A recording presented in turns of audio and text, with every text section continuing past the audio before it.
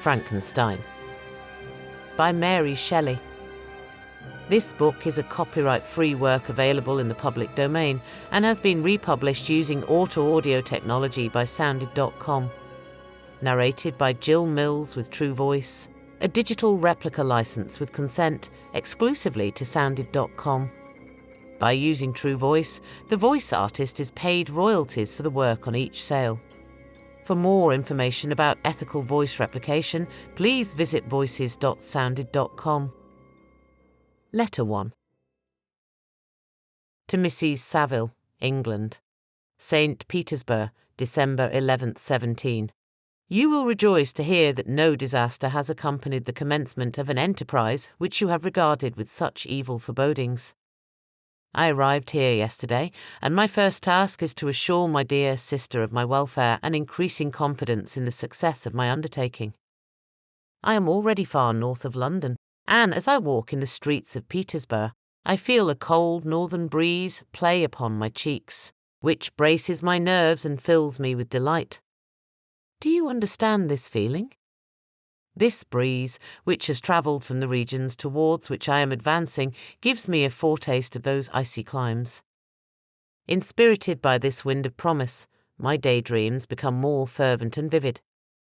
I try in vain to be persuaded that the pole is the seat of frost and desolation.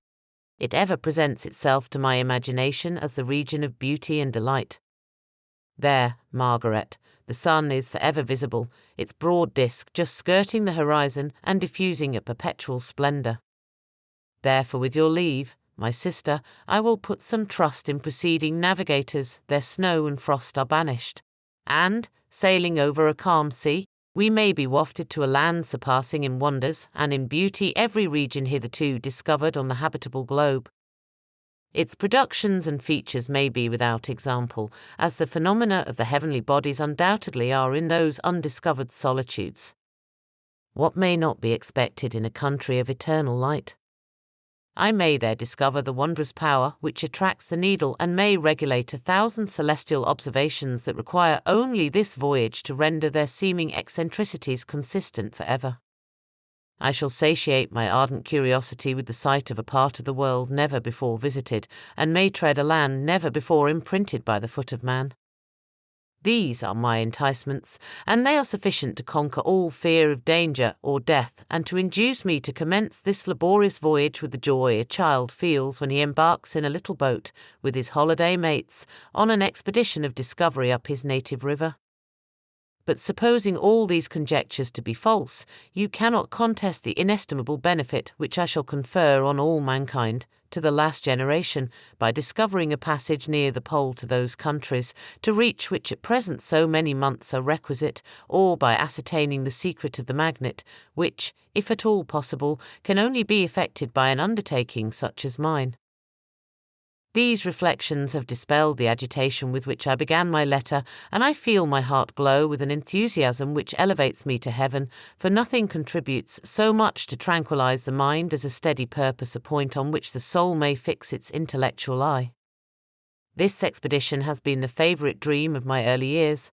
I have read with ardour the accounts of the various voyages which have been made in the prospect of arriving at the North Pacific Ocean through the seas which surround the pole. You may remember that a history of all the voyages made for purposes of discovery composed the whole of our good Uncle Thomas' library. My education was neglected, yet I was passionately fond of reading. These volumes were my study day and night, and my familiarity with them increased the regret which I had felt, as a child, on learning that my father's dying injunction had forbidden my uncle to allow me to embark in a seafaring life. These visions faded when I perused, for the first time, those poets whose effusions entranced my soul and lifted it to heaven. I also became a poet, and for 1 year lived in a paradise of my own creation. I imagined that I also might obtain a niche in the temple where the names of Homer and Shakespeare are consecrated. You are well acquainted with my failure, and how heavily I bore the disappointment. But just at that time I inherited the fortune of my cousin, and my thoughts were turned into the channel of their earlier bent. 6 years have passed since I resolved on my present undertaking. I can, even now, remember the hour from which I dedicated myself to this great enterprise. I commenced by inuring my body to hardship. I accompanied the whale fishers on several expeditions to the North Sea. I voluntarily endured cold, famine, thirst, and want of sleep. I often worked harder than the common sailors during the day and devoted my nights to the study of mathematics, the theory of medicine, and those branches of physical science from which a naval adventurer might derive the greatest practical advantage. Twice I actually hired myself as an undermate in a Greenland whaler and acquitted myself to admiration. I must own I felt a little proud when my captain offered me the second dignity in the vessel and entreated me to remain with the greatest earnestness, so valuable did he consider my services. And now, dear Margaret, do I not deserve to accomplish some great purpose? My life might have been passed in ease and luxury, but I preferred glory to every enticement that wealth placed in my path. Oh, that some encouraging voice would answer in the affirmative! My courage and my resolution is firm, but my hopes fluctuate, and my spirits are often depressed. I am about to proceed on a long and difficult voyage, the emergencies of which will demand all my fortitude. I am required not only to raise the spirits of others, but sometimes to sustain my own, when theirs are failing. This is the most favourable period for travelling in Russia. They fly quickly over the snow in their sledges, the motion is pleasant, and, in my opinion, far more agreeable than that of an English stage-coach. The cold is not excessive, if you are wrapped in furs, a dress which I have already adopted, for there is a great difference between walking the deck and remaining seated motionless for hours, when no exercise prevents the blood from actually freezing in your veins. I have no ambition to lose my life on the post road between St. Petersburg and Archangel. I shall depart for the latter town in a fortnight or 3 weeks, and my intention is to hire a ship there, which can easily be done by paying the insurance for the owner, and to engage as many sailors as I think necessary among those who are accustomed to the whale fishing. I do not intend to sail until the month of June, and when shall I return? Ah, dear sister, how can I answer this question? If I succeed, many, many months, perhaps years, will pass before you and I may meet. If I fail, you will see me again soon, or never. Farewell, my dear, excellent Margaret. Heaven shower down blessings on you, and save me, that I may again and again testify my gratitude for all your love and kindness. Your affectionate brother, R. Walton. Letter 2. To Mrs. Saville, England. Archangel, the 28th of March, 17. How slowly the time passes here, encompassed as I am by frost and snow. Yet a second step is taken towards my enterprise. I have hired a vessel and am occupied in collecting my sailors. Those whom I have already engaged appear to be men on whom I can depend and are certainly possessed of dauntless courage. But I have one want which I have never yet been able to satisfy, and the absence of the object of which I now feel as a most severe evil. I have no friend, Margaret. When I am glowing with the enthusiasm of success, there will be none to participate my joy. If I am assailed by disappointment, no one will endeavour to sustain me in dejection. I shall commit my thoughts to paper, it is true, but that is a poor medium for the communication of feeling. I desire the company of a man who could sympathize with me, whose eyes would reply to mine. You may deem me romantic, my dear sister, but I bitterly feel the want of a friend.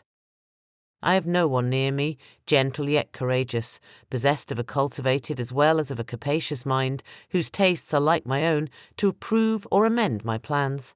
How would such a friend repair the faults of your poor brother? I am too ardent in execution, and too impatient of difficulties. But it is a still greater evil to me that I am self-educated. For the first 14 years of my life I ran wild on a common, and read nothing but our Uncle Thomas, books of voyages.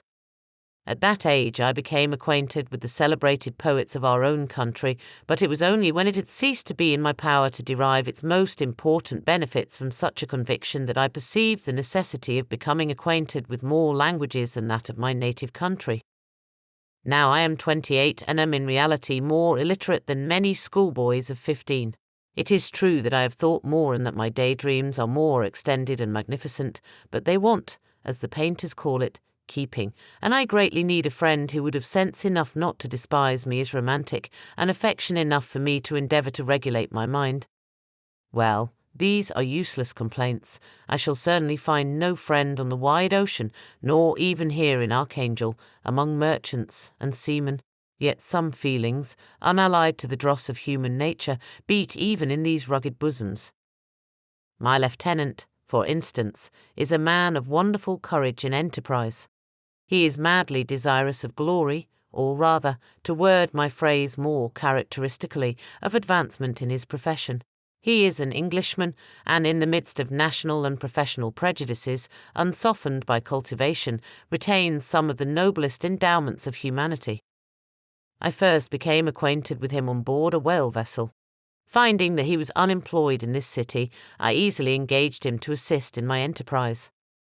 The master is a person of an excellent disposition, and is remarkable in the ship for his gentleness and the mildness of his discipline. This circumstance, added to his well-known integrity and dauntless courage, made me very desirous to engage him. A youth passed in solitude, my best years spent under your gentle and feminine fosterage, has so refined the groundwork of my character that I cannot overcome an intense distaste to the usual brutality exercised on board ship. I have never believed it to be necessary, and when I heard of a mariner equally noted for his kindliness of heart and the respect and obedience paid to him by his crew, I felt myself peculiarly fortunate in being able to secure his services. I heard of him first in rather a romantic manner, from a lady who owes to him the happiness of her life. This, briefly, is his story. Some years ago he loved a young Russian lady of moderate fortune, and having amassed a considerable sum in prize money, the father of the girl consented to the match. He saw his mistress once before the destined ceremony, but she was bathed in tears, and throwing herself at his feet, entreated him to spare her, confessing at the same time that she loved another, but that he was poor, and that her father would never consent to the union. My generous friend reassured the suppliant, and on being informed of the name of her lover, instantly abandoned his pursuit. He had already bought a farm with his money, on which he had designed to pass the remainder of his life, but he bestowed the whole on his rival, together with the remains of his prize money to purchase stock, and then himself solicited the young woman's father to consent to her marriage with her lover.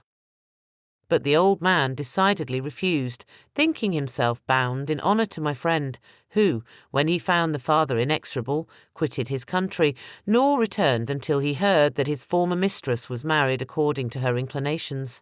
What a noble fellow! You will exclaim. He is so, but then he is wholly uneducated. He is as silent as a Turk, and a kind of ignorant carelessness attends him, which, while it renders his conduct the more astonishing, detracts from the interest and sympathy which otherwise he would command.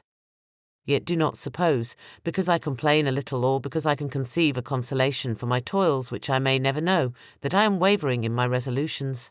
Those are as fixed as fate, and my voyage is only now delayed until the weather shall permit my embarkation.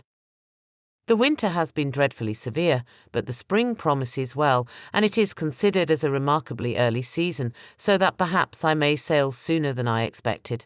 I shall do nothing rashly. You know me sufficiently to confide in my prudence and considerateness whenever the safety of others is committed to my care. I cannot describe to you my sensations on the near prospect of my undertaking. It is impossible to communicate to you a conception of the trembling sensation, half pleasurable and half fearful, with which I am preparing to depart.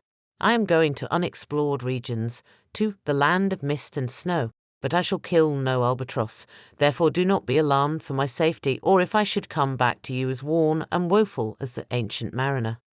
You will smile at my allusion, but I will disclose a secret.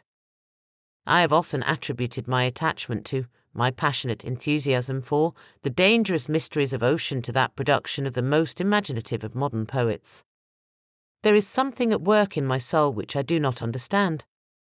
I am practically industrious, painstaking, a workman to execute with perseverance and labour, but besides this there is a love for the marvellous, a belief in the marvellous, intertwined in all my projects, which hurries me out of the common pathways of men, even to the wild sea and unvisited regions I am about to explore.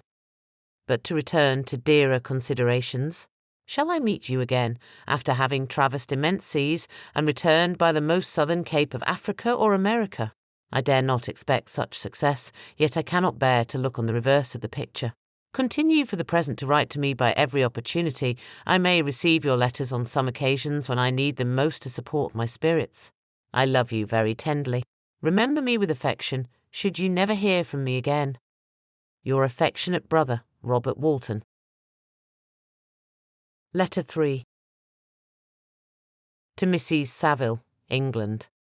July 7th, 17. My dear sister, I write a few lines in haste to say that I am safe and well advanced on my voyage. This letter will reach England by a merchantman now on its homeward voyage from Archangel, more fortunate than I, who may not see my native land, perhaps, for many years.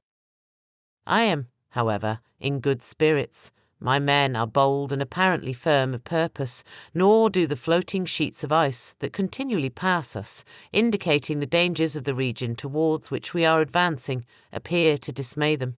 We have already reached a very high latitude, but it is the height of summer, and although not so warm as in England, the southern gales, which blow us speedily towards those shores which I so ardently desire to attain, breathe a degree of renovating warmth which I had not expected. No incidents have hitherto befallen us that would make a figure in a letter. 1 or 2 stiff gales and the springing of a leak are accidents which experienced navigators scarcely remember to record, and I shall be well content if nothing worse happen to us during our voyage. Adieu, my dear Margaret. Be assured that for my own sake, as well as yours, I will not rashly encounter danger. I will be cool, persevering, and prudent. But success shall crown my endeavours. Wherefore not? Thus far I have gone, tracing a secure way over the pathless seas, the very stars themselves being witnesses and testimonies of my triumph. Why not still proceed over the untamed yet obedient element? What can stop the determined heart and resolved will of man? My swelling heart involuntarily pours itself out thus. But I must finish. Heaven bless my beloved sister. R.W. Letter 4. To Mrs. Saville, England. August 5th, 17. So strange an accident has happened to us that I cannot forbear recording it, although it is very probable that you will see me before these papers can come into your possession. Last Monday, July 31st, we were nearly surrounded by ice, which closed in the ship on all sides, scarcely leaving her the sea room in which she floated. Our situation was somewhat dangerous, especially as we were compassed round by a very thick fog. We accordingly lay to, hoping that some change would take place in the atmosphere and weather. About 2 o'clock the mist cleared away, and we beheld, stretched out in every direction, vast and irregular plains of ice, which seemed to have no end. Some of my comrades groaned, and my own mind began to grow watchful with anxious thoughts, when a strange sight suddenly attracted our attention and diverted our solicitude from our own situation. We perceived a low carriage, fixed on a sledge and drawn by dogs, pass on towards the north, at the distance of half a mile. A being which had the shape of a man, but apparently of gigantic stature, sat in the sledge and guided the dogs. We watched the rapid progress of the traveller with our telescopes until he was lost among the distant inequalities of the ice. This appearance excited our unqualified wonder. We were, as we believed, many hundred miles from any land, but this apparition seemed to denote that it was not, in reality, so distant as we had supposed. Shut in, however, by ice, it was impossible to follow his track, which we had observed with the greatest attention. About 2 hours after this occurrence, we heard the ground sea, and before night the ice broke and freed our ship. We, however, lay to until the morning, fearing to encounter in the dark those large loose masses which float about after the breaking up of the ice. I profited of this time to rest for a few hours. In the morning, however, as soon as it was light, I went upon deck and found all the sailors busy on one side of the vessel, apparently talking to someone in the sea.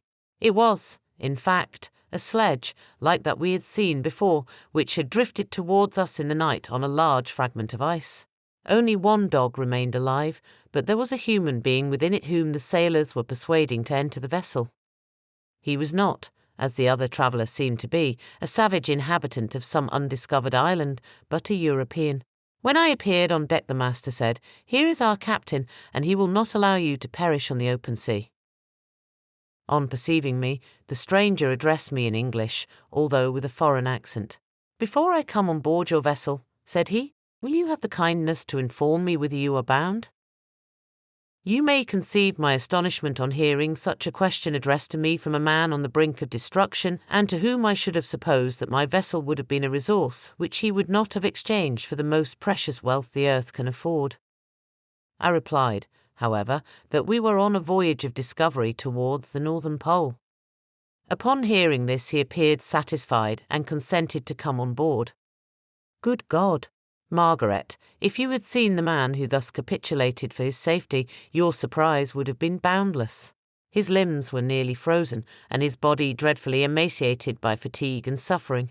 I never saw a man in so wretched a condition. We attempted to carry him into the cabin, but as soon as he had quitted the fresh air, he fainted. We accordingly brought him back to the deck and restored him to animation by rubbing him with brandy and forcing him to swallow a small quantity.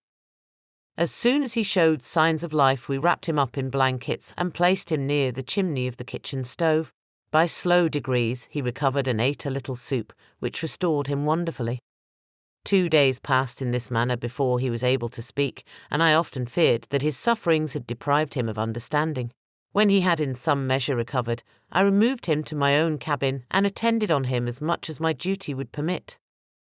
I never saw a more interesting creature. His eyes have generally an expression of wildness and even madness, but there are moments when, if anyone performs an act of kindness towards him or does him any the most trifling service, his whole countenance is lighted up, as it were, with a beam of benevolence and sweetness that I never saw equalled. But he is generally melancholy and despairing, and sometimes he gnashes his teeth, as if impatient of the weight of woes that oppresses him. When my guest was a little recovered, I had great trouble to keep off the men, who wished to ask him 1,000 questions, but I would not allow him to be tormented by their idle curiosity in a state of body and mind whose restoration evidently depended upon entire repose. Once, however, the lieutenant asked why he had come so far upon the ice in so strange a vehicle. His countenance instantly assumed an aspect of the deepest gloom, and he replied, "To seek one who fled from me." "And did the man whom you pursued travel in the same fashion?" "Yes." "Then I fancy we have seen him, for the day before we picked you up we saw some dogs drawing a sledge, with a man in it, across the ice." This aroused the stranger's attention, and he asked a multitude of questions concerning the route which the demon, as he called him, had pursued. Soon after, when he was alone with me, he said, "I have, doubtless, excited your curiosity as well as that of these good people, but you are too considerate to make inquiries." "Certainly, it would indeed be very impertinent and inhuman in me to trouble you with any inquisitiveness of mine." "And yet you rescued me from a strange and perilous situation. You have benevolently restored me to life." Soon after this he inquired if I thought that the breaking up of the ice had destroyed the other sledge. I replied that I could not answer with any degree of certainty, for the ice had not broken until near midnight, and the traveller might have arrived at a place of safety before that time, but of this I could not judge. From this time a new spirit of life animated the decaying frame of the stranger. He manifested the greatest eagerness to be upon deck to watch for the sledge which had before appeared, but I have persuaded him to remain in the cabin, for he is far too weak to sustain the rawness of the atmosphere. I have promised that someone should watch for him and give him instant notice if any new object should appear in sight. Such is my journal of what relates to this strange occurrence up to the present day. The stranger has gradually improved in health, but is very silent and appears uneasy when anyone except myself enters his cabin. Yet his manners are so conciliating and gentle that the sailors are all interested in him, although they have had very little communication with him. For my own part, I begin to love him as a brother, and his constant and deep grief fills me with sympathy and compassion. He must have been a noble creature in his better days, being even now in wreck so attractive and amiable.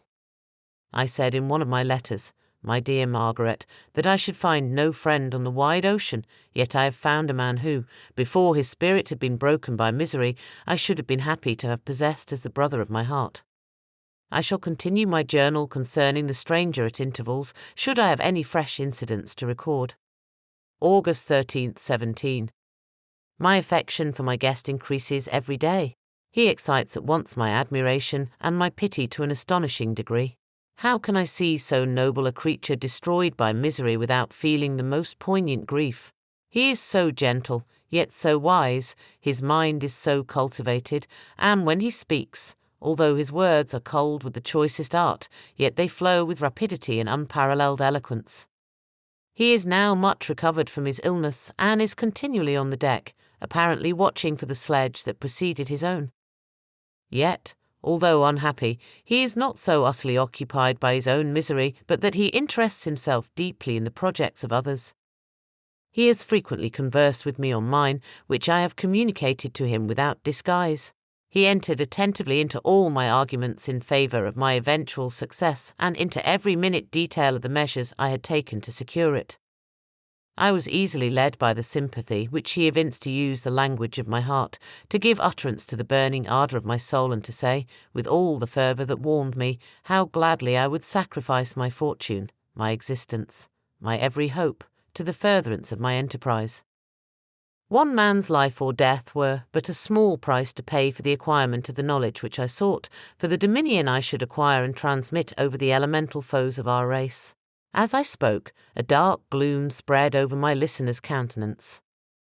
At first I perceived that he tried to suppress his emotion. He placed his hands before his eyes, and my voice quivered and failed me as I beheld tears trickle fast from between his fingers, a groan burst from his heaving breast. I paused. At length he spoke, in broken accents. "Unhappy man, do you share my madness? Have you drunk also of the intoxicating draught? Hear me. Let me reveal my tale, and you will dash the cup from your lips." Such words, you may imagine, strongly excited my curiosity, but the paroxysm of grief that had seized the stranger overcame his weakened powers, and many hours of repose and tranquil conversation were necessary to restore his composure. Having conquered the violence of his feelings, he appeared to despise himself for being the slave of passion, and quelling the dark tyranny of despair, he led me again to converse concerning myself personally. He asked me the history of my earlier years. The tale was quickly told, but it awakened various trains of reflection.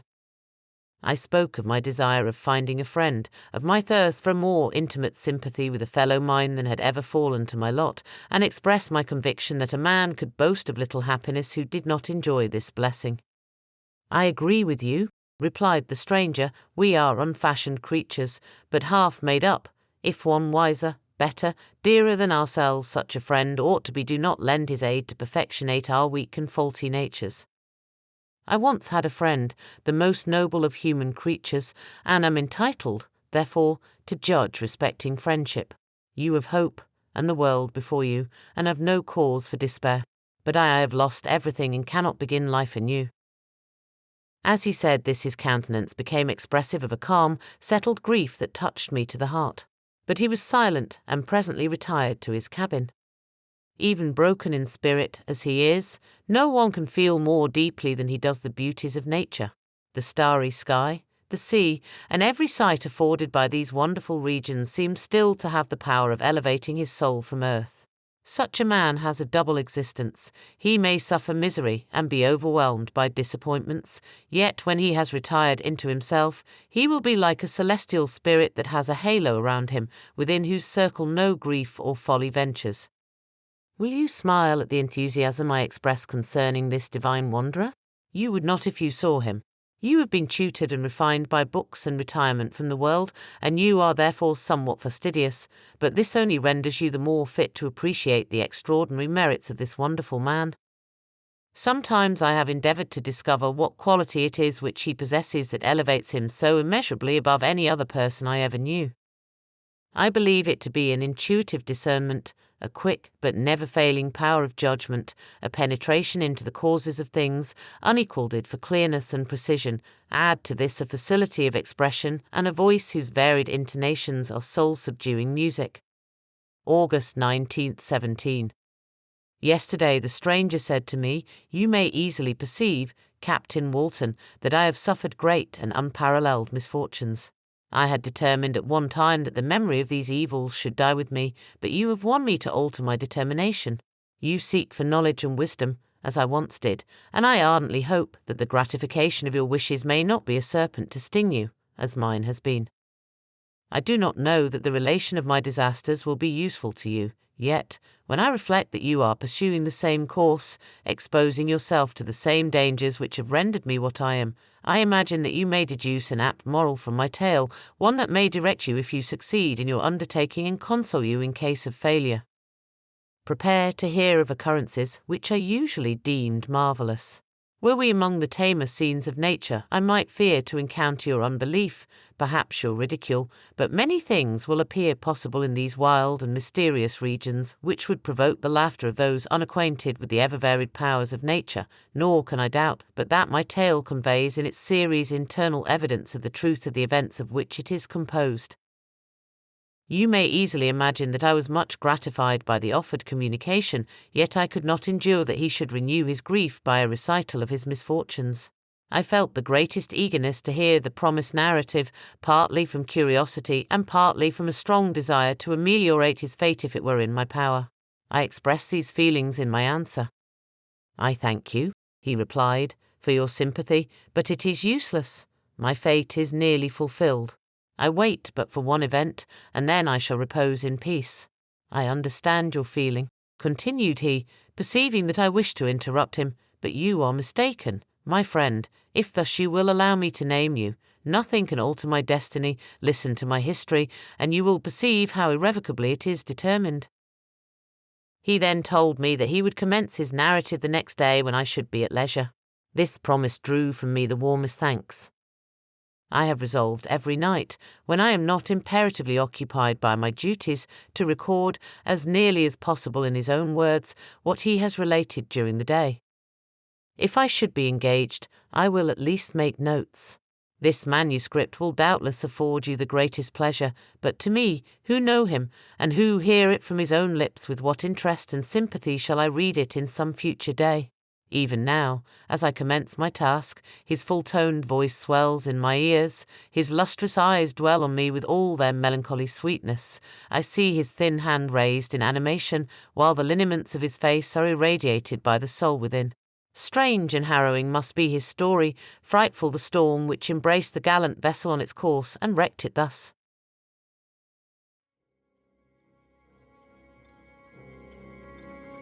Chapter 1. I am by birth a Genevese, and my family is one of the most distinguished of that republic. My ancestors had been for many years councillors and syndics, and my father had filled several public situations with honour and reputation. He was respected by all who knew him for his integrity and indefatigable attention to public business. He passed his younger days perpetually occupied by the affairs of his country. A variety of circumstances had prevented his marrying early, nor was it until the decline of life that he became a husband and the father of a family. As the circumstances of his marriage illustrate his character, I cannot refrain from relating them. One of his most intimate friends was a merchant who, from a flourishing state, fell, through numerous mischances, into poverty. This man, whose name was Beaufort, was of a proud and unbending disposition, and could not bear to live in poverty and oblivion in the same country where he had formerly been distinguished for his rank and magnificence. Having paid his debts, therefore, in the most honourable manner, he retreated with his daughter to the town of Lucerne, where he lived unknown and in wretchedness. My father loved Beaufort with the truest friendship, and was deeply grieved by his retreat in these unfortunate circumstances. He bitterly deplored the false pride which led his friend to a conduct so little worthy of the affection that united them. He lost no time in endeavouring to seek him out, with the hope of persuading him to begin the world again through his credit and assistance. Beaufort had taken effectual measures to conceal himself, and it was 10 months before my father discovered his abode. Overjoyed at this discovery, he hastened to the house, which was situated in a mean street near the Reuss. But when he entered, misery and despair alone welcomed him. Beaufort had saved but a very small sum of money from the wreck of his fortunes, but it was sufficient to provide him with sustenance for some months, and in the meantime he hoped to procure some respectable employment in a merchant's house. The interval was, consequently, spent in inaction. His grief only became more deep and rankling when he had leisure for reflection, and at length it took so fast hold of his mind that at the end of 3 months he lay on a bed of sickness, incapable of any exertion. His daughter attended him with the greatest tenderness, but she saw with despair that their little fund was rapidly decreasing and that there was no other prospect of support. But Caroline Beaufort possessed a mind of an uncommon mould, and her courage rose to support her in her adversity. She procured plain work, she plaited straw, and by various means contrived to earn a pittance scarcely sufficient to support life. Several months passed in this manner. Her father grew worse, her time was more entirely occupied in attending him, her means of subsistence decreased, and in the 10th month her father died in her arms, leaving her an orphan and a beggar. This last blow overcame her, and she knelt by Beaufort's coffin weeping bitterly when my father entered the chamber. He came like a protecting spirit to the poor girl, who committed herself to his care, and after the interment of his friend he conducted her to Geneva and placed her under the protection of a relation. 2 years after this event Caroline became his wife. There was a considerable difference between the ages of my parents, but this circumstance seemed to unite them only closer in bonds of devoted affection. There was a sense of justice in my father's upright mind which rendered it necessary that he should approve highly to love strongly. Perhaps during former years he had suffered from the late discovered unworthiness of one beloved, and so was disposed to set a greater value on tried worth. There was a show of gratitude and worship in his attachment to my mother, differing wholly from the doting fondness of age, for it was inspired by reverence for her virtues and a desire to be the means of, in some degree, recompensing her for the sorrows she had endured, but which gave inexpressible grace to his behaviour to her. Everything was made to yield to her wishes and her convenience. He strove to shelter her, as a fair exotic is sheltered by the gardener, from every rougher wind, and to surround her with all that could tend to excite pleasurable emotion in her soft and benevolent mind. Her health, and even the tranquillity of her hitherto constant spirit, had been shaken by what she had gone through. During the 2 years that had elapsed previous to their marriage, my father had gradually relinquished all his public functions, and immediately after their union they sought the pleasant climate of Italy and the change of scene and interest attendant on a tour through that land of wonders as a restorative for her weakened frame. From Italy they visited Germany and France. I, their eldest child, was born at Naples, and as an infant accompanied them in their rambles. I remained for several years their only child. Much as they were attached to each other, they seemed to draw inexhaustible stores of affection from a very mine of love to bestow them upon me. My mother's tender caresses and my father's smile of benevolent pleasure while regarding me are my first recollections.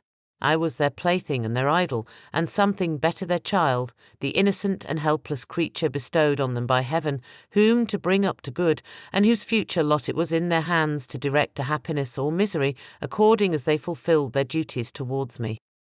With this deep consciousness of what they owed towards the being to which they had given life, added to the active spirit of tenderness that animated both, it may be imagined that while during every hour of my infant life I received a lesson of patience, of charity, and of self-control, I was so guided by a silken cord that all seemed but one train of enjoyment to me.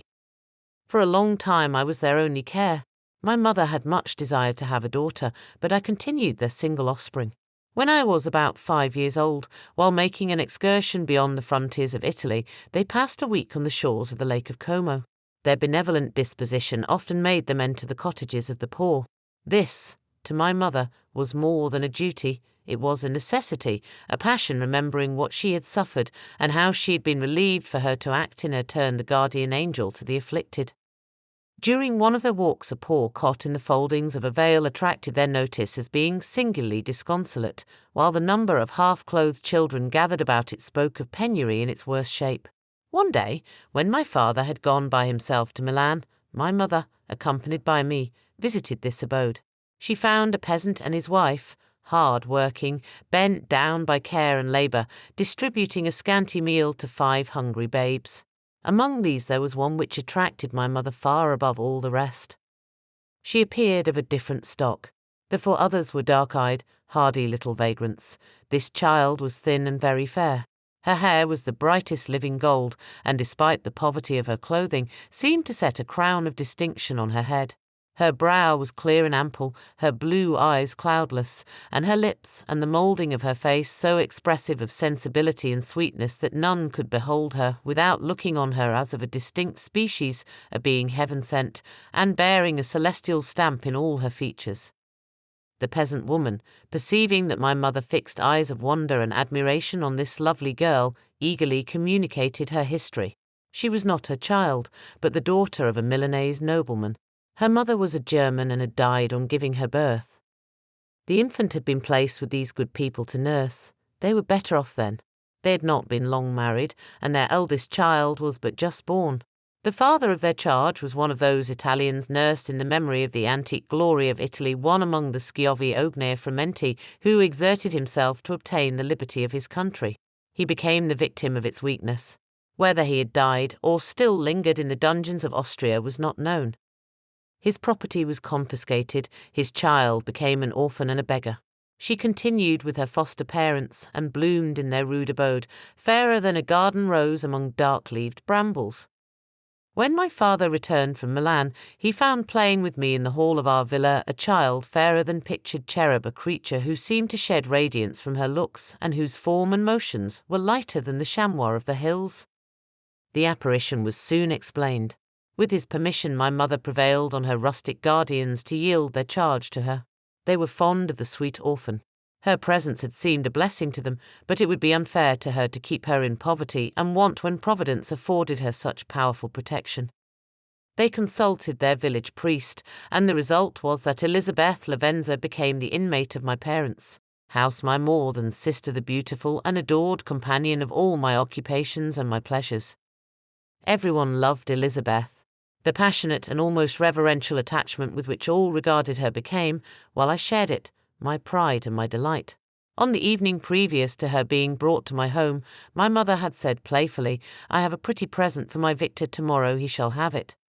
And when, on the morrow, she presented Elizabeth to me as her promised gift, I, with childish seriousness, interpreted her words literally and looked upon Elizabeth as mine to protect, love, and cherish. All praises bestowed on her I received as made to a possession of my own.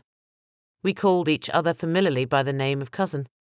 No word, no expression could body forth the kind of relation in which she stood to me my more than sister, since till death she was to be mine only. Chapter 2. We were brought up together. There was not quite a year difference in our ages. I need not say that we were strangers to any species of disunion or dispute. Harmony was the soul of our companionship, and the diversity and contrast that subsisted in our characters drew us nearer together. Elizabeth was of a calmer and more concentrated disposition, but, with all my ardour, I was capable of a more intense application and was more deeply smitten with the thirst for knowledge. She busied herself with following the aerial creations of the poets, and in the majestic and wondrous scenes which surrounded our Swiss home, the sublime shapes of the mountains, the changes of the seasons, tempest and calm, the silence of winter, and the life and turbulence of our alpine summers, she found ample scope for admiration and delight. While my companion contemplated with a serious and satisfied spirit the magnificent appearances of things, I delighted in investigating their causes. The world was to me a secret which I desired to divine. Curiosity, earnest research to learn the hidden laws of nature, gladness akin to rapture, as they were unfolded to me, are among the earliest sensations I can remember. On the birth of a second son, my junior by 7 years, my parents gave up entirely their wandering life and fixed themselves in their native country. We possessed a house in Geneva and a campaign on Belrive, the eastern shore of the lake, at the distance of rather more than a league from the city. We resided principally in the latter, and the lives of my parents were passed in considerable seclusion. It was my temper to avoid a crowd and to attach myself fervently to a few. I was indifferent, therefore, to my schoolfellows in general, but I united myself in the bonds of the closest friendship to one among them. Henry Clerval was the son of a merchant of Geneva. He was a boy of singular talent and fancy. He loved enterprise, hardship, and even danger for its own sake. He was deeply read in books of chivalry and romance. He composed heroic songs and began to write many a tale of enchantment and knightly adventure.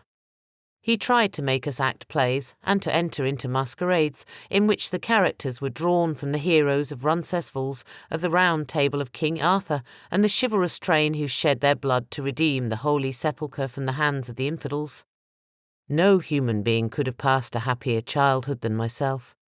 My parents were possessed by the very spirit of kindness and indulgence. We felt that they were not the tyrants to rule our lot according to their caprice, but the agents and creators of all the many delights which we enjoyed. When I mingled with other families, I distinctly discerned how peculiarly fortunate my lot was, and gratitude assisted the development of filial love. My temper was sometimes violent, and my passions vehement. But by some law in my temperature they were turned not towards childish pursuits, but to an eager desire to learn, and not to learn all things indiscriminately. I confess that neither the structure of languages, nor the code of governments, nor the politics of various states possessed attractions for me. It was the secrets of heaven and earth that I desired to learn. And whether it was the outward substance of things, or the inner spirit of nature and the mysterious soul of man that occupied me, still my inquiries were directed to the metaphysical, or, in its highest sense, the physical secrets of the world. Meanwhile Clerval occupied himself, so to speak, with the moral relations of things. The busy stage of life, the virtues of heroes, and the actions of men were his theme, and his hope and his dream was to become one among those whose names are recorded in story as the gallant and adventurous benefactors of our species. The saintly soul of Elizabeth shone like a shrine-dedicated lamp in our peaceful home. Her sympathy was ours, her smile, her soft voice, the sweet glance of her celestial eyes were ever there to bless and animate us. She was the living spirit of love to soften and attract. I might have become sullen in my study, rough through the ardour of my nature, but that she was there to subdue me to a semblance of her own gentleness. And Clerval could aught ill entrench on the noble spirit of Clerval? Yet he might not have been so perfectly humane, so thoughtful in his generosity, so full of kindness and tenderness amidst his passion for adventurous exploit, had she not unfolded to him the real loveliness of beneficence, and made the doing good the end and aim of his soaring ambition. I feel exquisite pleasure in dwelling on the recollections of childhood, before misfortune had tainted my mind and changed its bright visions of extensive usefulness into gloomy and narrow reflections upon self. Besides, in drawing the picture of my early days, I also record those events which led, by insensible steps, to my after tale of misery, for when I would account to myself for the birth of that passion which afterwards ruled my destiny, I find it arise, like a mountain river, from ignoble and almost forgotten sources. But, swelling as it proceeded, it became the torrent which, in its course, has swept away all my hopes and joys. Natural philosophy is the genius that has regulated my fate. I desire, therefore, in this narration, to state those facts which led to my predilection for that science. When I was 13 years of age, we all went on a party of pleasure to the baths near Thonon. The inclemency of the weather obliged us to remain a day confined to the inn. In this house I chanced to find a volume of the works of Cornelius Agrippa. I opened it with apathy. The theory which he attempts to demonstrate and the wonderful facts which he relates soon change this feeling into enthusiasm.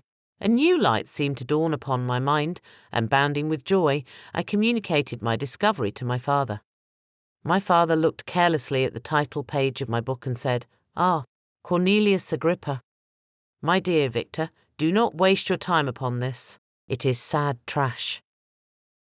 If, instead of this remark, my father had taken the pains to explain to me that the principles of Agrippa had been entirely exploded, and that a modern system of science had been introduced which possessed much greater powers than the ancient, because the powers of the latter were chimerical, while those of the former were real and practical, under such circumstances I should certainly have thrown Agrippa aside and have contented my imagination, warmed as it was, by returning with greater ardour to my former studies.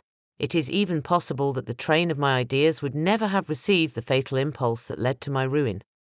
But the cursory glance my father had taken of my volume by no means assured me that he was acquainted with its contents, and I continued to read with the greatest avidity. When I returned home, my first care was to procure the whole works of this author, and afterwards of Paracelsus and Albertus Magnus. I read and studied the wild fancies of these writers with delight. They appeared to me treasures known to few besides myself. I have described myself as always having been imbued with a fervent longing to penetrate the secrets of nature. In spite of the intense labour and wonderful discoveries of modern philosophers, I always came from my studies discontented and unsatisfied. Sir Isaac Newton is said to have avowed that he felt like a child picking up shells beside the great and unexplored ocean of truth. Those of his successors in each branch of natural philosophy with whom I was acquainted appeared even to my boy's apprehensions as tyros engaged in the same pursuit. The untaught peasant beheld the elements around him and was acquainted with their practical uses. The most learned philosopher knew little more. He had partially unveiled the face of nature, but her immortal lineaments were still a wonder and a mystery. He might dissect, anatomize, and give names, but, not to speak of a final cause, causes in their secondary and tertiary grades were utterly unknown to him. I had gazed upon the fortifications and impediments that seemed to keep human beings from entering the citadel of nature, and rashly and ignorantly I had repined. But here were books, and here were men who had penetrated deeper and knew more. I took their word for all that they averred, and I became their disciple. It may appear strange that such should arise in the 18th century, but while I followed the routine of education in the schools of Geneva, I was, to a great degree, self-taught with regard to my favourite studies. My father was not scientific, and I was left to struggle with a child's blindness, added to a student's thirst for knowledge. Under the guidance of my new preceptors, I entered with the greatest diligence into the search of the philosopher's stone and the elixir of life, but the latter soon obtained my undivided attention. Wealth was an inferior object, but what glory would attend the discovery if I could banish disease from the human frame and render man invulnerable to any but a violent death? Nor were these my only visions. The raising of ghosts or devils was a promise liberally accorded by my favourite authors, the fulfilment of which I most eagerly sought, and if my incantations were always unsuccessful, I attributed the failure rather to my own inexperience and mistake than to a want of skill or fidelity in my instructors. And thus for a time I was occupied by exploded systems, mingling, like an unidept, 1,000 contradictory theories, and floundering desperately in a very slough of multifarious knowledge, guided by an ardent imagination and childish reasoning, till an accident again changed the current of my ideas. When I was about 15 years old, we had retired to our house near Belrive, when we witnessed a most violent and terrible thunderstorm. It advanced from behind the mountains of Jura, and the thunder burst at once with frightful loudness from various quarters of the heavens. I remained, while the storm lasted, watching its progress with curiosity and delight. As I stood at the door, on a sudden I beheld a stream of fire issue from an old and beautiful oak, which stood about 20 yards from our house, and so soon as the dazzling light vanished, the oak had disappeared, and nothing remained but a blasted stump. When we visited it the next morning, we found the tree shattered in a singular manner. It was not splintered by the shock, but entirely reduced to thin ribbons of wood. I never beheld anything so utterly destroyed. Before this I was not unacquainted with the more obvious laws of electricity. On this occasion a man of great research in natural philosophy was with us, and excited by this catastrophe, he entered on the explanation of a theory which he had formed on the subject of electricity and galvanism, which was at once new and astonishing to me. All that he said threw greatly into the shade Cornelius Agrippa, Albertus Magnus, and Paracelsus, the lords of my imagination, but by some fatality the overthrow of these men disinclined me to pursue my accustomed studies. It seemed to me as if nothing would or could ever be known. All that had so long engaged my attention suddenly grew despicable.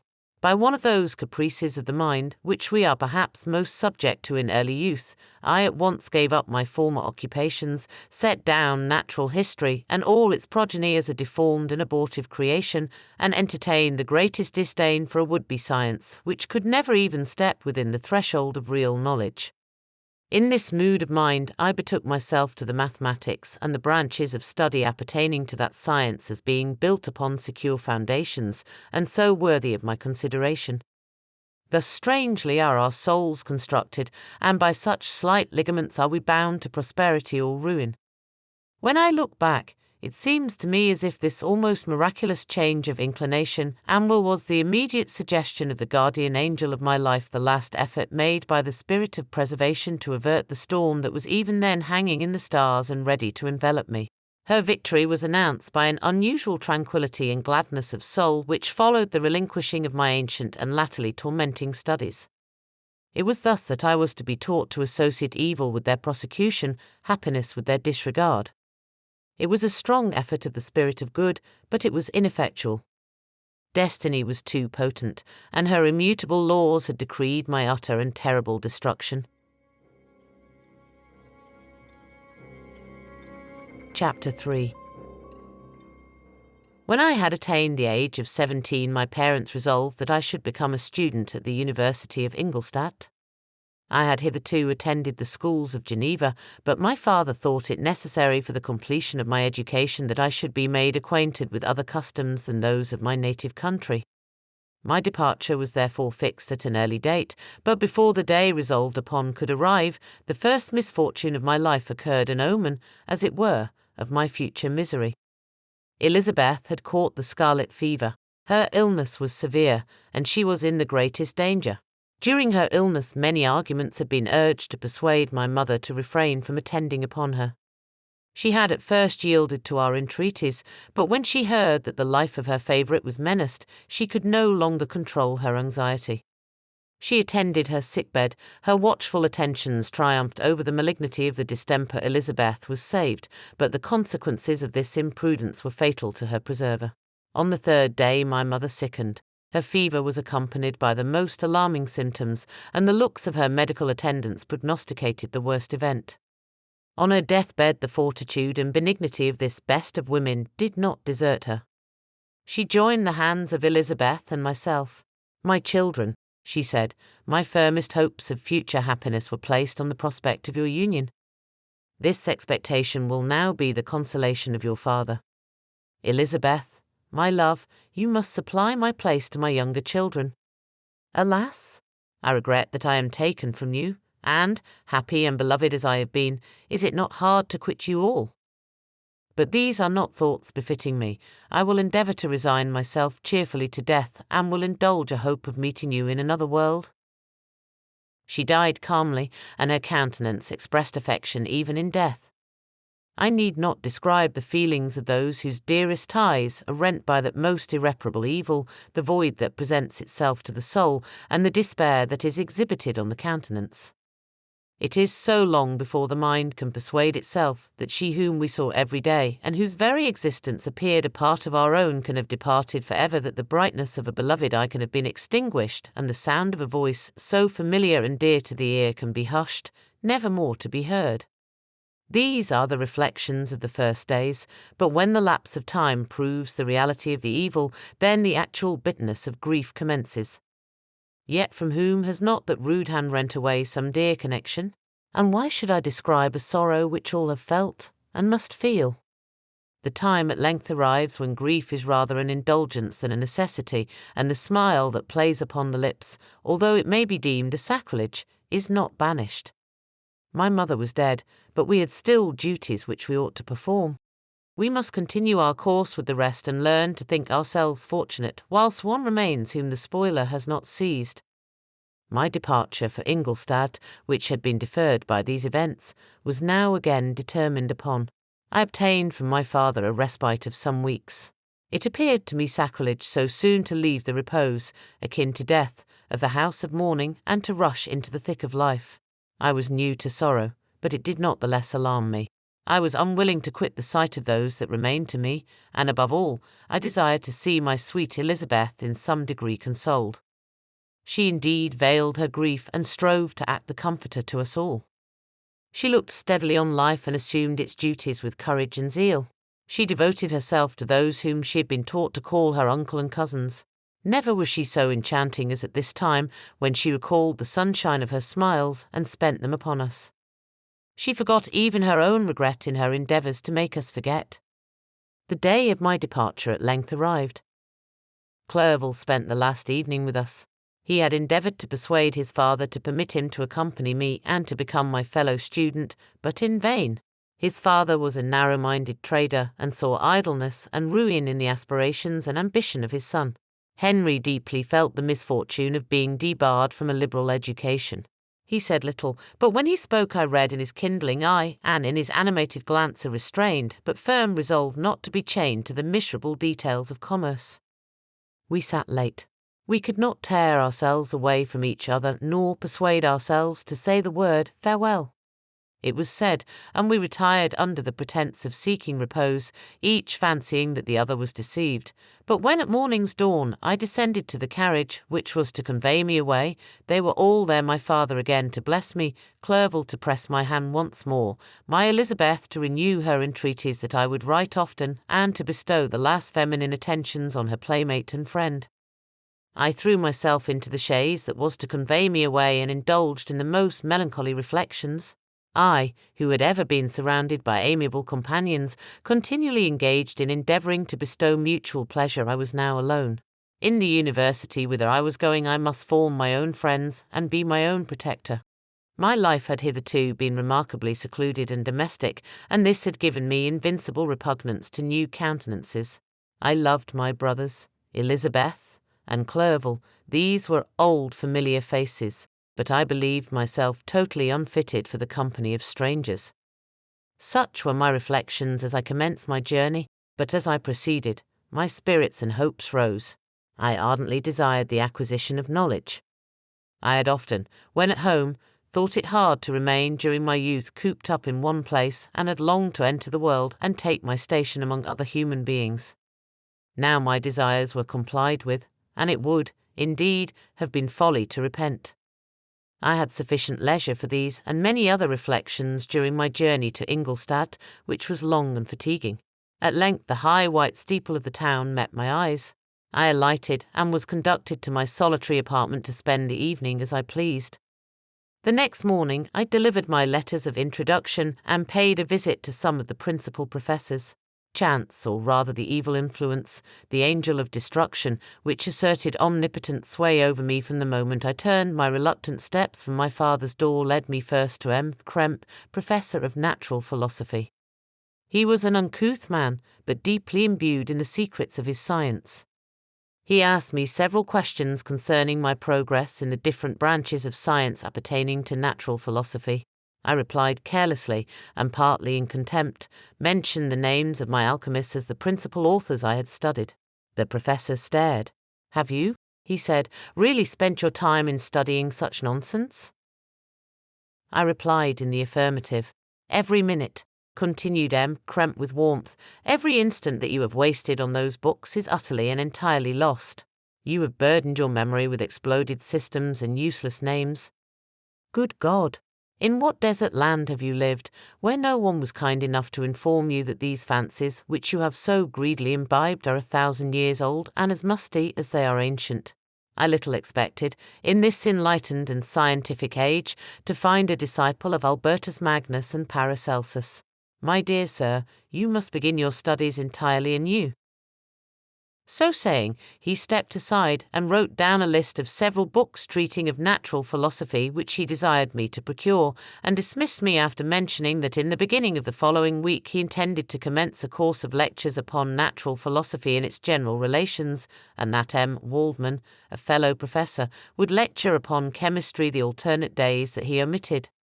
I returned home not disappointed, for I have said that I had long considered those authors useless whom the professor reprobated, but I returned not at all the more inclined to recur to these studies in any shape. M. Krempe was a little squat man with a gruff voice and a repulsive countenance. The teacher, therefore, did not prepossess me in favour of his pursuits. In rather a too philosophical and connected a strain, perhaps, I have given an account of the conclusions I had come to concerning them in my early years. As a child I had not been content with the results promised by the modern professors of natural science. With a confusion of ideas only to be accounted for by my extreme youth and my want of a guide on such matters, I had retrod the steps of knowledge along the paths of time and exchanged the discoveries of recent inquirers for the dreams of forgotten alchemists. Besides, I had a contempt for the uses of modern natural philosophy. It was very different when the masters of the science sought immortality and power. Such views, although futile, were grand, but now the scene was changed. The ambition of the inquirer seemed to limit itself to the annihilation of those visions on which my interest in science was chiefly founded. I was required to exchange chimeras of boundless grandeur for realities of little worth. Such were my reflections during the first 2 or 3 days of my residence at Ingolstadt, which were chiefly spent in becoming acquainted with the localities and the principal residents in my new abode. But as the ensuing week commenced, I thought of the information which M. Krempe had given me concerning the lectures. And although I could not consent to go and hear that little conceited fellow deliver sentences out of a pulpit, I recollected what he had said of M. Waldman, whom I had never seen, as he had hitherto been out of town. Partly from curiosity and partly from idleness, I went into the lecturing room, which M. Waldman entered shortly after. This professor was very unlike his colleague. He appeared about 50 years of age, but with an aspect expressive of the greatest benevolence. A few grey hairs covered his temples, but those at the back of his head were nearly black. His person was short but remarkably erect, and his voice the sweetest I had ever heard. He began his lecture by a recapitulation of the history of chemistry and the various improvements made by different men of learning, pronouncing with fervour the names of the most distinguished discoverers. He then took a cursory view of the present state of the science and explained many of its elementary terms. After having made a few preparatory experiments, he concluded with a panegyric upon modern chemistry, the terms of which I shall never forget. The ancient teachers of this science, said he, promised impossibilities and performed nothing. The modern masters promise very little. They know that metals cannot be transmuted and that the elixir of life is a chimera, but these philosophers, whose hands seem only made to dabble in dirt, and their eyes to pore over the microscope or crucible, have indeed performed miracles. They penetrate into the recesses of nature and show how she works in her hiding places. They ascend into the heavens. They have discovered how the blood circulates and the nature of the air we breathe. They have acquired new and almost unlimited powers. They can command the thunders of heaven, mimic the earthquake, and even mock the invisible world with its own shadows. Such were the professor's words, rather let me say such the words of the fate announced to destroy me. As he went on, I felt as if my soul were grappling with a palpable enemy. One by one the various keys were touched which formed the mechanism of my being. Chord after chord was sounded, and soon my mind was filled with one thought, one conception, one purpose. So much has been done, exclaimed the soul of Frankenstein, more, far more, will I achieve. Treading in the steps already marked, I will pioneer a new way, explore unknown powers, and unfold to the world the deepest mysteries of creation. I closed not my eyes at night. My internal being was in a state of insurrection and turmoil. I felt that order would thence arise, but I had no power to produce it. By degrees, after the morning's dawn, sleep came. I awoke, and my yesternight's thoughts were as a dream. There only remained a resolution to return to my ancient studies and to devote myself to a science for which I believed myself to possess a natural talent. On the same day I paid M. Waldman a visit. His manners in private were even more mild and attractive than in public, for there was a certain dignity in his mien during his lecture which in his own house was replaced by the greatest affability and kindness. I gave him pretty nearly the same account of my former pursuits as I had given to his fellow professor. He heard with attention the little narration concerning my studies and smiled at the names of Cornelius Agrippa and Paracelsus, but without the contempt that M. Krempe had exhibited. He said that these were men to whose indefatigable zeal modern philosophers were indebted for most of the foundations of their knowledge. They had left to us, as an easier task, to give new names and arrange in connected classifications the facts which they in a great degree had been the instruments of bringing to light. The labours of men of genius, however erroneously directed, scarcely ever fail in ultimately turning to the solid advantage of mankind. I listened to his statement, which was delivered without any presumption or affectation, and then added that his lecture had removed my prejudices against modern chemists. I expressed myself in measured terms, with the modesty and deference due from a youth to his instructor, without letting escape. Inexperience in life would have made me ashamed any of the enthusiasm which stimulated my intended labours. I requested his advice concerning the books I ought to procure. I am happy, said M. Waldman, to have gained a disciple, and if your application equals your ability, I have no doubt of your success. Chemistry is that branch of natural philosophy in which the greatest improvements have been and may be made. It is on that account that I have made it my peculiar study, but at the same time, I have not neglected the other branches of science. A man would make but a very sorry chemist if he attended to that department of human knowledge alone. If your wish is to become really a man of science and not merely a petty experimentalist, I should advise you to apply to every branch of natural philosophy, including mathematics. He then took me into his laboratory and explained to me the uses of his various machines, instructing me as to what I ought to procure, and promising me the use of his own when I should have advanced far enough in the science not to derange their mechanism. He also gave me the list of books which I had requested, and I took my leave. Thus ended a day memorable to me. It decided my future destiny. Chapter 4. From this day, natural philosophy, and particularly chemistry, in the most comprehensive sense of the term, became nearly my sole occupation. I read with ardour those works, so full of genius and discrimination, which modern inquirers have written on these subjects. I attended the lectures and cultivated the acquaintance of the men of science of the university, and I found even in M. Krempe a great deal of sound sense and real information, combined, it is true, with a repulsive physiognomy and manners, but not on that account the less valuable. In M. Waldman I found a true friend. His gentleness was never tinged by dogmatism, and his instructions were given with an air of frankness and good nature that banished every idea of pedantry. In 1,000 ways he smoothed for me the path of knowledge and made the most abstruse inquiries clear and facile to my apprehension.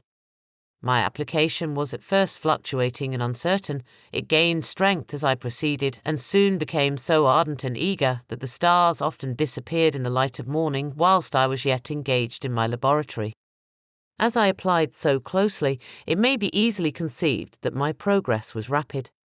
My ardour was indeed the astonishment of the students, and my proficiency that of the masters. Professor Krempe often asked me, with a sly smile, how Cornelius Agrippa went on, whilst M. Waldman expressed the most heartfelt exultation in my progress. 2 years passed in this manner, during which I paid no visit to Geneva, but was engaged, heart and soul, in the pursuit of some discoveries which I hoped to make. None but those who have experienced them can conceive of the enticements of science. In other studies you go as far as others have gone before you, and there is nothing more to know. But in a scientific pursuit there is continual food for discovery and wonder. A mind of moderate capacity which closely pursues one study must infallibly arrive at great proficiency in that study. And I, who continually sought the attainment of one object of pursuit and was solely wrapped up in this, improved so rapidly that at the end of 2 years I made some discoveries in the improvement of some chemical instruments, which procured me great esteem and admiration at the university. When I had arrived at this point, and had become as well acquainted with the theory and practice of natural philosophy as depended on the lessons of any of the professors at Ingolstadt, my residence there being no longer conducive to my improvements, I thought of returning to my friends and my native town, when an incident happened that protracted my stay. One of the phenomena which had peculiarly attracted my attention was the structure of the human frame, and, indeed, any animal endued with life.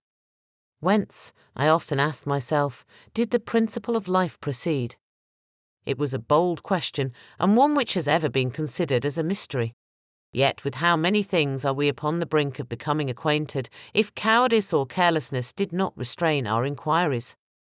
I revolved these circumstances in my mind and determined thenceforth to apply myself more particularly to those branches of natural philosophy which relate to physiology. Unless I had been animated by an almost supernatural enthusiasm, my application to this study would have been irksome and almost intolerable. To examine the causes of life, we must first have recourse to death. I became acquainted with the science of anatomy, but this was not sufficient. I must also observe the natural decay and corruption of the human body. In my education my father had taken the greatest precautions that my mind should be impressed with no supernatural horrors. I do not ever remember to have trembled at a tale of superstition or to have feared the apparition of a spirit. darkness had no effect upon my fancy, and a churchyard was to me merely the receptacle of bodies deprived of life, which, from being the seat of beauty and strength, had become food for the worm. Now I was led to examine the cause and progress of this decay, and forced to spend days and nights in vaults and charnel houses. My attention was fixed upon every object the most insupportable to the delicacy of the human feelings. I saw how the fine form of man was degraded and wasted. I beheld the corruption of death succeed to the blooming cheek of life. I saw how the worm inherited the wonders of the eye and brain.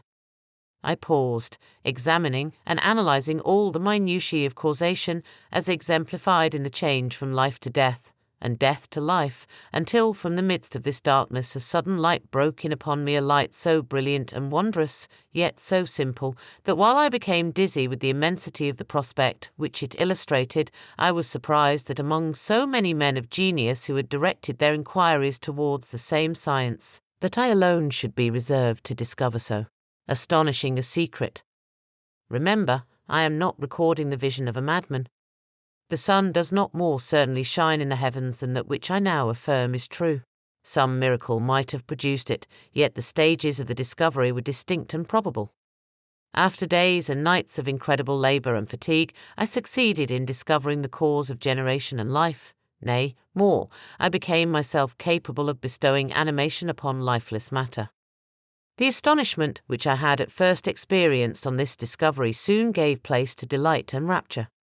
After so much time spent in painful labour, to arrive at once at the summit of my desires was the most gratifying consummation of my toils. But this discovery was so great and overwhelming that all the steps by which I had been progressively led to it were obliterated, and I beheld only the result. What had been the study and desire of the wisest men since the creation of the world was now within my grasp. Not that, like a magic scene, it all opened upon me at once. The information I had obtained was of a nature rather to direct my endeavours so soon as I should point them towards the object of my search than to exhibit that object already accomplished. I was like the Arabian who had been buried with the dead and found a passage to life, aided only by one glimmering and seemingly ineffectual light. I see by your eagerness and the wonder and hope which your eyes express, my friend, that you expect to be informed of the secret with which I am acquainted. That cannot be. Listen patiently until the end of my story, and you will easily perceive why I am reserved upon that subject. I will not lead you on, unguarded and ardent as I then was, to your destruction and infallible misery. Learn from me, if not by my precepts, at least by my example, how dangerous is the acquirement of knowledge, and how much happier that man is who believes his native town to be the world, than he who aspires to become greater than his nature will allow. When I found so astonishing a power placed within my hands, I hesitated a long time concerning the manner in which I should employ it.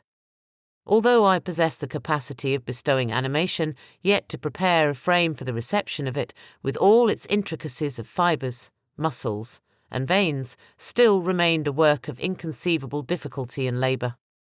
I doubted at first whether I should attempt the creation of a being like myself, or one of simpler organisation.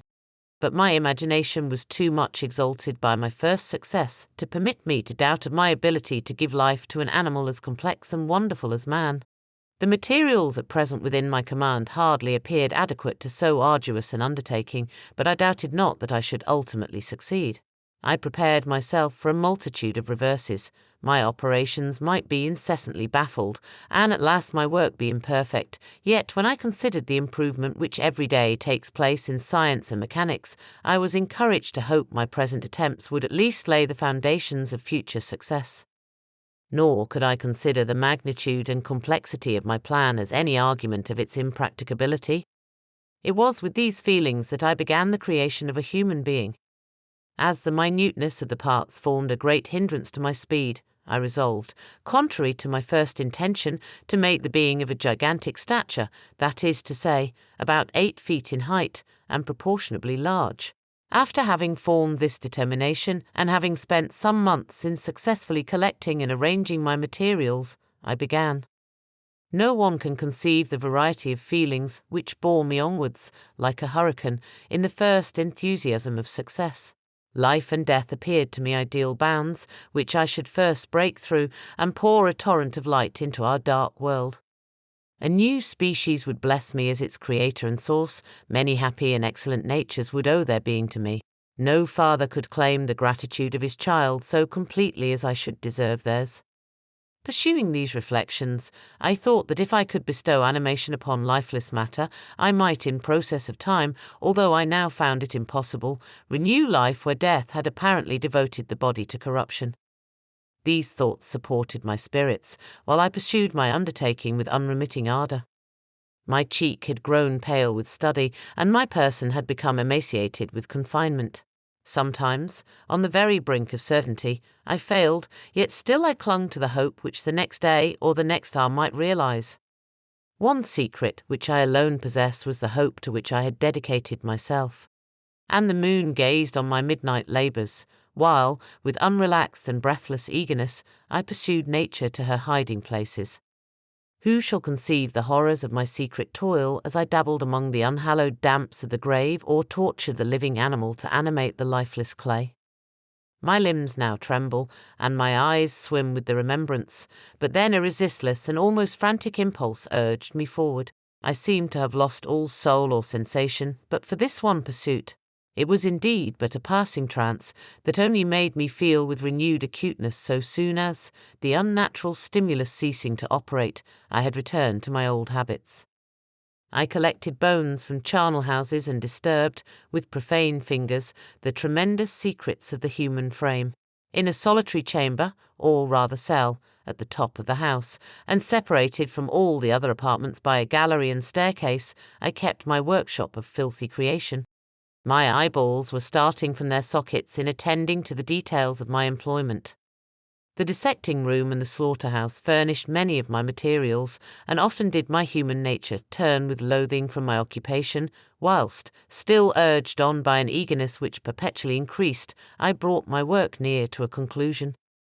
The summer months passed while I was thus engaged, heart and soul, in one pursuit. It was a most beautiful season. Never did the fields bestow a more plentiful harvest, or the vines yield a more luxuriant vintage, but my eyes were insensible to the charms of nature. And the same feelings which made me neglect the scenes around me caused me also to forget those friends who were so many miles absent, and whom I had not seen for so long a time.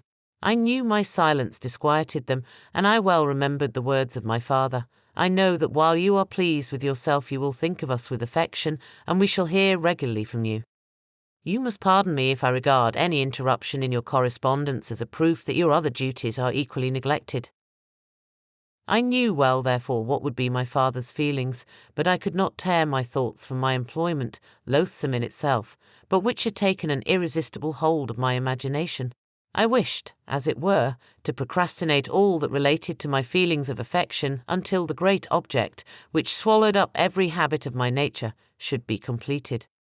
I then thought that my father would be unjust if he ascribed my neglect to vice or faultiness on my part, but I am now convinced that he was justified in conceiving that I should not be altogether free from blame. A human being in perfection ought always to preserve a calm and peaceful mind, and never to allow passion or a transitory desire to disturb his tranquillity.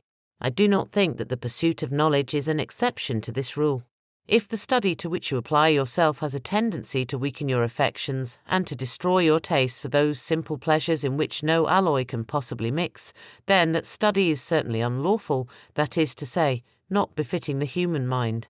If this rule were always observed, if no man allowed any pursuit whatsoever to interfere with the tranquillity of his domestic affections, Greece had not been enslaved, Caesar would have spared his country, America would have been discovered more gradually, and the empires of Mexico and Peru had not been destroyed.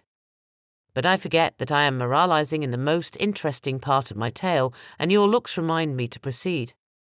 My father made no reproach in his letters, and only took notice of my silence by inquiring into my occupations more particularly than before. Winter, spring, and summer passed away during my labours, but I did not watch the blossom or the expanding leaves, sights which before always yielded me supreme delight, so deeply was I engrossed in my occupation. The leaves of that year had withered before my work drew near to a close, and now every day showed me more plainly how well I had succeeded. But my enthusiasm was checked by my anxiety, and I appeared rather like one doomed by slavery to toil in the mines, or any other unwholesome trade than an artist occupied by his favourite employment. Every night I was oppressed by a slow fever, and I became nervous to a most painful degree. The fall of a leaf startled me, and I shunned my fellow creatures as if I had been guilty of a crime. Sometimes I grew alarmed at the wreck I perceived that I had become. The energy of my purpose alone sustained me. My labours would soon end, and I believed that exercise and amusement would then drive away incipient disease, and I promised myself both of these when my creation should be complete. Chapter 5.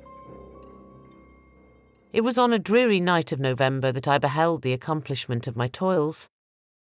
With an anxiety that almost amounted to agony, I collected the instruments of life around me, that I might infuse a spark of being into the lifeless thing that lay at my feet. It was already 1 in the morning, the rain pattered dismally against the panes, and my candle was nearly burnt out, when, by the glimmer of the half-extinguished light, I saw the dull yellow eye of the creature open. It breathed hard, and a convulsive motion agitated its limbs. How can I describe my emotions at this catastrophe, or how delineate the wretch whom with such infinite pains and care I had endeavoured to form? His limbs were in proportion, and I had selected his features as beautiful. Beautiful! Great God! His yellow skin scarcely covered the work of muscles and arteries beneath. His hair was of a lustrous black, and flowing, his teeth of a pearly whiteness. But these luxuriances only formed a more horrid contrast with his watery eyes, that seemed almost of the same colour as the dumb white sockets in which they were set, his shrivelled complexion, and straight black lips. The different accidents of life are not so changeable as the feelings of human nature. I had worked hard for nearly 2 years, for the sole purpose of infusing life into an inanimate body. For this I had deprived myself of rest and health. I had desired it with an ardour that far exceeded moderation, but now that I had finished, the beauty of the dream vanished, and breathless horror and disgust filled my heart. Unable to endure the aspect of the being I had created, I rushed out of the room and continued a long time traversing my bedchamber, unable to compose my mind to sleep. At length lassitude succeeded to the tumult I had before endured, and I threw myself on the bed in my clothes, endeavouring to seek a few moments of forgetfulness. But it was in vain. I slept, indeed, but I was disturbed by the wildest dreams. I thought I saw Elizabeth, in the bloom of health, walking in the streets of Ingolstadt. Delighted and surprised, I embraced her, but as I imprinted the first kiss on her lips, they became livid with the hue of death. Her features appeared to change, and I thought that I held the corpse of my dead mother in my arms. A shroud enveloped her form, and I saw the grave worms crawling in the folds of the flannel. I started from my sleep with horror. A cold dew covered my forehead, my teeth chattered, and every limb became convulsed, when, by the dim and yellow light of the moon, as it forced its way through the window shutters, I beheld the wretch, the miserable monster whom I had created. He held up the curtain of the bed, and his eyes, if eyes they may be called, were fixed on me. His jaws opened, and he muttered some inarticulate sounds, while a grin wrinkled his cheeks. He might have spoken, but I did not hear. One hand was stretched out, seemingly to detain me, but I escaped and rushed downstairs. I took refuge in the courtyard belonging to the house which I inhabited, where I remained during the rest of the night, walking up and down in the greatest agitation, listening attentively, catching and fearing each sound as if it were to announce the approach of the demoniacal corpse to which I had so miserably given life. Oh, no mortal could support the horror of that countenance. A mummy again endued with animation could not be so hideous as that wretch. I had gazed on him while unfinished. He was ugly then, but when those muscles and joints were rendered capable of motion, it became a thing such as even Dante could not have conceived. I passed the night wretchedly. Sometimes my pulse beat so quickly and hardly that I felt the palpitation of every artery. At others, I nearly sank to the ground through languor and extreme weakness. Mingled with this horror, I felt the bitterness of disappointment. Dreams that had been my food and pleasant rest for so long a space were now become a hell to me, and the change was so rapid, the overthrow so complete. Morning, dismal and wet, at length dawned and discovered to my sleepless and aching eyes the church of Ingolstadt, its white steeple and clock, which indicated the 6th hour. The porter opened the gates of the court, which had that night been my asylum, and I issued into the streets, pacing them with quick steps, as if I sought to avoid the wretch whom I feared every turning of the street would present to my view. I did not dare return to the apartment which I inhabited, but felt impelled to hurry on, although drenched by the rain which poured from a black and comfortless sky. I continued walking in this manner for some time, endeavouring by bodily exercise to ease the load that weighed upon my mind. I traversed the streets without any clear conception of where I was or what I was doing. My heart palpitated in the sickness of fear, and I hurried on with irregular steps, not daring to look about me, like one who, on a lonely road, doth walk in fear and dread, and, having once turned round, walks on, and turns no more his head, because he knows a frightful fiend doth close behind him tread. Continuing thus, I came at length opposite to the inn at which the various diligences and carriages usually stopped. Here I paused, I knew not why, but I remained some minutes with my eyes fixed on a coach that was coming towards me from the other end of the street. As it drew nearer, I observed that it was the Swiss diligence. It stopped just where I was standing, and on the door being opened, I perceived Henry Clerval, who, on seeing me, instantly sprung out. "My dear Frankenstein," exclaimed he, "how glad I am to see you! How fortunate that you should be here at the very moment of my alighting!" Nothing could equal my delight on seeing Clerval. His presence brought back to my thoughts my father, Elizabeth, and all those scenes of home so dear to my recollection. I grasped his hand, and in a moment forgot my horror and misfortune. I felt suddenly, and for the first time during many months, calm and serene joy. I welcomed my friend, therefore, in the most cordial manner, and we walked towards my college. Clerval continued talking for some time about our mutual friends and his own good fortune in being permitted to come to Ingolstadt. "You may easily believe," said he, "how great was the difficulty to persuade my father that all necessary knowledge was not comprised in the noble art of bookkeeping. And, indeed, I believe I left him incredulous to the last, for his constant answer to my unwearied entreaties was the same as that of the Dutch schoolmaster in the Vicar of Wakefield: "I have 10,000 florins a year without Greek, I eat heartily without Greek." But his affection for me at length overcame his dislike of learning, and he has permitted me to undertake a voyage of discovery to the land of knowledge. It gives me the greatest delight to see you, but tell me how you left my father, brothers, and Elizabeth. "Very well, and very happy, only a little uneasy that they hear from you so seldom. By the by, I mean to lecture you a little upon their account myself. But, my dear Frankenstein," continued he, stopping short and gazing full in my face, "I did not before remark how very ill you appear, so thin and pale. You look as if you had been watching for several nights." "You have guessed right. I have lately been so deeply engaged in one occupation that I have not allowed myself sufficient rest, as you see. But I sincerely hope, that all these employments are now at an end, and that I am at length free." I trembled excessively. I could not endure to think of, and far less to allude to, the occurrences of the preceding night. I walked with a quick pace, and we soon arrived at my college. I then reflected, and the thought made me shiver, that the creature whom I had left in my apartment might still be there, alive and walking about. I dreaded to behold this monster, but I feared still more that Henry should see him. Entreating him, therefore, to remain a few minutes at the bottom of the stairs, I darted up towards my own room. My hand was already on the lock of the door before I recollected myself. I then paused, and a cold shivering came over me. I threw the door forcibly open, as children are accustomed to do when they expect a spectre to stand in waiting for them on the other side, but nothing appeared. I stepped fearfully in. The apartment was empty, and my bedroom was also freed from its hideous guest. I could hardly believe that so great a good fortune could have befallen me, but when I became assured that my enemy had indeed fled, I clapped my hands for joy and ran down to Clerval. We ascended into my room, and the servant presently brought breakfast, but I was unable to contain myself. It was not joy only that possessed me. I felt my flesh tingle with excessive sensitivity, and my pulse beat rapidly.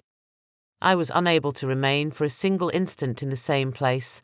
I jumped over the chairs, clapped my hands, and laughed aloud. Clerval at first attributed my unusual spirits to joy on his arrival, but when he observed me more attentively, he saw a wildness in my eyes for which he could not account, and my loud, unrestrained, heartless laughter frightened and astonished him. "My dear Victor," cried he, "what, for God's sake, is the matter? Do not laugh in that manner. How ill you are! What is the cause of all this?" "Do not ask me," cried I, putting my hands before my eyes, for I thought I saw the dreaded spectre glide into the room. "He can tell. Oh, save me! Save me!" I imagined that the monster seized me. I struggled furiously and fell down in a fit. Poor Clerval! What must have been his feelings? A meeting, which he anticipated with such joy, so strangely turned to bitterness. But I was not the witness of his grief, for I was lifeless and did not recover my senses for a long, long time. This was the commencement of a nervous fever which confined me for several months. During all that time Henry was my only nurse. I afterwards learned that, knowing my father's advanced age and unfitness for so long a journey, and how wretched my sickness would make Elizabeth, he spared them this grief by concealing the extent of my disorder. He knew that I could not have a more kind and attentive nurse than himself, and, firm in the hope he felt of my recovery, he did not doubt that, instead of doing harm, he performed the kindest action that he could towards them. But I was in reality very ill, and surely nothing but the unbounded and unremitting attentions of my friend could have restored me to life. The form of the monster on whom I had bestowed existence was forever before my eyes, and I raved incessantly concerning him. Doubtless my words surprised Henry. He at first believed them to be the wanderings of my disturbed imagination, but the pertinacity with which I continually recurred to the same subject persuaded him that my disorder indeed owed its origin to some uncommon and terrible event. By very slow degrees, and with frequent relapses that alarmed and grieved my friend, I recovered. I remember the first time I became capable of observing outward objects with any kind of pleasure. I perceived that the fallen leaves had disappeared, and that the young buds were shooting forth from the trees that shaded my window. It was a divine spring, and the season contributed greatly to my convalescence. I felt also sentiments of joy and affection revive in my bosom. My gloom disappeared, and in a short time I became as cheerful as before I was attacked by the fatal passion. "Dearest Clerval," exclaimed I, "how kind, how very good you are to me. This whole winter, instead of being spent in study, as you promised yourself, has been consumed in my sick room. How shall I ever repay you? I feel the greatest remorse for the disappointment of which I have been the occasion, but you will forgive me. You will repay me entirely if you do not discompose yourself, but get well as fast as you can. And since you appear in such good spirits, I may speak to you on one subject, may I not?" I trembled. One subject. What could it be? Could he allude to an object on whom I dared not even think? "Compose yourself," said Clerval, who observed my change of colour. "I will not mention it if it agitates you, but your father and cousin would be very happy if they received a letter from you in your own handwriting. They hardly know how you have been and are uneasy at your long silence." "Is that all, my dear Henry? How could you suppose that my first thought would not fly towards those dear, dear friends whom I love and who are so deserving of my love?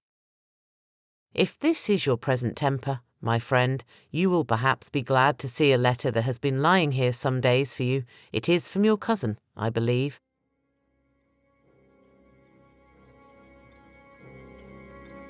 Chapter 6.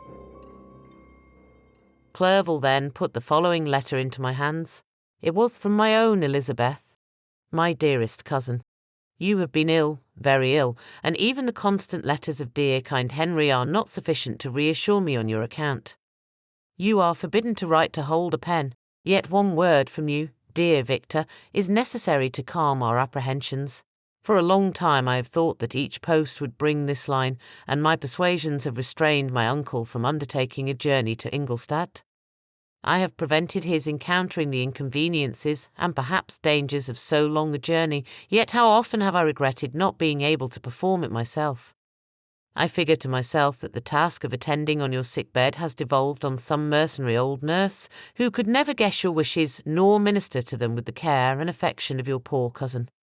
Yet that is over now. Clerval writes that indeed you are getting better. I eagerly hope that you will confirm this intelligence soon in your own handwriting. Get well and return to us. You will find a happy, cheerful home and friends who love you dearly. Your father's health is vigorous, and he asks but to see you, but to be assured that you are well, and not a care will ever cloud his benevolent countenance. How pleased you would be to remark the improvement of our Ernest. He is now 16 and full of activity and spirit. He is desirous to be a true Swiss and to enter into foreign service, but we cannot part with him, at least until his elder brother returns to us. My uncle is not pleased with the idea of a military career in a distant country, but Ernest never had your powers of application. He looks upon study as an odious fetter. His time is spent in the open air, climbing the hills or rowing on the lake. I fear that he will become an idler unless we yield the point and permit him to enter on the profession which he has selected. Little alteration, except the growth of our dear children, has taken place since you left us. The blue lake and snow-clad mountains, they never change, and I think our placid home and our contented hearts are regulated by the same immutable laws. My trifling occupations take up my time and amuse me, and I am rewarded for any exertions by seeing none but happy, kind faces around me. Since you left us, but one change has taken place in our little household. Do you remember on what occasion Justine Moritz entered our family? Probably you do not. I will relate her history, therefore in a few words. Madame Moritz, her mother, was a widow with 4 children, of whom Justine was the 3rd. This girl had always been the favourite of her father, but through a strange perversity her mother could not endure her, and after the death of M. Moritz, treated her very ill. My aunt observed this, and when Justine was 12 years of age, prevailed on her mother to allow her to live at our house. The republican institutions of our country have produced simpler and happier manners than those which prevail in the great monarchies that surround it. Hence there is less distinction between the several classes of its inhabitants, and the lower orders, being neither so poor nor so despised, their manners are more refined and moral. A servant in Geneva does not mean the same thing as a servant in France and England. Justine, thus received in our family, learned the duties of a servant, a condition which, in our fortunate country, does not include the idea of ignorance and a sacrifice of the dignity of a human being. Justine, you may remember, was a great favourite of yours, and I recollect you once remarked that if you were in an ill humour, one glance from Justine could dissipate it, for the same reason that Ariosto gives concerning the beauty of Angelica, she looked so frank-hearted and happy. My aunt conceived a great attachment for her, by which she was induced to give her an education superior to that which she had at first intended. This benefit was fully repaid. Justine was the most grateful little creature in the world. I do not mean that she made any professions I never heard one pass her lips, but you could see by her eyes that she almost adored her protectress. Although her disposition was gay and in many respects inconsiderate, yet she paid the greatest attention to every gesture of my aunt. She thought her the model of all excellence and endeavoured to imitate her phraseology and manners, so that even now she often reminds me of her. When my dearest aunt died, everyone was too much occupied in their own grief to notice poor Justine, who had attended her during her illness with the most anxious affection. Poor Justine was very ill, but other trials were reserved for her. One by one, her brothers and sister died, and her mother, with the exception of her neglected daughter, was left childless. The conscience of the woman was troubled. She began to think that the deaths of her favourites was a judgment from heaven to chastise her partiality.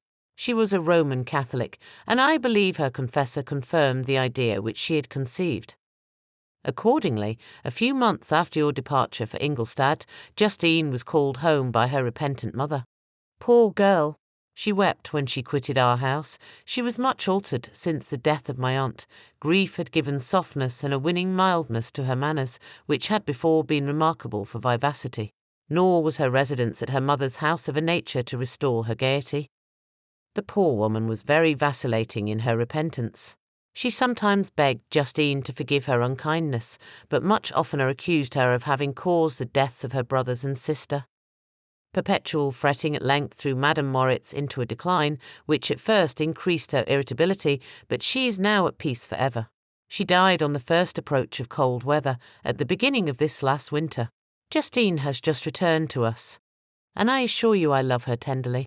She is very clever and gentle, and extremely pretty. As I mentioned before, her mien and her expression continually remind me of my dear aunt. I must say also a few words to you, my dear cousin, of little darling William. I wish you could see him. He is very tall of his age, with sweet laughing blue eyes, dark eyelashes, and curling hair. When he smiles, 2 little dimples appear on each cheek, which are rosy with health.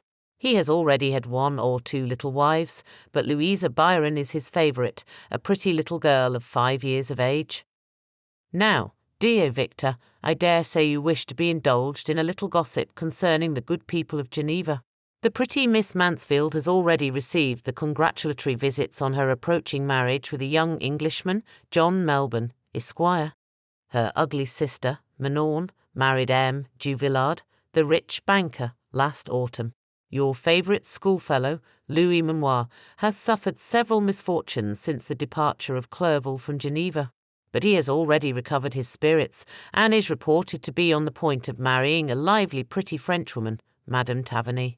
She is a widow, and much older than Memoir, but she is very much admired, and a favourite with everybody. I have written myself into better spirits, dear cousin, but my anxiety returns upon me as I conclude. Write, dearest Victor, 1 line 1 word will be a blessing to us. 10,000 thanks to Henry for his kindness, his affection, and his many letters. We are sincerely grateful. Adieu, my cousin, take care of yourself, and, I entreat you, write. Elizabeth Lavenza. Geneva, March 18th, 17. Dear, dear Elizabeth, I exclaimed, when I had read her letter, I will write instantly and relieve them from the anxiety they must feel. I wrote, and this exertion greatly fatigued me, but my convalescence had commenced, and proceeded regularly. In another fortnight I was able to leave my chamber. One of my first duties on my recovery was to introduce Clerval to the several professors of the university. In doing this, I underwent a kind of rough usage, ill-befitting the wounds that my mind had sustained. Ever since the fatal night, the end of my labours, and the beginning of my misfortunes, I had conceived a violent antipathy even to the name of natural philosophy. When I was otherwise quite restored to health, the sight of a chemical instrument would renew all the agony of my nervous symptoms. Henry saw this, and had removed all my apparatus from my view. He had also changed my apartment, for he perceived that I had acquired a dislike for the room which had previously been my laboratory. But these cares of Clerval were made of no avail when I visited the professors. M. Waldman inflicted torture when he praised, with kindness and warmth, the astonishing progress I had made in the sciences.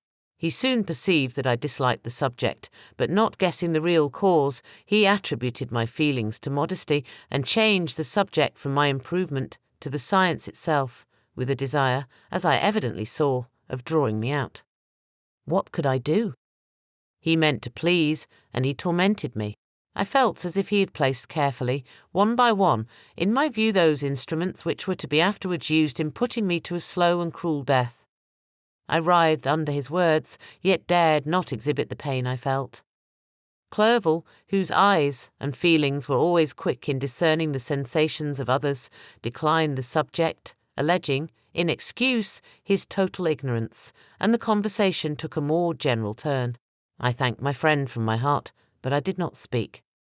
I saw plainly that he was surprised, but he never attempted to draw my secret from me, and although I loved him with a mixture of affection and reverence that knew no bounds, yet I could never persuade myself to confide in him that event which was so often present to my recollection, but which I feared the detail to another would only impress more deeply. M. Krempe was not equally docile, and in my condition at that time of almost insupportable sensitivity, his harsh, blunt encomiums gave me even more pain than the benevolent approbation of M. Waldman.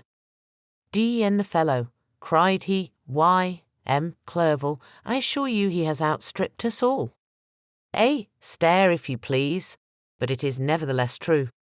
A youngster who, but a few years ago, believed in Cornelius Agrippa as firmly as in the Gospel, has now set himself at the head of the university. And if he is not soon pulled down, we shall all be out of countenance. Continued he, observing my face expressive of suffering, Frankenstein is modest, an excellent quality in a young man. Young men should be diffident of themselves. You know, Clerval, I was myself when young, but that wears out in a very short time. Kremp had now commenced an eulogy on himself, which happily turned the conversation from a subject that was so annoying to me. Clerval had never sympathized in my tastes for natural science, and his literary pursuits differed wholly from those which had occupied me. He came to the university with the design of making himself complete master of the Oriental languages, and thus he should open a field for the plan of life he had marked out for himself. Resolved to pursue no inglorious career, he turned his eyes toward the East, as affording scope for his spirit of enterprise. The Persian, Arabic, and Sanskrit languages engaged his attention, and I was easily induced to enter on the same studies. Idleness had ever been irksome to me, and now that I wished to fly from reflection, and hated my former studies, I felt great relief in being the fellow pupil with my friend, and found not only instruction but consolation in the works of the Orientalists. I did not, like him, attempt a critical knowledge of their dialects, for I did not contemplate making any other use of them than temporary amusement. I read merely to understand their meaning, and they well repaid my labours. Their melancholy is soothing, and their joy elevating, to a degree I never experienced in studying the authors of any other country. When you read their writings, life appears to consist in a warm sun and a garden of roses, in the smiles and frowns of a fair enemy, and the fire that consumes your own heart. How different from the manly and heroical poetry of Greece and Rome! Summer passed away in these occupations, and my return to Geneva was fixed for the latter end of autumn. But being delayed by several accidents, winter and snow arrived, the roads were deemed impassable, and my journey was retarded until the ensuing spring. I felt this delay very bitterly, for I longed to see my native town and my beloved friends. My return had only been delayed so long, from an unwillingness to leave Clerval in a strange place, before he had become acquainted with any of its inhabitants. The winter, however, was spent cheerfully, and although the spring was uncommonly late, when it came its beauty compensated for its dilatoriness. The month of May had already commenced, and I expected the letter daily, which was to fix the date of my departure, when Henry proposed a pedestrian tour in the environs of Ingolstadt, that I might bid a personal farewell to the country I had so long inhabited. I acceded with pleasure to this proposition. I was fond of exercise, and Clerval had always been my favourite companion in the ramble of this nature that I had taken among the scenes of my native country. We passed a fortnight in these perambulations. My health and spirits had long been restored, and they gained additional strength from the salubrious air I breathed, the natural incidents of our progress, and the conversation of my friend. Study had before secluded me from the intercourse of my fellow creatures, and rendered me unsocial, but Clerval called forth the better feelings of my heart. He again taught me to love the aspect of nature, and the cheerful faces of children. Excellent friend! How sincerely you did love me, and endeavour to elevate my mind until it was on a level with your own. A selfish pursuit had cramped and narrowed me, until your gentleness and affection warmed and opened my senses. I became the same happy creature who, a few years ago, loved and beloved by all, had no sorrow or care. When happy, inanimate nature had the power of bestowing on me the most delightful sensations. A serene sky and verdant fields filled me with ecstasy. The present season was indeed divine. The flowers of spring bloomed in the hedges, while those of summer were already in bud. I was undisturbed by thoughts which during the preceding year had pressed upon me, notwithstanding my endeavours to throw them off, with an invincible burden. Henry rejoiced in my gaiety, and sincerely sympathized in my feelings. He exerted himself to amuse me, while he expressed the sensations that filled his soul. The resources of his mind on this occasion were truly astonishing. His conversation was full of imagination, and very often, in imitation of the Persian and Arabic writers, he invented tales of wonderful fancy and passion. At other times he repeated my favourite poems, or drew me out into arguments, which he supported with great ingenuity. We returned to our college on a Sunday afternoon. The peasants were dancing, and every one we met appeared gay and happy. My own spirits were high, and I bounded along with feelings of unbridled joy and hilarity. Chapter 7. On my return, I found the following letter from my father. My dear Victor, you have probably waited impatiently for a letter to fix the date of your return to us, and I was at first tempted to write only a few lines, merely mentioning the day on which I should expect you. But that would be a cruel kindness, and I dare not do it.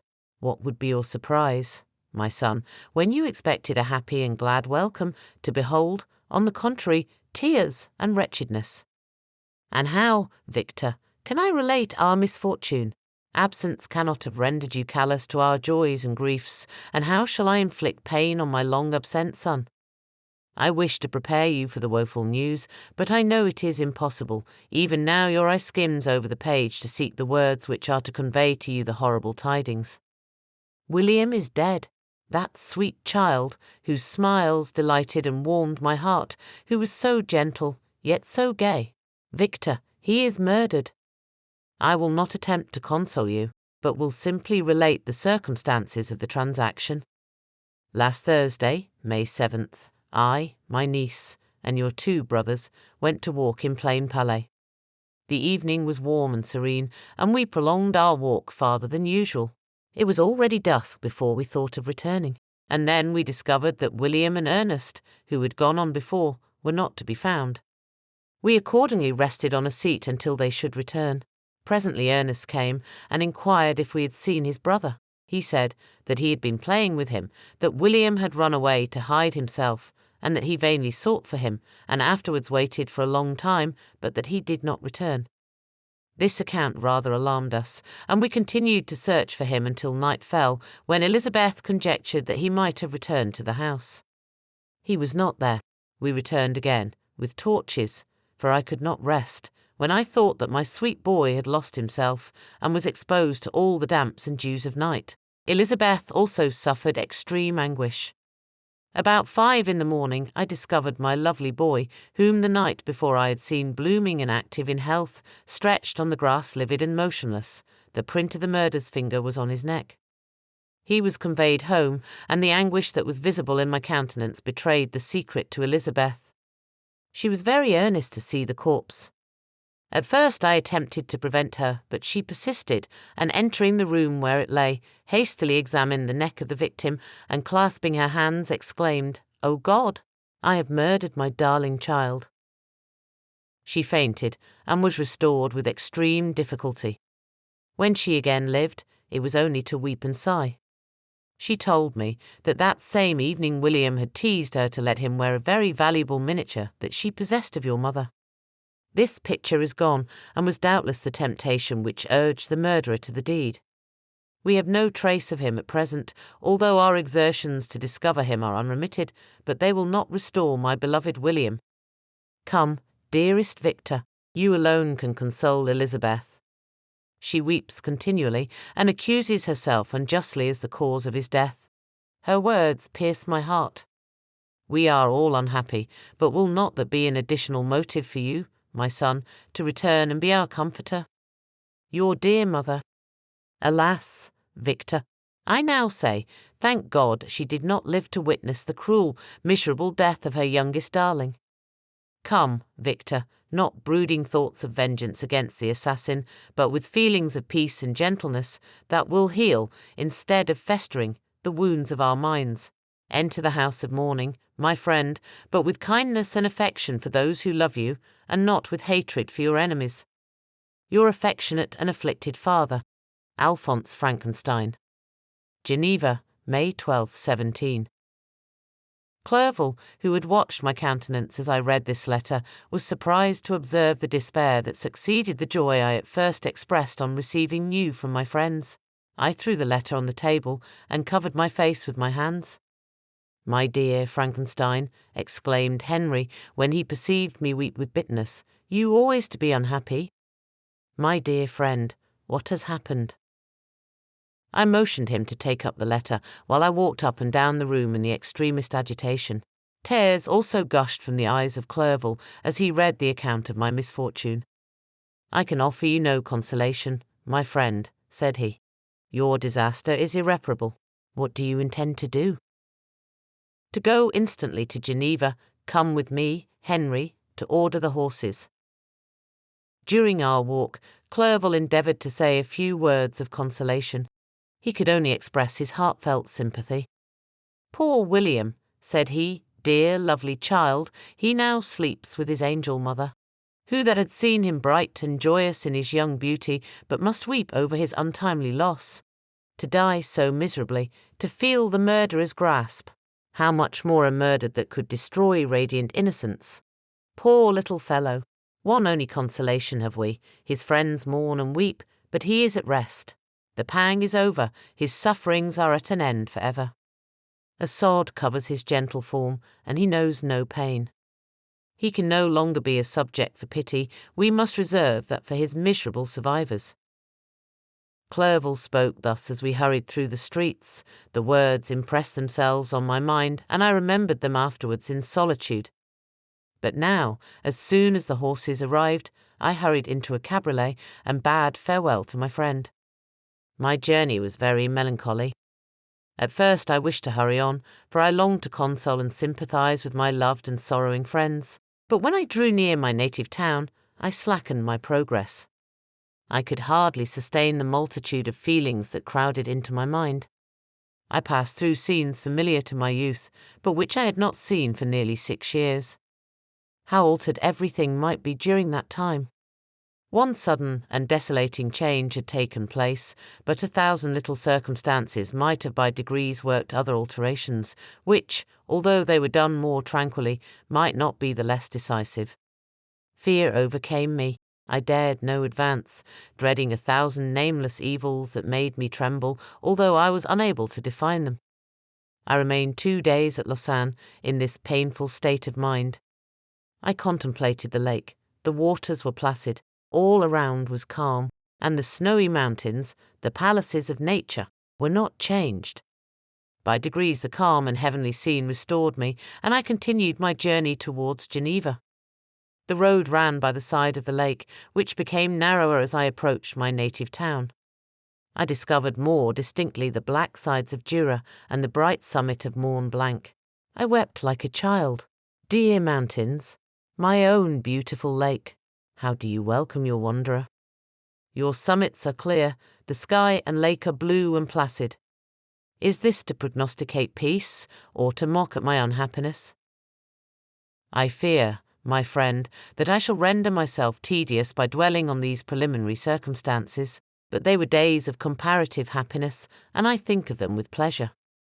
My country, my beloved country, who but a native can tell the delight I took in again beholding thy streams, thy mountains, and, more than all, thy lovely lake. Yet, as I drew nearer home, grief and fear again overcame me. Night also closed around, and when I could hardly see the dark mountains, I felt still more gloomily. The picture appeared a vast and dim scene of evil, and I foresaw obscurely that I was destined to become the most wretched of human beings. Alas! I prophesied truly, and failed only in one single circumstance, that in all the misery I imagined and dreaded, I did not conceive the 100th part of the anguish I was destined to endure. It was completely dark when I arrived in the environs of Geneva. The gates of the town were already shut, and I was obliged to pass the night at Sekherin, a village at the distance of half a league from the city. The sky was serene, and, as I was unable to rest, I resolved to visit the spot where my poor William had been murdered. As I could not pass through the town, I was obliged to cross the lake in a boat to arrive at Plain Palais. During this short voyage, I saw the lightning playing on the summit of Mont Blanc in the most beautiful figures. The storm appeared to approach rapidly, and, on landing, I ascended a low hill that I might observe its progress. It advanced, The heavens were clouded, and I soon felt the rain coming slowly in large drops, but its violence quickly increased. I quitted my seat and walked on, although the darkness and storm increased every minute, and the thunder burst with a terrific crash over my head. It was echoed from Salive, the Juras, and the Alps of Savoy. Vivid flashes of lightning dazzled my eyes, illuminating the lake, making it appear like a vast sheet of fire. Then, for an instant, everything seemed of a pitchy darkness, until the eye recovered itself from the preceding flash. The storm, as is often the case in Switzerland, appeared at once in various parts of the heavens. The most violent storm hung exactly north of the town, over the part of the lake which lies between the promontory of Belrive and the village of Coppet.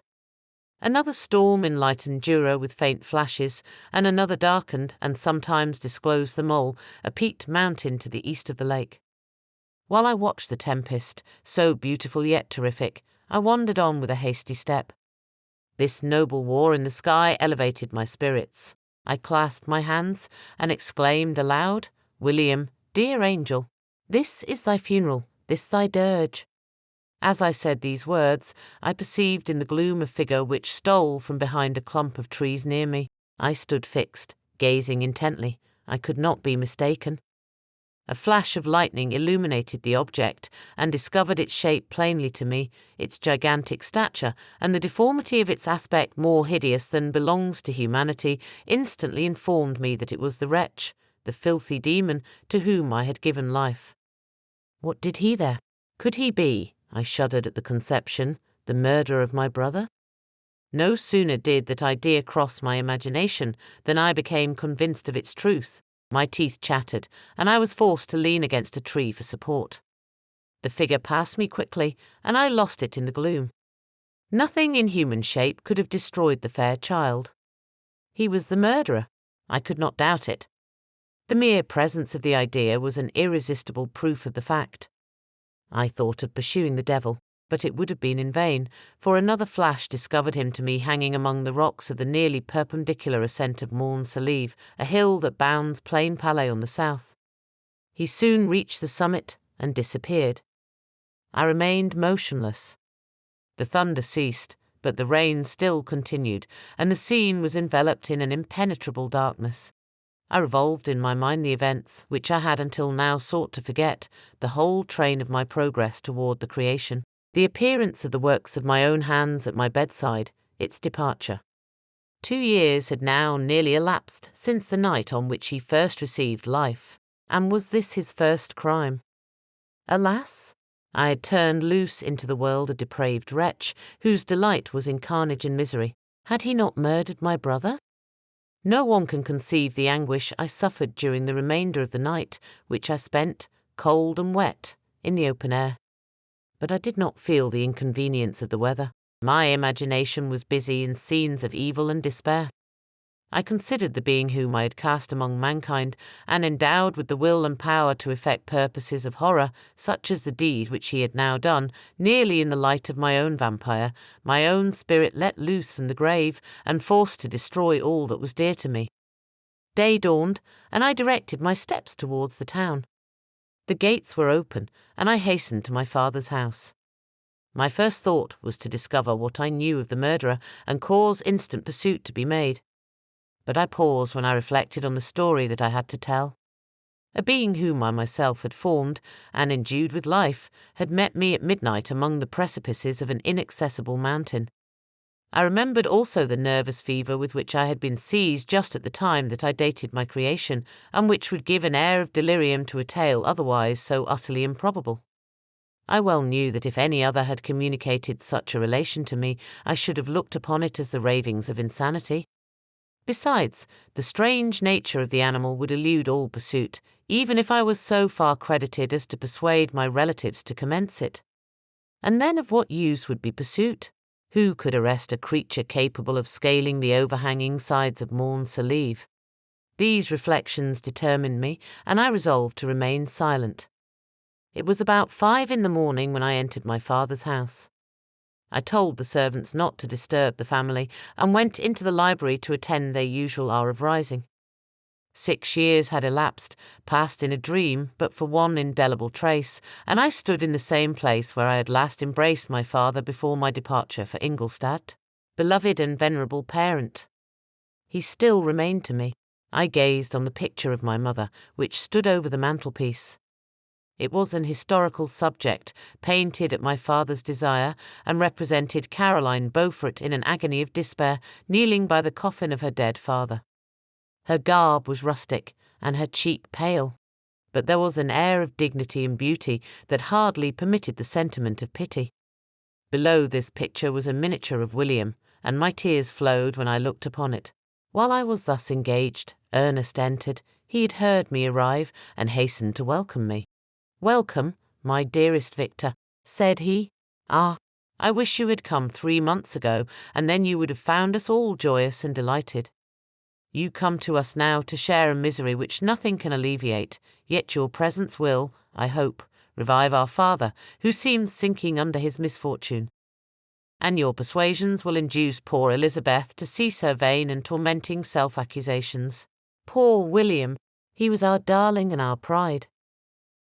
Tears, unrestrained, fell from my brother's eyes. A sense of mortal agony crept over my frame.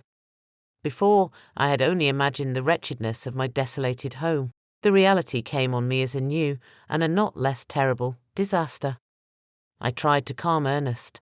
I inquired more minutely concerning my father, and here I named my cousin. "She most of all," said Ernest, "requires consolation. She accused herself of having caused the death of my brother, and that made her very wretched. But since the murderer has been discovered—" "The murderer discovered? Good God! How can that be? Who could attempt to pursue him?" "It is impossible. One might as well try to overtake the winds, or confine a mountain stream with a straw.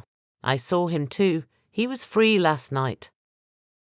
"I do not know what you mean," replied my brother, in accents of wonder, "but to us the discovery we have made completes our misery. No one would believe it at first, and even now Elizabeth will not be convinced, notwithstanding all the evidence. Indeed, who would credit that Justine Moritz, who was so amiable and fond of all the family, could suddenly become so capable of so frightful, so appalling a crime? Justine Moritz! Poor, poor girl, is she the accused? But it is wrongfully. Every one knows that. No one believes it. Surely, Ernest? No one did at first, but several circumstances came out that have almost forced conviction upon us, and her own behaviour has been so confused as to add to the evidence of facts await that, I fear, leaves no hope for doubt. But she will be tried today, and you will then hear all." He then related that, the morning on which the murder of poor William had been discovered, Justine had been taken ill and confined to her bed for several days.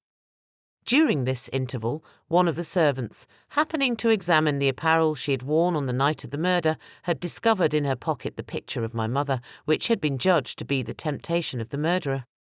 The servant instantly showed it to one of the others, who, without saying a word to any of the family, went to a magistrate, and, upon their deposition, Justine was apprehended. On being charged with the fact, the poor girl confirmed the suspicion in a great measure by her extreme confusion of manner.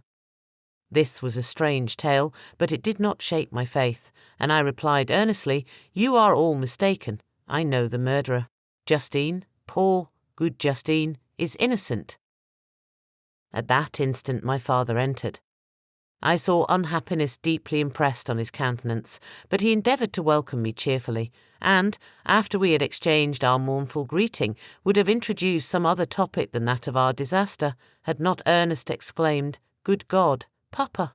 Victor says that he knows who was the murderer of poor William." "We do also, unfortunately," replied my father, "for indeed I had rather have been for ever ignorant than have discovered so much depravity and ungratitude in one I valued so highly." "My dear father, you are mistaken. Justine is innocent." "If she is, God forbid that she should suffer as guilty. She is to be tried today, and I hope, I sincerely hope, that she will be acquitted."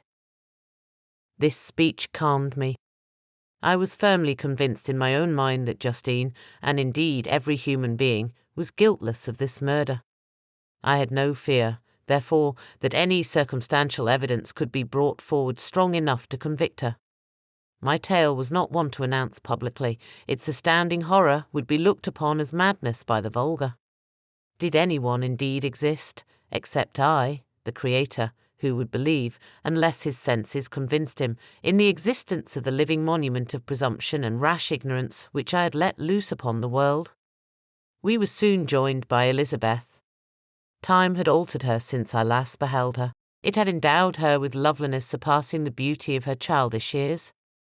There was the same candour, the same vivacity, but it was allied to an expression more full of sensibility and intellect. She welcomed me with the greatest affection. "Your arrival, my dear cousin," said she, "fills me with hope. You perhaps will find some means to justify my poor guiltless Justine. Alas! Who is safe if she be convicted of crime? I rely on her innocence as certainly as I do upon my own. Our misfortune is doubly hard to us. We have not only lost that lovely darling boy, but this poor girl, whom I sincerely love, is to be torn away by even a worse fate. If she is condemned, I never shall know joy more. But she will not, I am sure she will not. And then I shall be happy again, even after the sad death of my little William." "She is innocent, my Elizabeth," said I, "and that shall be proved. Fear nothing, but let your spirits be cheered by the assurance of her acquittal." "How kind and generous you are. Every one else believes in her guilt, and that made me wretched, for I knew that it was impossible, and to see every one else prejudiced in so deadly a manner rendered me hopeless and despairing." She wept. "Dearest niece," said my father, "dry your tears. If she is, as you believe, innocent, rely on the justice of our laws and the activity with which I shall prevent the slightest shadow of partiality." Chapter 8. We passed a few sad hours until 11 o'clock, when the trial was to commence. My father and the rest of the family being obliged to attend as witnesses, I accompanied them to the court. During the whole of this wretched mockery of justice I suffered living torture. It was to be decided whether the result of my curiosity and lawless devices would cause the death of two of my fellow beings, one a smiling babe full of innocence and joy, the other far more dreadfully murdered, with every aggravation of infamy that could make the murder memorable in horror. Justine also was a girl of merit and possessed qualities which promised to render her life happy. Now all was to be obliterated in an ignominious grave, and either cause. 1,000 times rather would I have confessed myself guilty of the crime ascribed to Justine, but I was absent when it was committed, and such a declaration would have been considered as the ravings of a madman, and would not have exculpated her who suffered through me. The appearance of Justine was calm. She was dressed in mourning, and her countenance, always engaging, was rendered, by the solemnity of her feelings, exquisitely beautiful. Yet she appeared confident in innocence, and did not tremble, although gazed on and execrated by thousands, for all the kindness which her beauty might otherwise have excited was obliterated in the minds of the spectators by the imagination of the enormity she was supposed to have committed. She was tranquil, yet her tranquillity was evidently constrained. And as her confusion had before been adduced as a proof of her guilt, she worked up her mind to an appearance of courage. When she entered the court, she threw her eyes round it and quickly discovered where we were seated. A tear seemed to dim her eye when she saw us, but she quickly recovered herself, and a look of sorrowful affection seemed to attest her utter guiltlessness. The trial began, and after the advocate against her had stated the charge, several witnesses were called. Several strange facts combined against her, which might have staggered anyone who had not such proof of her innocence as I had. She had been out the whole of the night on which the murder had been committed, and towards morning had been perceived by a market woman not far from the spot where the body of the murdered child had been afterwards found. The woman asked her what she did there, but she looked very strangely and only returned a confused and unintelligible answer. She returned to the house about 8 o'clock, and when one inquired where she had passed the night, she replied that she had been looking for the child and demanded earnestly if anything had been heard concerning him. When shown the body, she fell into violent hysterics and kept her bed for several days. The picture was then produced which the servant had found in her pocket. And when Elizabeth, in a faltering voice, proved that it was the same which, an hour before the child had been missed, she had placed round his neck, a murmur of horror and indignation filled the court. Justine was called on for her defence. As the trial had proceeded, her countenance had altered. Surprise, horror, and misery were strongly expressed. Sometimes she struggled with her tears, but when she was desired to plead, she collected her powers and spoke in an audible although variable voice. "God knows," she said, "how entirely I am innocent. But I do not pretend that my protestations should acquit me. I rest my innocence on a plain and simple explanation of the facts which have been adduced against me, and I hope the character I have always borne will incline my judges to a favourable interpretation where any circumstance appears doubtful or suspicious." She then related that, by the permission of Elizabeth, she had passed the evening of the night on which the murder had been committed at the house of an aunt at Chain, a village situated at about a league from Geneva. On her return, at about 9 o'clock, she met a man who asked her if she had seen anything of the child who was lost. She was alarmed by this account, and passed several hours in looking for him, when the gates of Geneva were shut, and she was forced to remain several hours of the night in a barn belonging to a cottage, being unwilling to call up the inhabitants, to whom she was well known. Most of the night she spent here watching. Towards morning she believed that she slept for a few minutes. Some steps disturbed her, and she awoke. It was dawn, and she quitted her asylum, that she might again endeavour to find my brother. If she had gone near the spot where his body lay, it was without her knowledge. That she had been bewildered when questioned by the market-woman was not surprising, since she had passed a sleepless night and the fate of poor William was yet uncertain. Concerning the picture she could give no account. "I know," continued the unhappy victim, "how heavily and fatally this one circumstance weighs against me, but I have no power of explaining it, and when I have expressed my utter ignorance, I am only left to conjecture concerning the probabilities by which it might have been placed in my pocket. But here also I am checked. I believe that I have no enemy on earth, and none surely would have been so wicked as to destroy me wantonly. Did the murderer place it there? I know of no opportunity afforded him for so doing, or, if I had, why should he have stolen the jewel, to part with it again so soon? I commit my cause to the justice of my judges, yet I see no room for hope. I beg permission to have a few witnesses examined concerning my character, and if their testimony shall not overweigh my supposed guilt, I must be condemned, although I would pledge my salvation on my innocence. Several witnesses were called who had known her for many years, and they spoke well of her. But fear and hatred of the crime of which they supposed her guilty rendered them timorous and unwilling to come forward. Elizabeth saw even this last resource, her excellent dispositions and irreproachable conduct, about to fail the accused, when, although violently agitated, she desired permission to address the court. "I am," said she, "the cousin of the unhappy child who was murdered, or rather his sister, for I was educated by and have lived with his parents ever since and even long before his birth.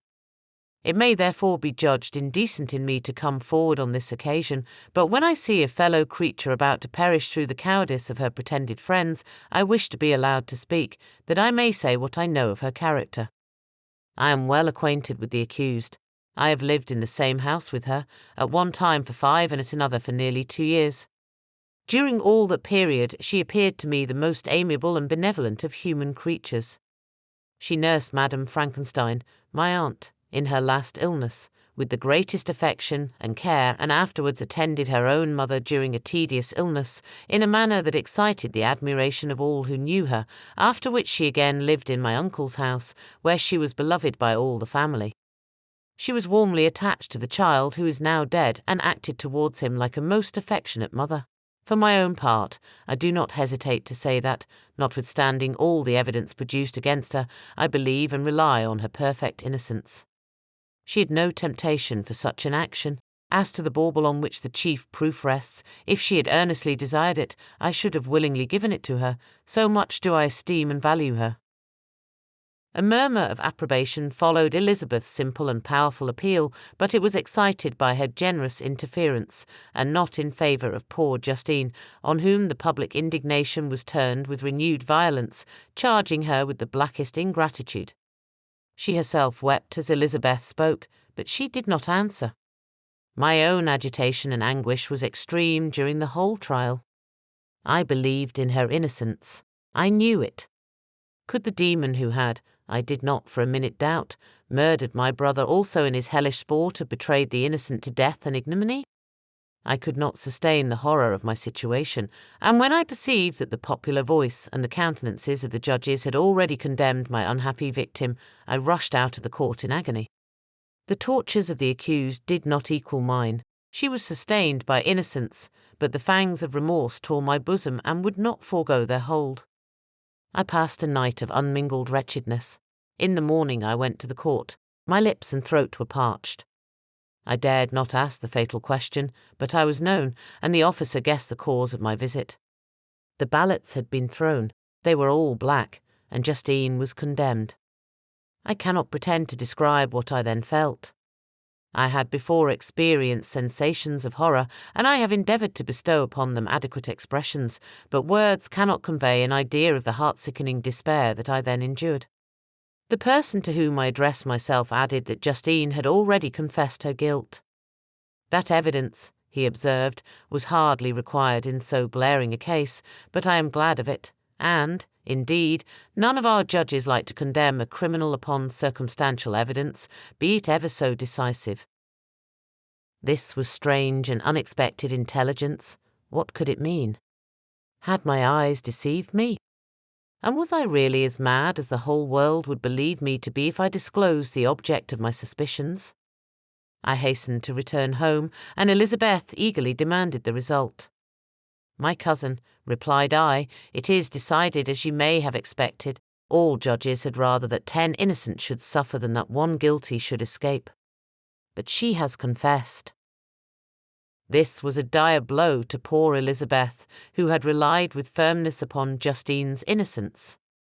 "Alas," said she, "how shall I ever again believe in human goodness? Justine, whom I loved and esteemed as my sister, how could she put on those smiles of innocence only to betray? Her mild eyes seemed incapable of any severity or guile, and yet she has committed a murder." Soon after we heard that the poor victim had expressed a desire to see my cousin. My father wished her not to go, but said that he left it to her own judgment and feelings to decide. "Yes," said Elizabeth, "I will go, although she is guilty, and you, Victor, shall accompany me. I cannot go alone." The idea of this visit was torture to me, yet I could not refuse. We entered the gloomy prison chamber and beheld Justine sitting on some straw at the farther end. Her hands were manacled, and her head rested on her knees. She rose on seeing us enter, and when we were left alone with her, she threw herself at the feet of Elizabeth, weeping bitterly. My cousin wept also. "Oh, Justine," said she, "why did you rob me of my last consolation?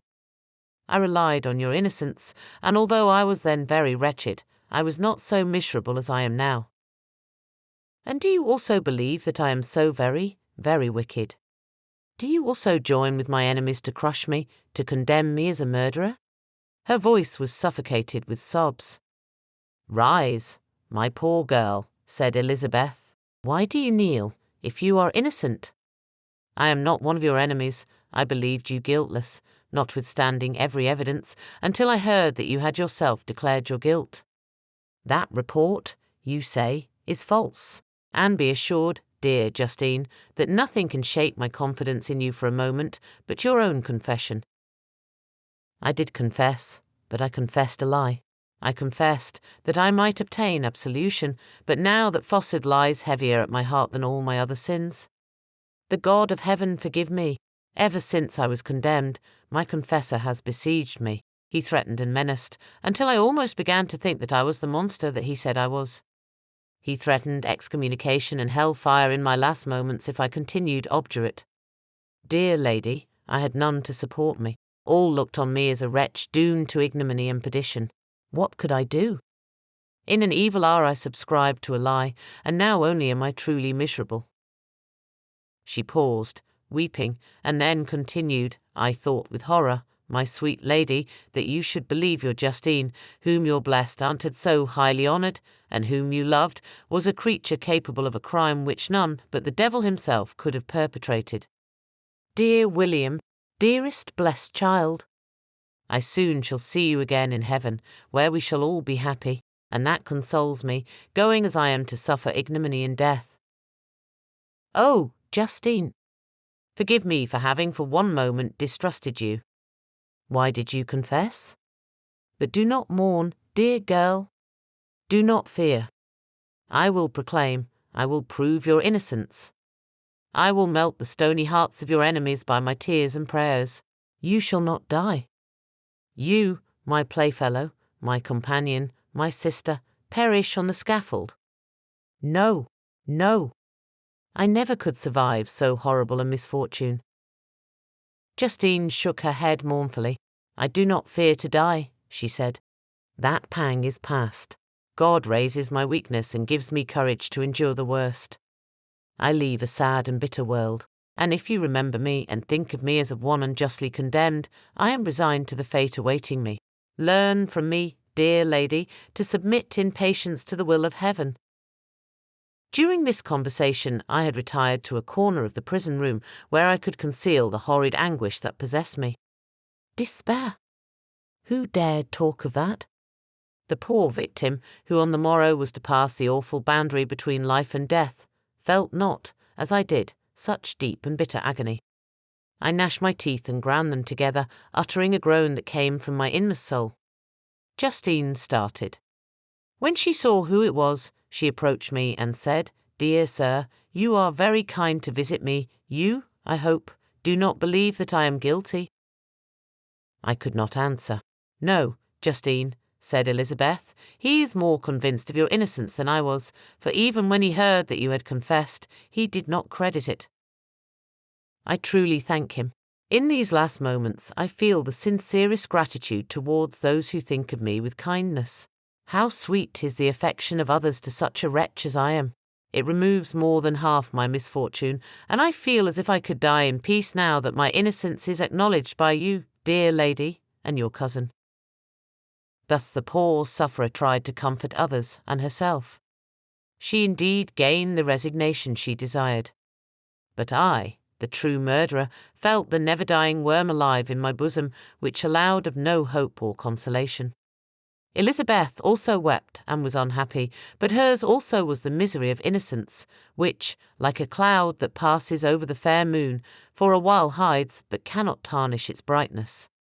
Anguish and despair had penetrated into the core of my heart. I bore a hell within me which nothing could extinguish. We stayed several hours with Justine, and it was with great difficulty that Elizabeth could tear herself away. "I wish," cried she, "that I were to die with you. I cannot live in this world of misery." Justine assumed an air of cheerfulness, while she with difficulty repressed her bitter tears. She embraced Elizabeth and said in a voice of half-suppressed emotion, "Farewell, sweet lady, dearest Elizabeth, my beloved and only friend.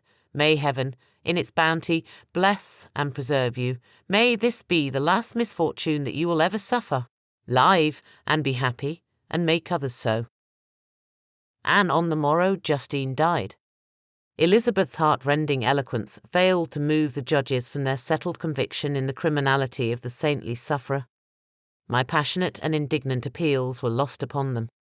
And when I received their cold answers and heard the harsh, unfeeling reasoning of these men, my purposed avowal died away on my lips.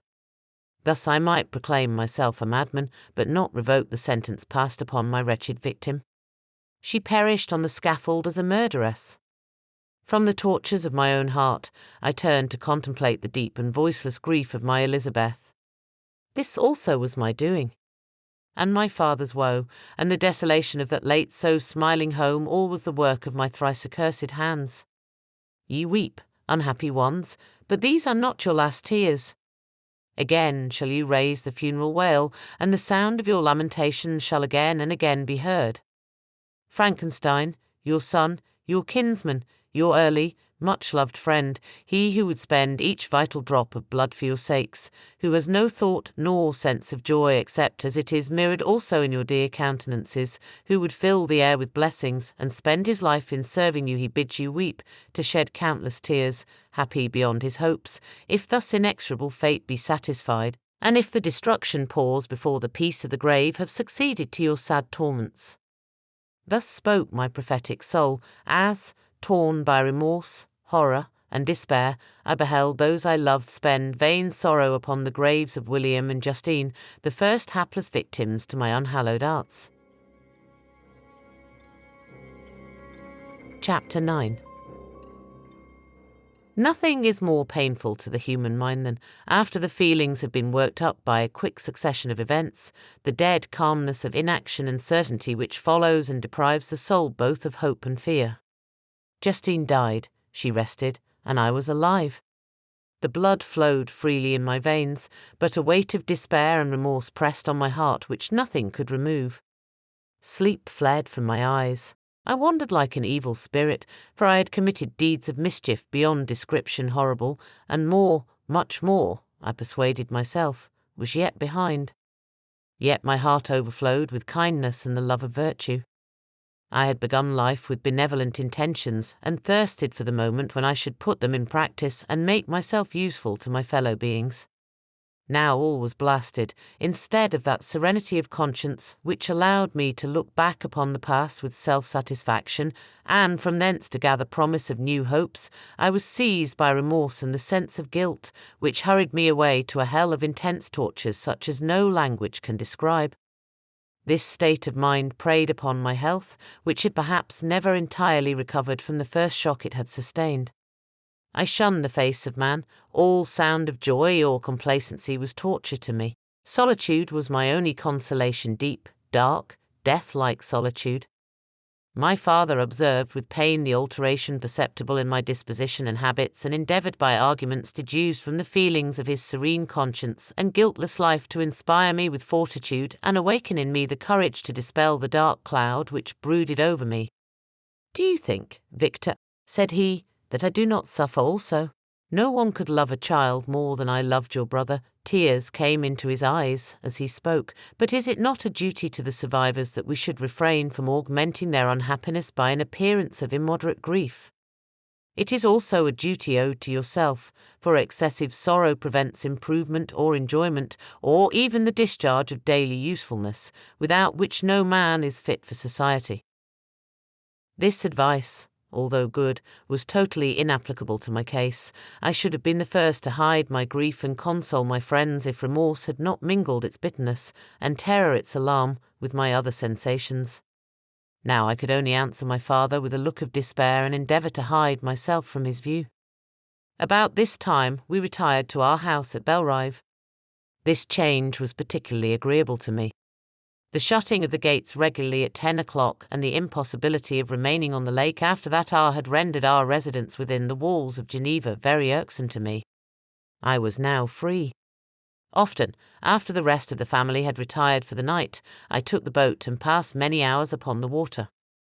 Sometimes, with my sails set, I was carried by the wind, and sometimes, after rowing into the middle of the lake, I left the boat to pursue its own course and gave way to my own miserable reflections. I was often tempted, when all was at peace around me, and I the only unquiet thing that wandered restless in a scene so beautiful and heavenly, if I except some bat, or the frogs, whose harsh and interrupted croaking was heard only when I approached the shore. Often, I say, I was tempted to plunge into the silent lake, that the waters might close over me and my calamities for ever. But I was restrained when I thought of the heroic and suffering Elizabeth, whom I tenderly loved, and whose existence was bound up in mine. I thought also of my father and surviving brother. Should I by my base desertion leave them exposed and unprotected to the malice of the fiend whom I had let loose among them? At these moments I wept bitterly and wished that peace would revisit my mind, only that I might afford them consolation and happiness. But that could not be. Remorse extinguished every hope. I had been the author of unalterable evils, and I lived in daily fear lest the monster whom I had created should perpetrate some new wickedness.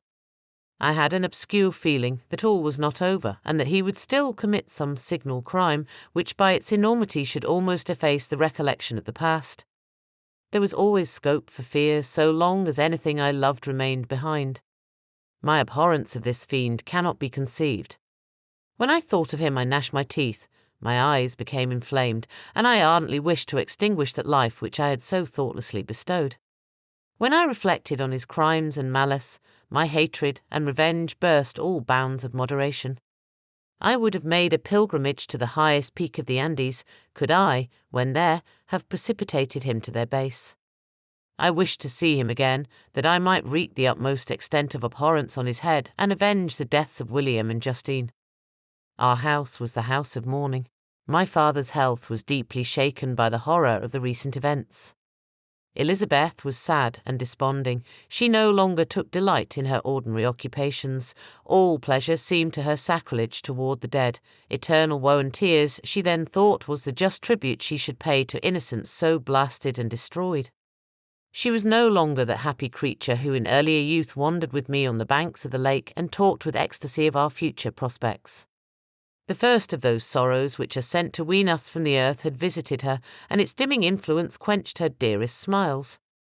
When I reflect, my dear cousin, said she, on the miserable death of Justine Moritz, I no longer see the world and its works as they before appeared to me.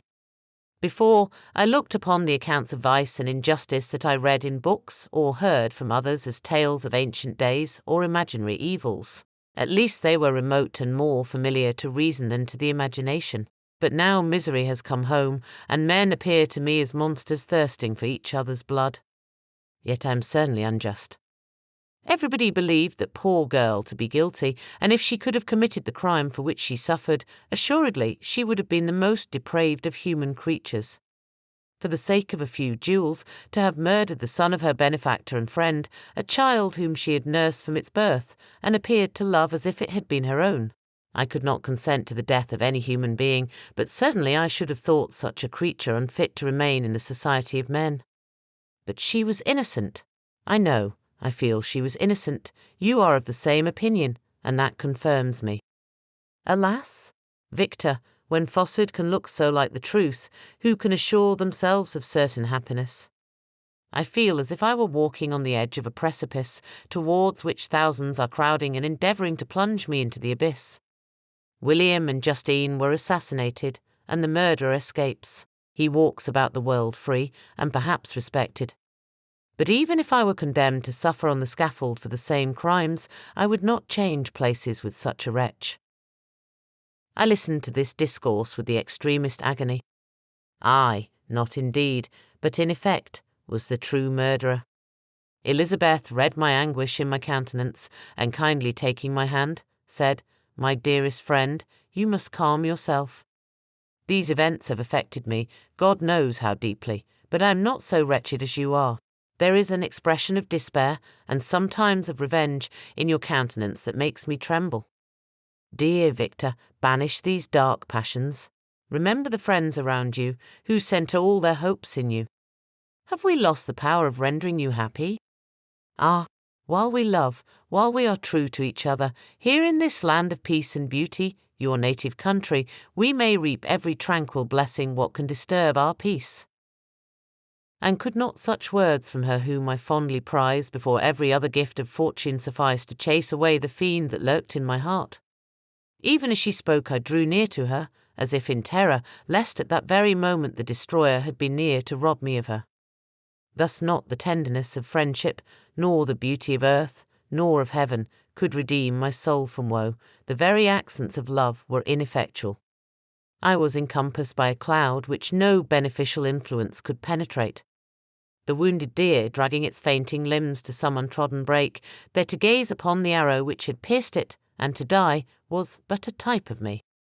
Sometimes I could cope with the sullen despair that overwhelmed me, but sometimes the whirlwind passions of my soul drove me to seek, by bodily exercise and by change of place, some relief from my intolerable sensations. It was during an access of this kind that I suddenly left my home, and bending my steps towards the near alpine valleys, sought in the magnificence, the eternity of such scenes, to forget myself and my ephemeral, because human, sorrows. My wanderings were directed towards the valley of Chamonix. I had visited it frequently during my boyhood.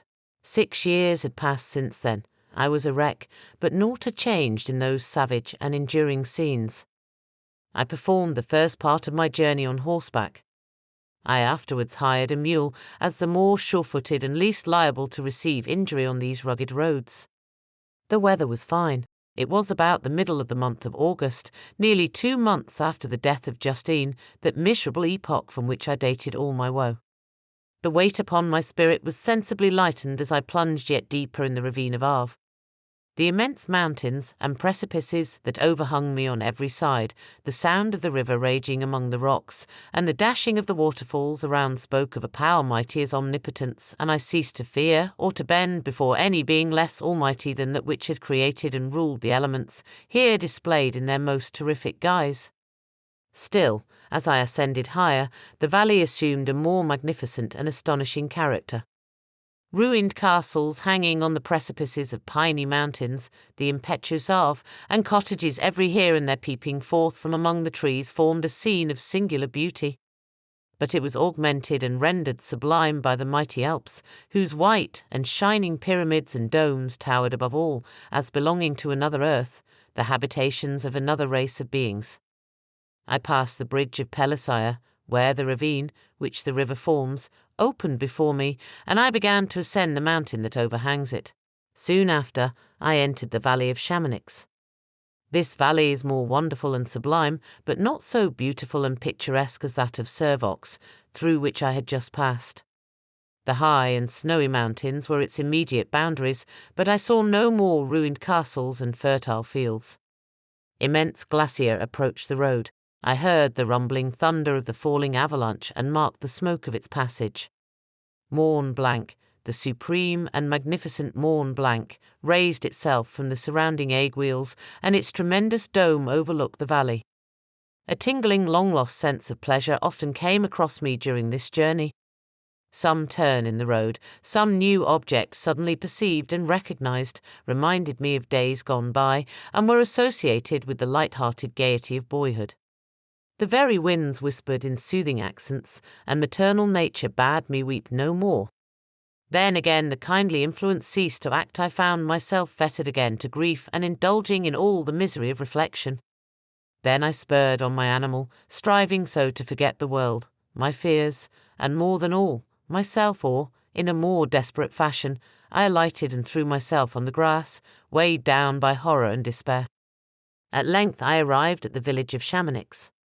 Exhaustion succeeded to the extreme fatigue both of body and of mind which I had endured.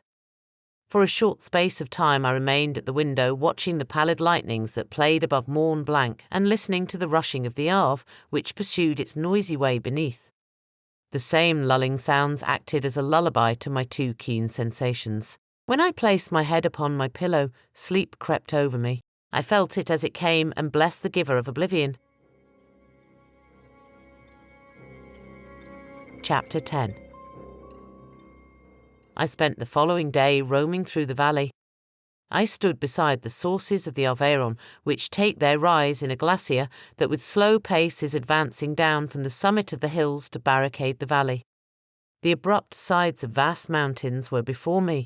The icy wall of the glacier overhung me. A few shattered pines were scattered around, and the solemn silence of this glorious presence chamber of imperial nature was broken only by the brawling waves, or the fall of some vast fragment, the thunder sound of the avalanche, or the cracking, reverberated along the mountains, of the accumulated ice, which, through the silent working of immutable laws, was ever and anon rent and torn, as if it had been but a plaything in their hands.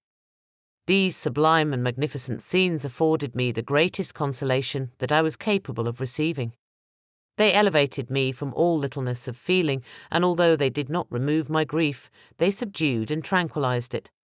In some degree, also, they diverted my mind from the thoughts over which it had brooded for the last month. I retired to rest at night, my slumbers, as it were, waited on and ministered to by the assemblance of grand shapes which I had contemplated during the day. They congregated round me, the unstained snowy mountain top, the glittering pinnacle, the pine woods, and ragged bare ravine, the eagle, soaring amidst the clouds. They all gathered round me and bade me be at peace. Where had they fled when the next morning I awoke? All of soul-inspiriting fled with sleep, and dark melancholy clouded every thought. The rain was pouring in torrents, and thick mists hid the summits of the mountains, so that I even saw not the faces of those mighty friends. Still I would penetrate their misty veil and seek them in their cloudy retreats. What were rain and storm to me? My mule was brought to the door, and I resolved to ascend to the summit of Montanvert. I remembered the effect that the view of the tremendous and ever-moving glacier had produced upon my mind when I first saw it. It had then filled me with a sublime ecstasy that gave wings to the soul and allowed it to soar from the obscure world to light and joy. The sight of the awful and majestic in nature had indeed always the effect of solemnizing my mind and causing me to forget the passing cares of life. I determined to go without a guide, for I was well acquainted with the path, and the presence of another would destroy the solitary grandeur of the scene. The ascent is precipitous, but the path is cut into continual and short windings, which enable you to surmount the perpendicularity of the mountain. It is a scene terrifically desolate. In 1,000 spots the traces of the winter avalanche may be perceived, where trees lie broken and strewed on the ground, some entirely destroyed, others bent, leaning upon the jutting rocks of the mountain or transversely upon other trees. The path, as you ascend higher, is intersected by ravines of snow, down which stones continually roll from above. One of them is particularly dangerous, as the slightest sound, such as even speaking in a loud voice, produces a concussion of air sufficient to draw destruction upon the head of the speaker. The pines are not tall or luxuriant, but they are sombre and add an air of severity to the scene. I looked on the valley beneath. Vast mists were rising from the rivers which ran through it and curling in thick reeds around the opposite mountains, whose summits were hid in the uniform clouds, while rain poured from the dark sky and added to the melancholy impression I received from the objects around me. Alas!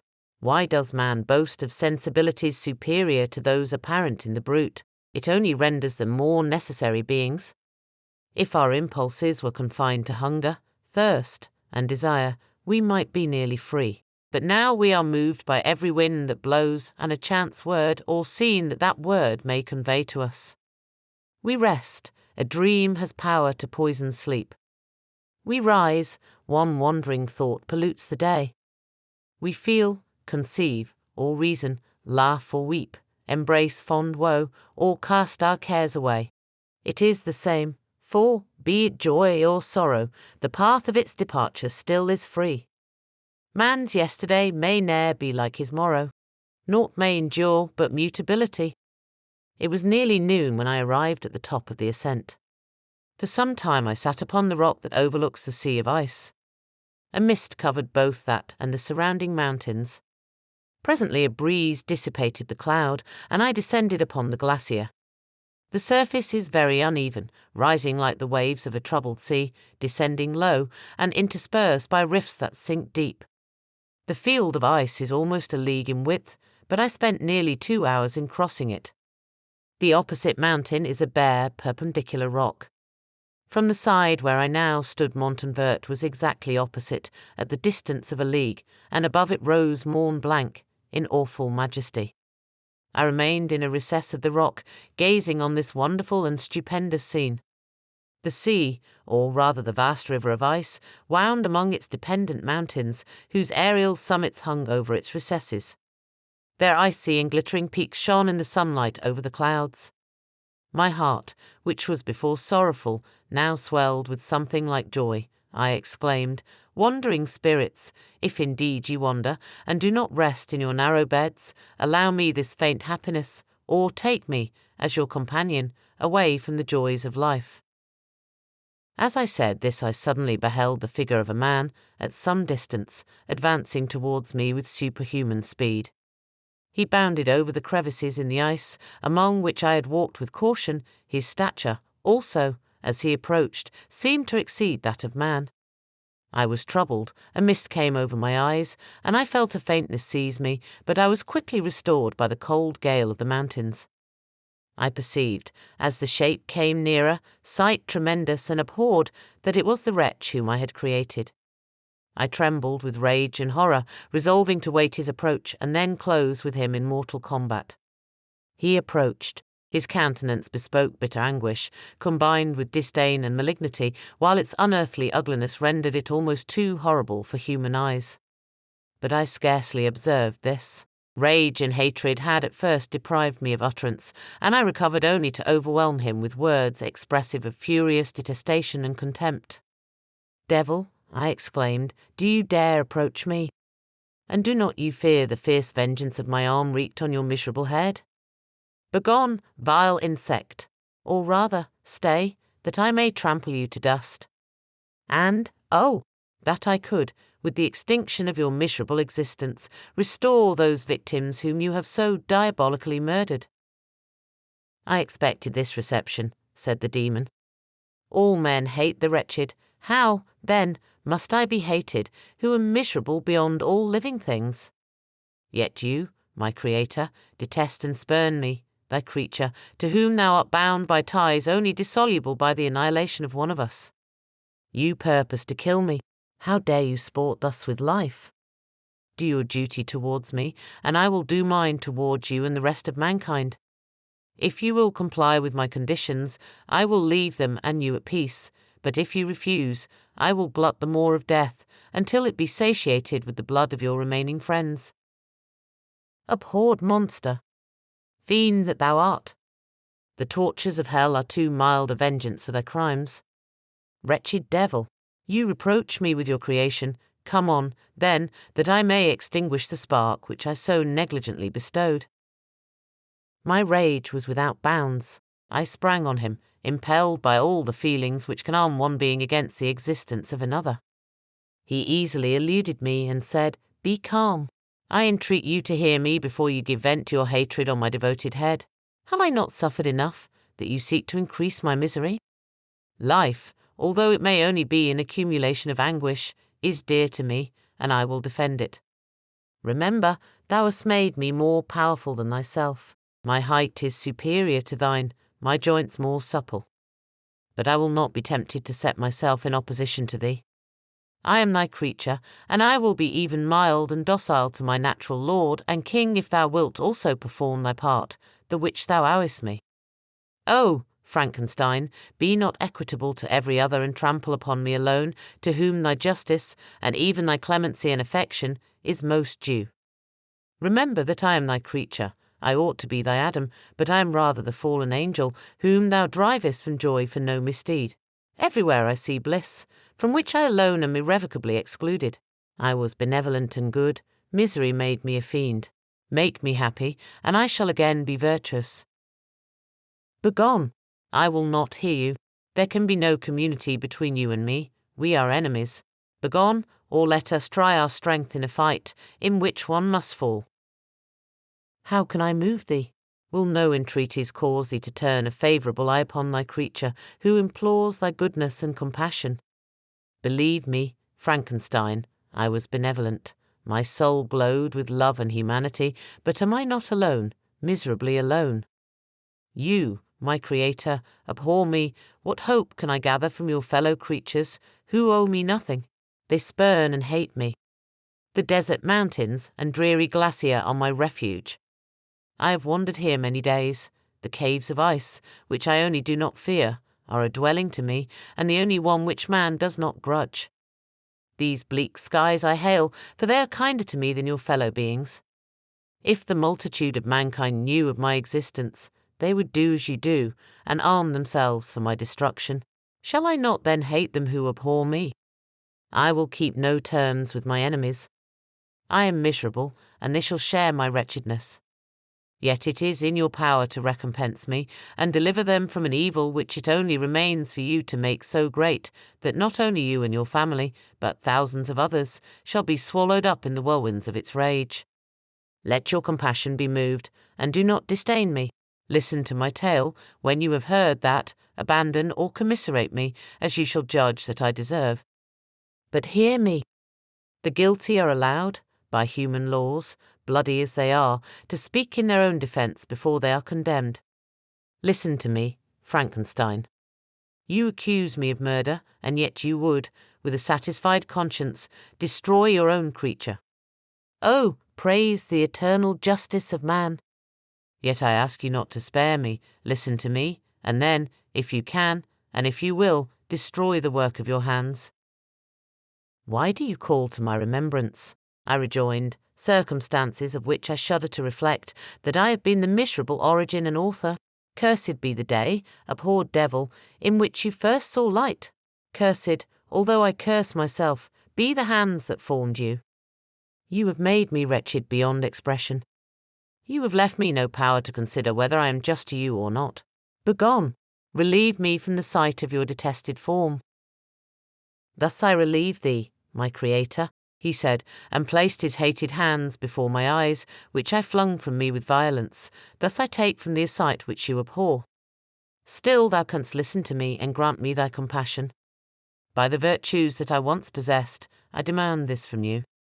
Hear my tale, it is long and strange, and the temperature of this place is not fitting to your fine sensations. Come to the hut upon the mountain. The sun is yet high in the heavens, before it descends to hide itself behind your snowy precipices and illuminate another world. You will have heard my story and can decide.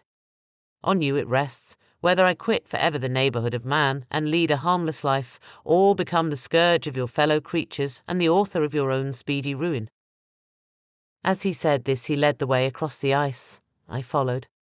My heart was full, and I did not answer him, but as I proceeded, I weighed the various arguments that he had used and determined at least to listen to his tale. I was partly urged by curiosity, and compassion confirmed my resolution.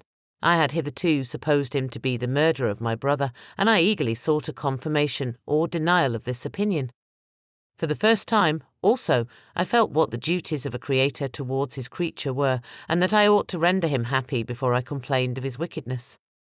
These motives urged me to comply with his demand. We crossed the ice, therefore, and ascended the opposite rock. The air was cold, and the rain again began to descend. We entered the hut, the fiend with an air of exultation, I with a heavy heart and depressed spirits. But I consented to listen, and seating myself by the fire which my odious companion had lighted, he thus began his tale. Chapter 11. It is with considerable difficulty that I remember the original era of my being. All the events of that period appear confused and indistinct. A strange multiplicity of sensations seized me, and I saw, felt, heard, and smelt at the same time, and it was, indeed, a long time before I learned to distinguish between the operations of my various senses. By degrees, I remember, a stronger light pressed upon my nerves, so that I was obliged to shut my eyes. Darkness then came over me and troubled me, but hardly had I felt this when, by opening my eyes, as I now suppose, the light poured in upon me again. I walked and, I believe, descended, but I presently found a great alteration in my sensations. Before, dark and opaque bodies had surrounded me, impervious to my touch or sight, but I now found that I could wander on at liberty, with no obstacles which I could not either surmount or avoid. The light became more and more oppressive to me, and the heat wearying me as I walked, I sought a place where I could receive shade. This was the forest near Ingolstadt, and here I lay by the side of a brook resting from my fatigue until I felt tormented by hunger and thirst. This roused me from my nearly dormant state, and I ate some berries which I found hanging on the trees or lying on the ground. I slaked my thirst at the brook, and then, lying down, was overcome by sleep. It was dark when I awoke. I felt cold also, and half frightened, as it were, instinctively, finding myself so desolate. Before I had quitted your apartment, on a sensation of cold, I had covered myself with some clothes, but these were insufficient to secure me from the dews of night. I was a poor, helpless, miserable wretch. I knew, and could distinguish, nothing, but feeling pain invade me on all sides, I sat down and wept. Soon a gentle light stole over the heavens and gave me a sensation of pleasure. I started up and beheld a radiant form rise from among the trees. I gazed with a kind of wonder. It moved slowly, but it enlightened my path, and I again went out in search of berries. I was still cold when under one of the trees I found a huge cloak, with which I covered myself, and sat down upon the ground. No distinct ideas occupied my mind, all was confused. I felt light, and hunger, and thirst, and darkness. Innumerable sounds rang in my ears, and on all sides various scents saluted me. The only object that I could distinguish was the bright moon, and I fixed my eyes on that with pleasure. Several changes of day and night passed, and the orb of night had greatly lessened, when I began to distinguish my sensations from each other. I gradually saw plainly the clear stream that supplied me with drink and the trees that shaded me with their foliage. I was delighted when I first discovered that a pleasant sound, which often saluted my ears, proceeded from the throats of the little winged animals who had often intercepted the light from my eyes. I began also to observe, with greater accuracy, the forms that surrounded me and to perceive the boundaries of the radiant roof of light which canopied me. Sometimes I tried to imitate the pleasant songs of the birds, but was unable. Sometimes I wished to express my sensations in my own mode, but the uncouth and inarticulate sounds which broke from me frightened me into silence again. The moon had disappeared from the night, and again, with a lessened form, showed itself, while I still remained in the forest. My sensations had by this time become distinct, and my mind received every day additional ideas. My eyes became accustomed to the light and to perceive objects in their right forms. I distinguished the insect from the herb, and by degrees one herb from another. I found that the sparrow uttered none but harsh notes, whilst those of the blackbird and thrush were sweet and enticing. One day, when I was oppressed by cold, I found a fire which had been left by some wandering beggars, and was overcome with delight at the warmth I experienced from it. In my joy I thrust my hand into the live embers, but quickly drew it out again with a cry of pain. How strange, I thought, that the same cause should produce such opposite effects. I examined the materials of the fire, and to my joy found it to be composed of wood. I quickly collected some branches, but they were wet and would not burn. I was pained at this and sat still watching the operation of the fire. The wet wood which I had placed near the heat dried and itself became inflamed. I reflected on this, and by touching the various branches, I discovered the cause and busied myself in collecting a great quantity of wood that I might dry it and have a plentiful supply of fire. When night came on and brought sleep with it, I was in the greatest fear lest my fire should be extinguished. I covered it carefully with dry wood and leaves and placed wet branches upon it, and then, spreading my cloak, I lay on the ground and sank into sleep. It was morning when I awoke, and my first care was to visit the fire. I uncovered it, and a gentle breeze quickly fanned it into a flame. I observed this also and contrived a fan of branches which roused the embers when they were nearly extinguished. When night came again I found, with pleasure, that the fire gave light as well as heat, and that the discovery of this element was useful to me in my food, for I found some of the offals that the travellers had left had been roasted, and tasted much more savoury than the berries I gathered from the trees. I tried, therefore, to dress my food in the same manner, placing it on the live embers. I found that the berries were spoiled by this operation, and the nuts and roots much improved. Food, however, became scarce, and I often spent the whole day searching in vain for a few acorns to assuage the pangs of hunger. When I found this, I resolved to quit the place that I had hitherto inhabited, to seek for one where the few wants I experienced would be more easily satisfied. In this emigration I exceedingly lamented the loss of the fire which I had obtained through accident, and knew not how to reproduce it. I gave several hours to the serious consideration of this difficulty, but I was obliged to relinquish all attempt to supply it, and wrapping myself up in my cloak, I struck across the wood towards the setting Sunday. I passed 3 days in these rambles, and at length discovered the open country. A great fall of snow had taken place the night before, and the fields were of one uniform white. The appearance was disconsolate, and I found my feet chilled by the cold damp substance that covered the ground. It was about 7 in the morning, and I longed to obtain food and shelter. At length I perceived a small hut, on a rising ground, which had doubtless been built for the convenience of some shepherd. This was a new sight to me, and I examined the structure with great curiosity. Finding the door open, I entered. An old man sat in it, near a fire, over which he was preparing his breakfast. He turned on hearing a noise, and perceiving me, shrieked loudly, and quitting the hut, ran across the fields with a speed of which his debilitated form hardly appeared capable. His appearance, different from any I had ever before seen, and his flight somewhat surprised me. But I was enchanted by the appearance of the hut. Here the snow and rain could not penetrate. The ground was dry, and it presented to me then as exquisite and divine a retreat as pandemonium appeared to the diamonds of hell after their sufferings in the lake of fire. I greedily devoured the remnants of the shepherd's breakfast, which consisted of bread, cheese, milk, and wine. The latter, however, I did not like. Then, overcome by fatigue, I lay down among some straw and fell asleep. It was noon when I awoke, and allured by the warmth of the sun, which shone brightly on the white ground, I determined to recommence my travels, and, depositing the remains of the peasant's breakfast in a wallet I found, I proceeded across the fields for several hours, until at sunset I arrived at a village. How miraculous did this appear! The huts, the neater cottages, and stately houses engaged my admiration by turns. The vegetables in the gardens, the milk and cheese that I saw placed at the windows of some of the cottages, allured my appetite.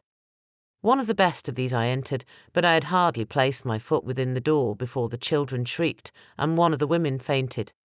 The whole village was roused, some fled, some attacked me, until, grievously bruised by stones and many other kinds of missile weapons, I escaped to the open country and fearfully took refuge in a low hovel, quite bare, and making a wretched appearance after the palaces I had beheld in the village. This hovel, however, joined a cottage of a neat and pleasant appearance, but after my late dearly bought experience, I dared not enter it. My place of refuge was constructed of wood, but so low that I could with difficulty sit upright in it. No wood, however, was placed on the earth, which formed the floor, but it was dry, and although the wind entered it by innumerable chinks, I found it an agreeable asylum from the snow and rain. Here, then, I retreated and lay down happy to have found a shelter, however miserable, from the inclemency of the season, and still more from the barbarity of man.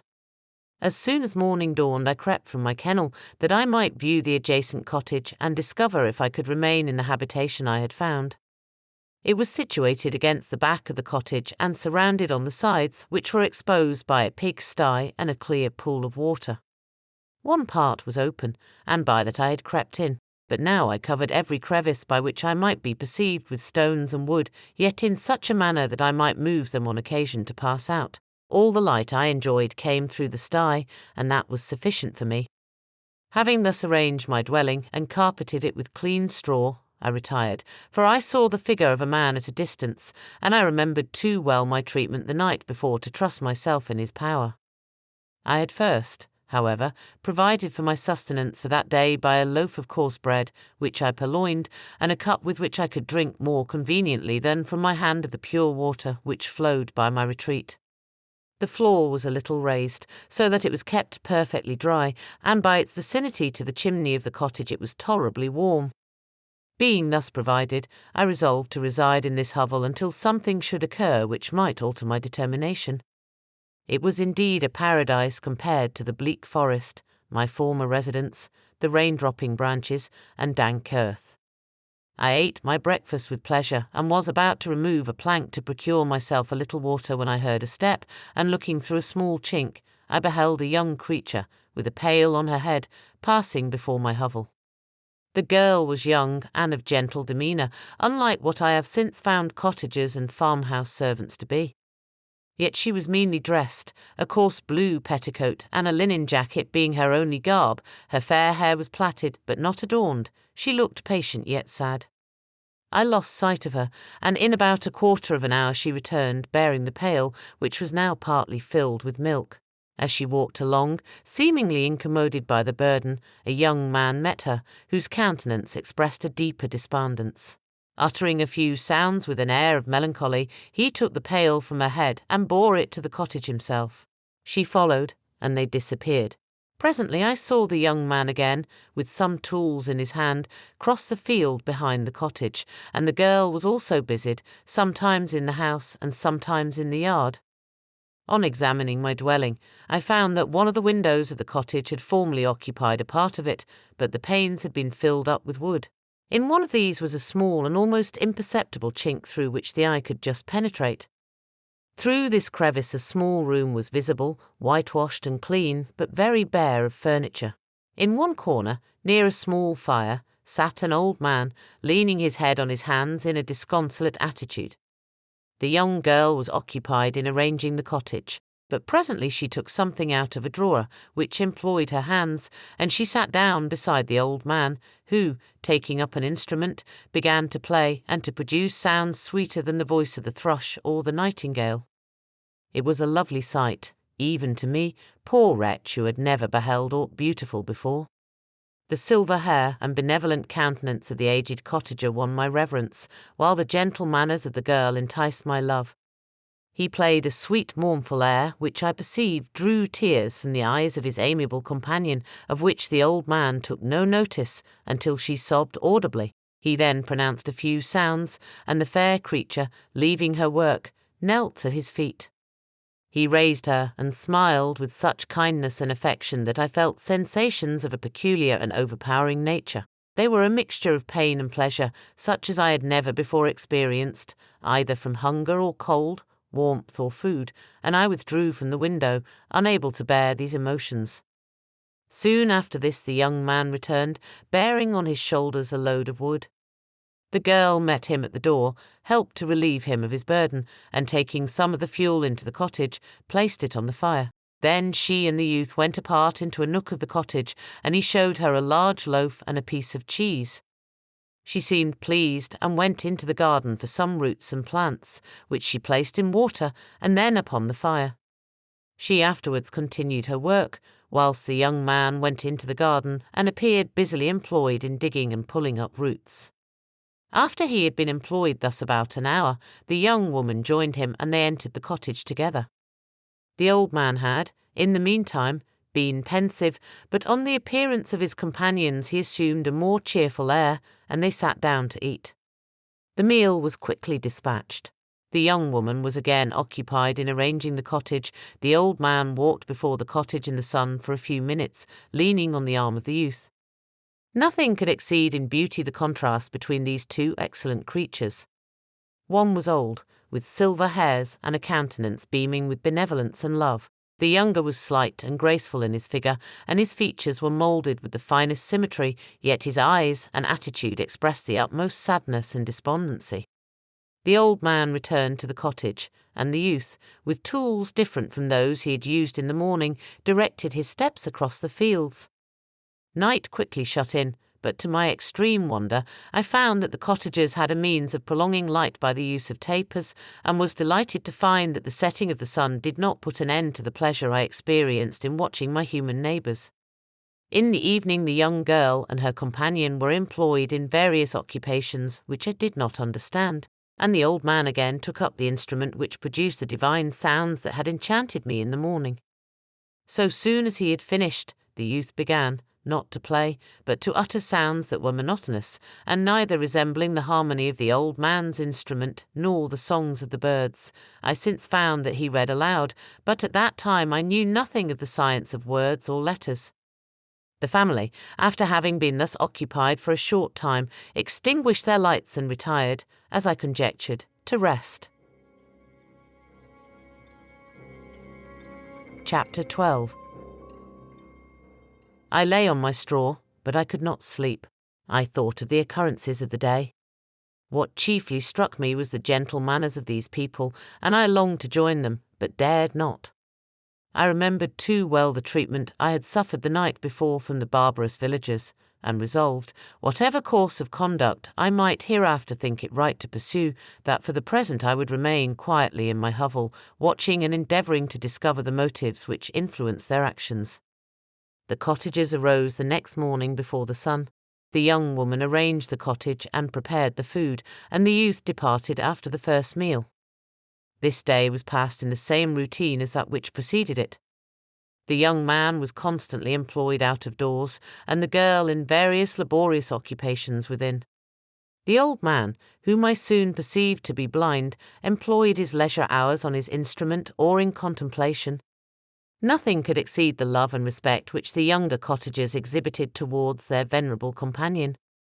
They performed towards him every little office of affection and duty with gentleness, and he rewarded them by his benevolent smiles. They were not entirely happy. The young man and his companion often went apart and appeared to weep. I saw no cause for their unhappiness, but I was deeply affected by it. If such lovely creatures were miserable, it was less strange that I, an imperfect and solitary being, should be wretched. Yet why were these gentle beings unhappy? They possessed a delightful house, for such it was in my eyes, and every luxury. They had a fire to warm them when chill and delicious viands when hungry. They were dressed in excellent clothes, and, still more, they enjoyed one another's company and speech, interchanging each day looks of affection and kindness. What did their tears imply? Did they really express pain? I was at first unable to solve these questions, but perpetual attention and time explained to me many appearances which were at first enigmatic. A considerable period elapsed before I discovered one of the causes of the uneasiness of this amiable family. It was poverty, and they suffered that evil in a very distressing degree.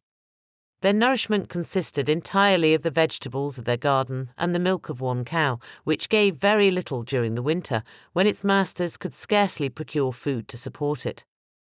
They often, I believe, suffered the pangs of hunger very poignantly, especially the two younger cottagers, for several times they placed food before the old man when they reserved none for themselves.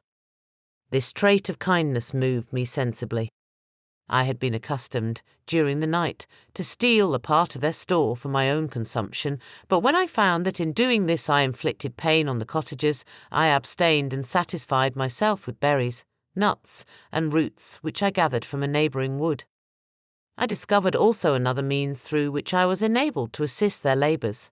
I found that the youth spent a great part of each day in collecting wood for the family fire, and during the night I often took his tools, the use of which I quickly discovered, and brought home firing sufficient for the consumption of several days. I remember the first time that I did this. The young woman, when she opened the door in the morning, appeared greatly astonished on seeing a great pile of wood on the outside. She uttered some words in a loud voice, and the youth joined her, who also expressed surprise. I observed, with pleasure, that he did not go to the forest that day, but spent it in repairing the cottage and cultivating the garden. By degrees I made a discovery of still greater moment. I found that these people possessed a method of communicating their experience and feelings to one another by articulate sounds. I perceived that the words they spoke sometimes produced pleasure or pain, smiles or sadness, in the minds and countenances of the hearers. This was indeed a godlike science, and I ardently desired to become acquainted with it. But I was baffled in every attempt I made for this purpose. Their pronunciation was quick, and the words they uttered, not having any apparent connection with visible objects, I was unable to discover any clue by which I could unravel the mystery of their reference. By great application, however, and after having remained during the space of several revolutions of the moon in my hovel, I discovered the names that were given to some of the most familiar objects of discourse. I learned and applied the words fire, milk, bread, and wood. I learned also the names of the cottagers themselves.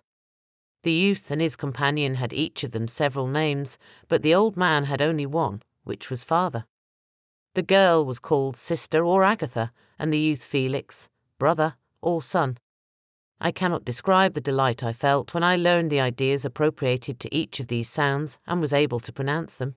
I distinguished several other words without being able as yet to understand or apply them, such as good, dearest, unhappy. I spent the winter in this manner. The gentle manners and beauty of the cottagers greatly endeared them to me. When they were unhappy, I felt depressed. When they rejoiced, I sympathized in their joys. I saw few human beings besides them, and if any other happened to enter the cottage, their harsh manners and rude gait only enhanced to me the superior accomplishments of my friends. The old man, I could perceive, often endeavoured to encourage his children, as sometimes I found that he called them, to cast off their melancholy. He would talk in a cheerful accent, with an expression of goodness that bestowed pleasure even upon me. Agatha listened with respect, her eyes sometimes filled with tears, which she endeavoured to wipe away unperceived, but I generally found that her countenance and tone were more cheerful after having listened to the exhortations of her father. It was not thus with Felix. He was always the saddest of the group, and even to my unpractised senses he appeared to have suffered more deeply than his friends.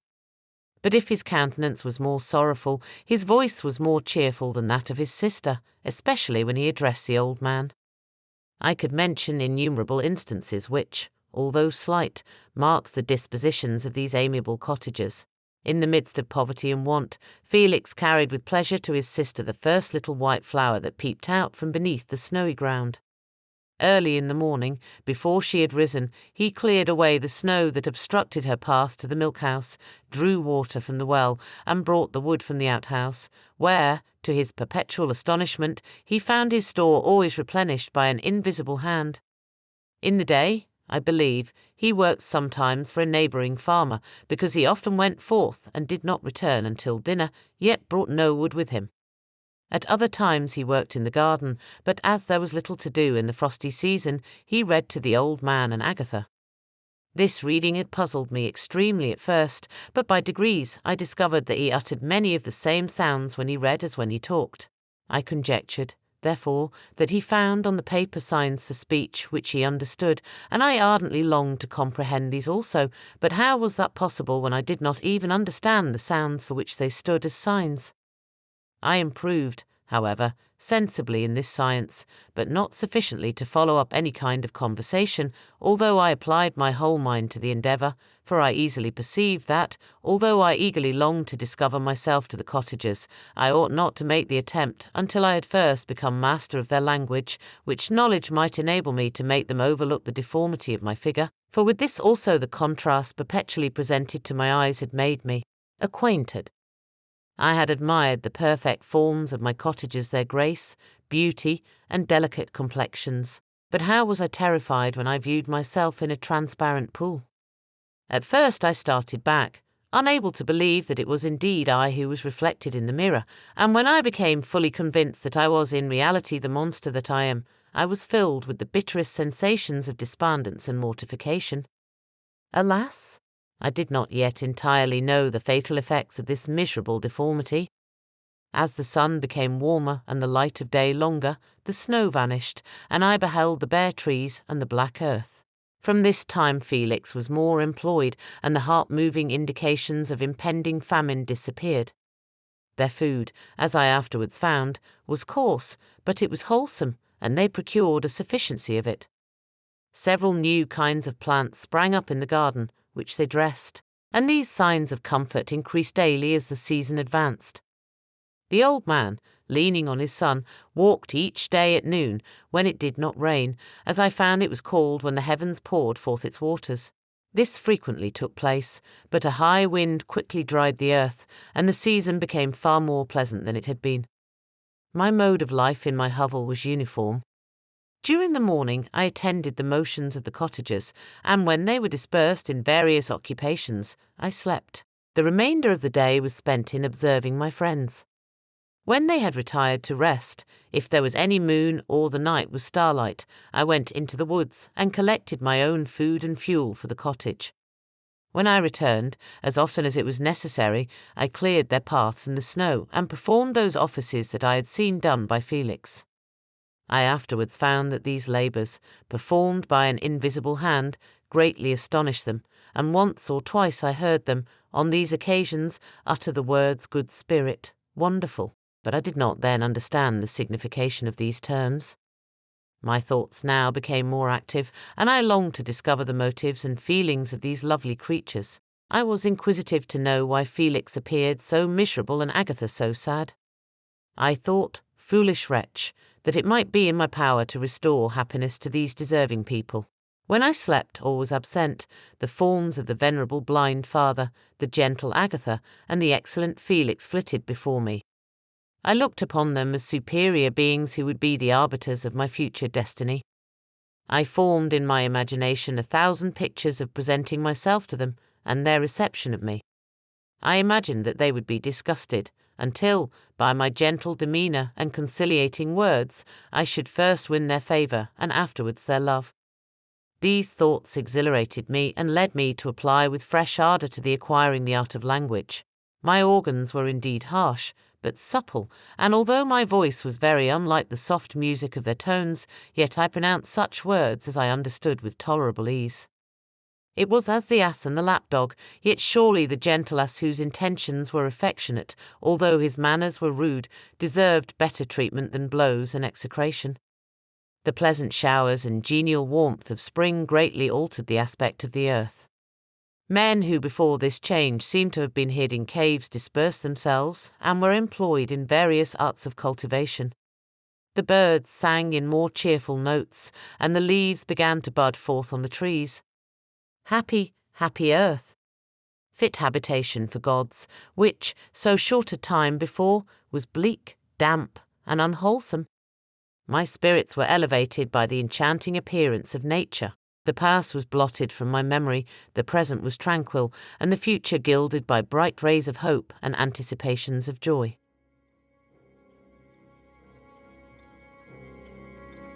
Chapter 13. I now hasten to the more moving part of my story. I shall relate events that impress me with feelings which, from what I had been, have made me what I am. Spring advanced rapidly. The weather became fine and the skies cloudless. It surprised me that what before was desert and gloomy should now bloom with the most beautiful flowers and verdure. My senses were gratified and refreshed by 1,000 scents of delight and 1,000 sights of beauty. It was on one of these days, when my cottagers periodically rested from labour, the old man played on his guitar, and the children listened to him, that I observed the countenance of Felix was melancholy beyond expression. He sighed frequently, and once his father paused in his music, and I conjectured by his manner that he inquired the cause of his son's sorrow. Felix replied in a cheerful accent, and the old man was recommencing his music when someone tapped at the door. It was a lady on horseback, accompanied by a countryman as a guide. The lady was dressed in a dark suit and covered with a thick black veil. Agatha asked a question, to which the stranger only replied by pronouncing, in a sweet accent, the name of Felix. Her voice was musical, but unlike that of either of my friends. On hearing this word, Felix came up hastily to the lady, who, when she saw him, threw up her veil, and I beheld a countenance of angelic beauty and expression. Her hair of a shining raven black, and curiously braided, her eyes were dark, but gentle, although animated, her features of a regular proportion, and her complexion wondrously fair, each cheek tinged with a lovely pink.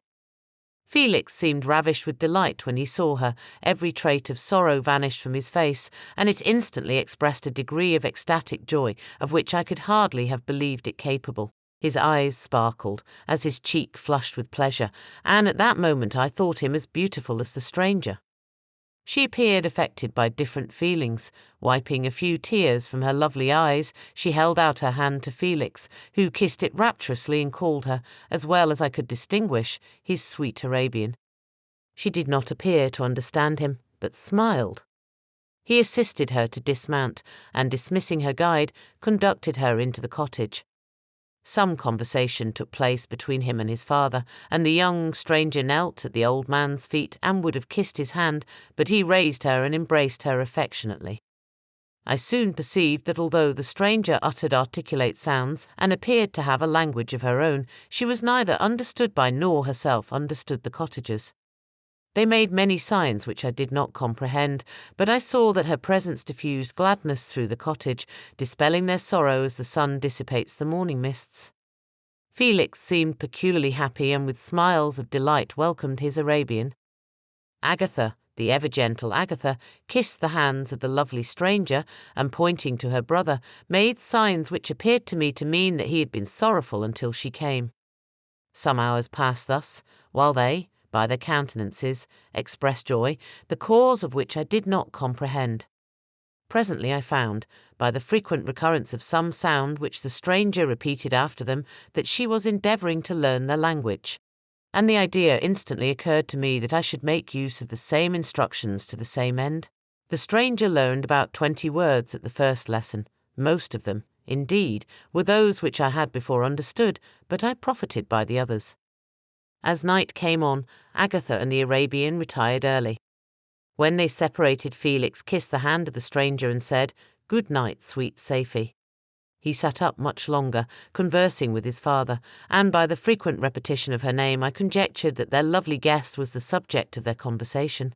I ardently desired to understand them, and bent every faculty towards that purpose, but found it utterly impossible. The next morning Felix went out to his work, and after the usual occupations of Agatha were finished, the Arabian sat at the feet of the old man, and taking his guitar, played some airs so entrancingly beautiful that they at once drew tears of sorrow and delight from my eyes. She sang, and her voice flowed in a rich cadence, swelling or dying away like a nightingale of the woods. When she had finished, she gave the guitar to Agatha, who at first declined it. She played a simple air, and her voice accompanied it in sweet accents, but unlike the wondrous strain of the stranger. The old man appeared enraptured and said some words which Agatha endeavoured to explain to Safie, and by which he appeared to wish to express that she bestowed on him the greatest delight by her music. The days now passed as peaceably as before, with the sole alteration that joy had taken place of sadness in the countenances of my friends. Safie was always gay and happy. She and I improved rapidly in the knowledge of language, so that in 2 months I began to comprehend most of the words uttered by my protectors. In the meanwhile also the black ground was covered with herbage, and the green banks interspersed with innumerable flowers, sweet to the scent and the eyes, stars of pale radiance among the moonlight woods. The sun became warmer, the nights clear and balmy, and my nocturnal rambles were an extreme pleasure to me, although they were considerably shortened by the late setting and early rising of the sun, for I never ventured abroad during daylight, fearful of meeting with the same treatment I had formerly endured in the first village which I entered. My days were spent in close attention, that I might more speedily master the language, and I may boast that I improved more rapidly than the Arabian, who understood very little and conversed in broken accents, whilst I comprehended and could imitate almost every word that was spoken. While I improved in speech, I also learned the science of letters as it was taught to the stranger, and this opened before me a wide field for wonder and delight. The book from which Felix instructed Safie was Volney's Ruins of Empires. I should not have understood the purport of this book had not Felix, in reading it, given very minute explanations. He had chosen this work, he said, because the declamatory style was framed in imitation of the Eastern authors. Through this work I obtained a cursory knowledge of history and a view of the several empires at present existing in the world. It gave me an insight into the manners, governments, and religions of the different nations of the earth. I heard of the slothful Asiatics, of the stupendous genius and mental activity of the Grecians, of the wars and wonderful virtue of the early Romans, of their subsequent degenerating, of the decline of that mighty empire, of chivalry, Christianity, and kings. I heard of the discovery of the American hemisphere and wept with Safie over the hapless fate of its original inhabitants. These wonderful narrations inspired me with strange feelings. Was man, indeed, at once so powerful, so virtuous and magnificent, yet so vicious and base? He appeared at one time a mere scion of the evil principle, and at another as all that can be conceived of noble and godlike. To be a great and virtuous man appeared the highest honour that can befall a sensitive being. To be base and vicious, as many on record have been, appeared the lowest degradation, a condition more abject than that of the blind mole or harmless worm. For a long time I could not conceive how one man could go forth to murder his fellow, or even why there were laws and governments. But when I heard details of vice and bloodshed, my wonder ceased, and I turned away with disgust and loathing. Every conversation of the cottagers now opened new wonders to me. While I listened to the instructions which Felix bestowed upon the Arabian, the strange system of human society was explained to me. I heard of the division of property, of immense wealth and squalid poverty, of rank, descent, and noble blood. The words induced me to turn towards myself. I learned that the possessions most esteemed by your fellow creatures were high and unsullied descent united with riches. A man might be respected with only one of these advantages, but without either he was considered, except in very rare instances, as a vagabond and a slave, doomed to waste his powers for the profits of the chosen few. And what was I? Of my creation and creator I was absolutely ignorant, but I knew that I possessed no money, no friends, no kind of property. I was, besides, endued with a figure hideously deformed and loathsome. I was not even of the same nature as man. I was more agile than they, and could subsist upon coarser diet. I bore the extremes of heat and cold with less injury to my frame. My stature far exceeded theirs. When I looked around I saw and heard of none like me. Was I, then, a monster, a blot upon the earth, from which all men fled and whom all men disowned?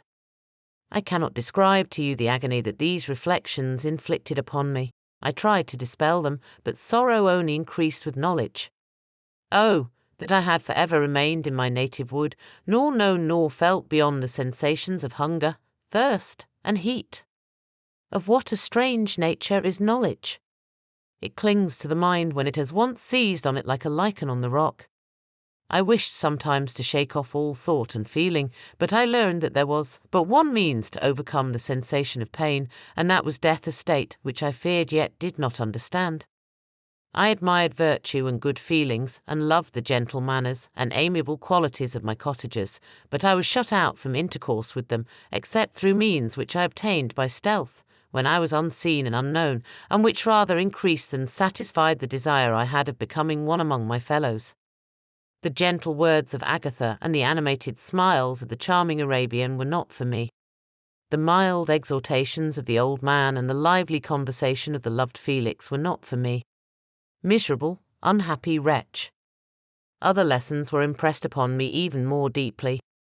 I heard of the difference of sexes, and the birth and growth of children, how the father doted on the smiles of the infant, and the lively sallies of the older child, how all the life and cares of the mother were wrapped up in the precious charge, how the mind of youth expanded and gained knowledge of brother, sister, and all the various relationships which bind one human being to another in mutual bonds. But where were my friends and relations? No father had watched my infant days, no mother had blessed me with smiles and caresses, or if they had, all my past life was now a blot, a blind vacancy in which I distinguished nothing. From my earliest remembrance I had been as I then was in height and proportion. I had never yet seen a being resembling me or who claimed any intercourse with me. What was I? The question again recurred, to be answered only with groans. I will soon explain to what these feelings tended, but allow me now to return to the cottagers, whose story excited in me such various feelings of indignation, delight, and wonder, but which all terminated in additional love and reverence for my protectors, for so I loved, in an innocent, half-painful self-deceit, to call them.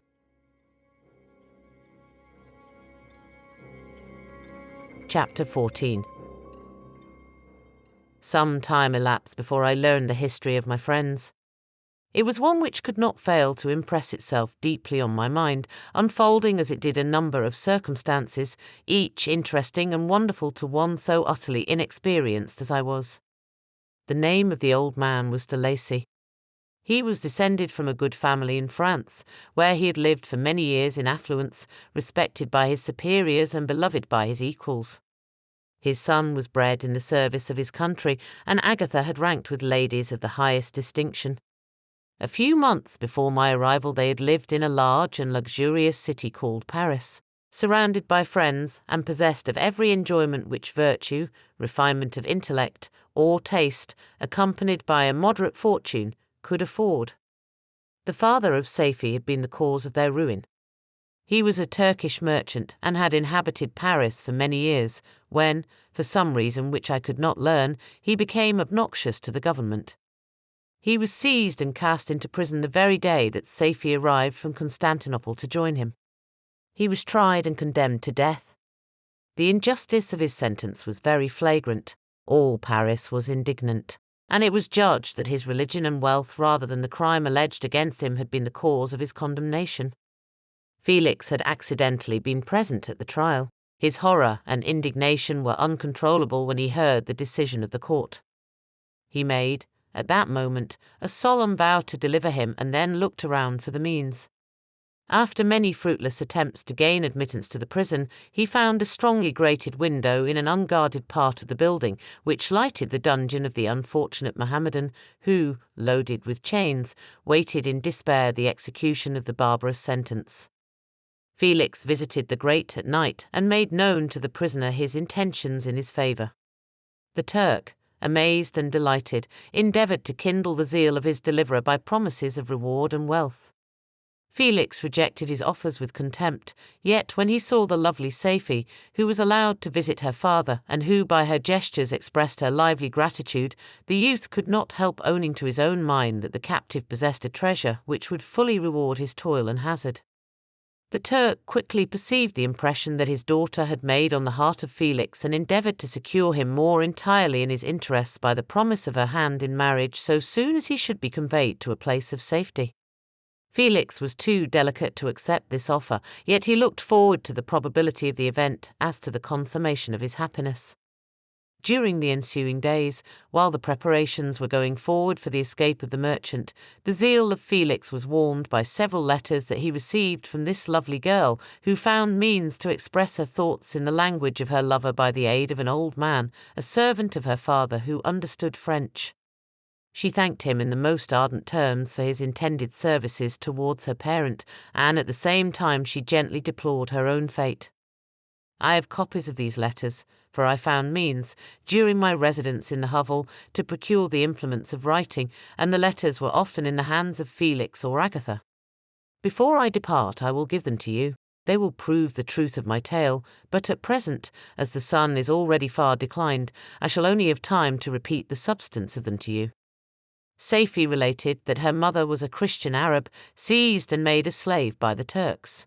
Recommended by her beauty, she had won the heart of the father of Safie, who married her. The young girl spoke in high and enthusiastic terms of her mother, who, born in freedom, spurned the bondage to which she was now reduced. She instructed her daughter in the tenets of her religion and taught her to aspire to higher powers of intellect and an independence of spirit forbidden to the female followers of Mohammed. This lady died, but her lessons were indelibly impressed on the mind of Safie, who sickened at the prospect of again returning to Asia and being immured within the walls of a harem, allowed only to occupy herself with infantile amusements, ill-suited to the temper of her soul, now accustomed to grand ideas and a noble emulation for virtue. The prospect of marrying a Christian and remaining in a country where women were allowed to take a rank in society was enchanting to her. The day for the execution of the Turk was fixed, but on the night previous to it he quitted his prison, and before morning was distant many leagues from Paris.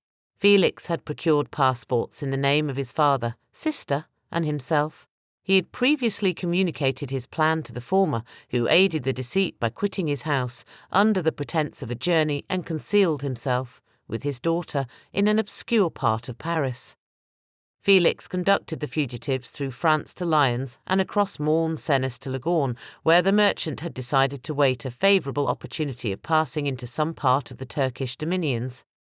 Safie resolved to remain with her father until the moment of his departure, before which time the Turk renewed his promise that she should be united to his deliverer, and Felix remained with them in expectation of that event. And in the meantime he enjoyed the society of the Arabian, who exhibited towards him the simplest and tenderest affection.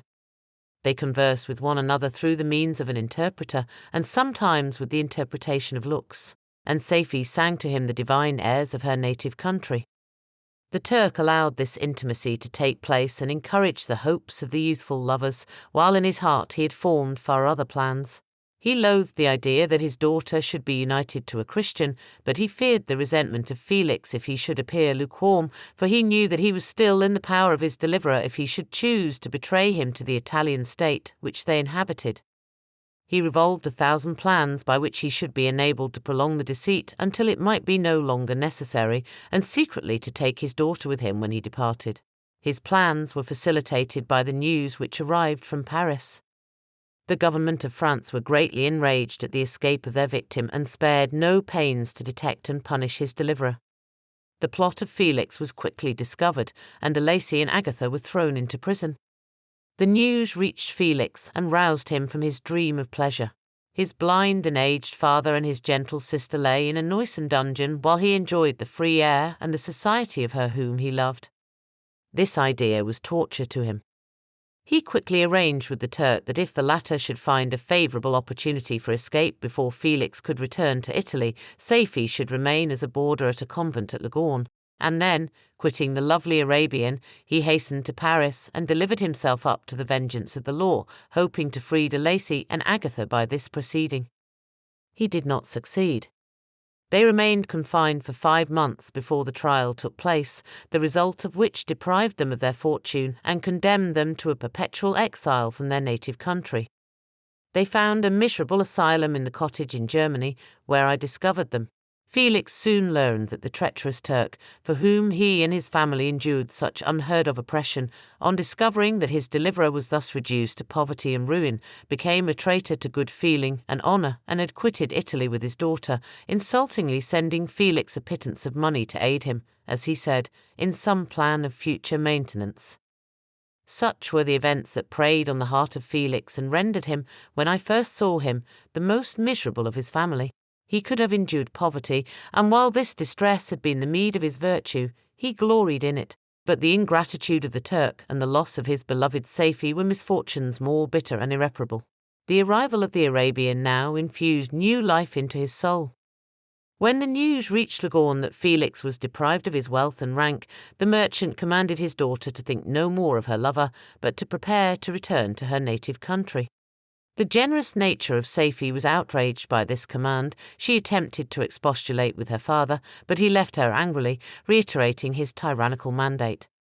A few days after, the Turk entered his daughter's apartment and told her hastily that he had reason to believe that his residence at Lagorne had been divulged, and that he should speedily be delivered up to the French government. He had consequently hired a vessel to convey him to Constantinople, for which city he should sail in a few hours. He intended to leave his daughter under the care of a confidential servant, to follow at her leisure with the greater part of his property, which had not yet arrived at Lagorne. When alone, Safie resolved in her own mind the plan of conduct that it would become her to pursue in this emergency. A residence in Turkey was abhorrent to her. Her religion and her feelings were alike averse to it. By some papers of her father which fell into her hands, she heard of the exile of her lover and learnt the name of the spot where he then resided. She hesitated some time, but at length she formed her determination. Taking with her some jewels that belonged to her and a sum of money, she quitted Italy with an attendant, a native of Lagorne, but who understood the common language of Turkey, and departed for Germany. She arrived in safety at a town about 20 leagues from the cottage of de Lacy, when her attendant fell dangerously ill. Safie nursed her with the most devoted affection, but the poor girl died, and the Arabian was left alone, unacquainted with the language of the country and utterly ignorant of the customs of the world. She fell, however, into good hands. The Italian had mentioned the name of the spot for which they were bound, and after her death the woman of the house in which they had lived took care that Safie should arrive in safety at the cottage of her lover.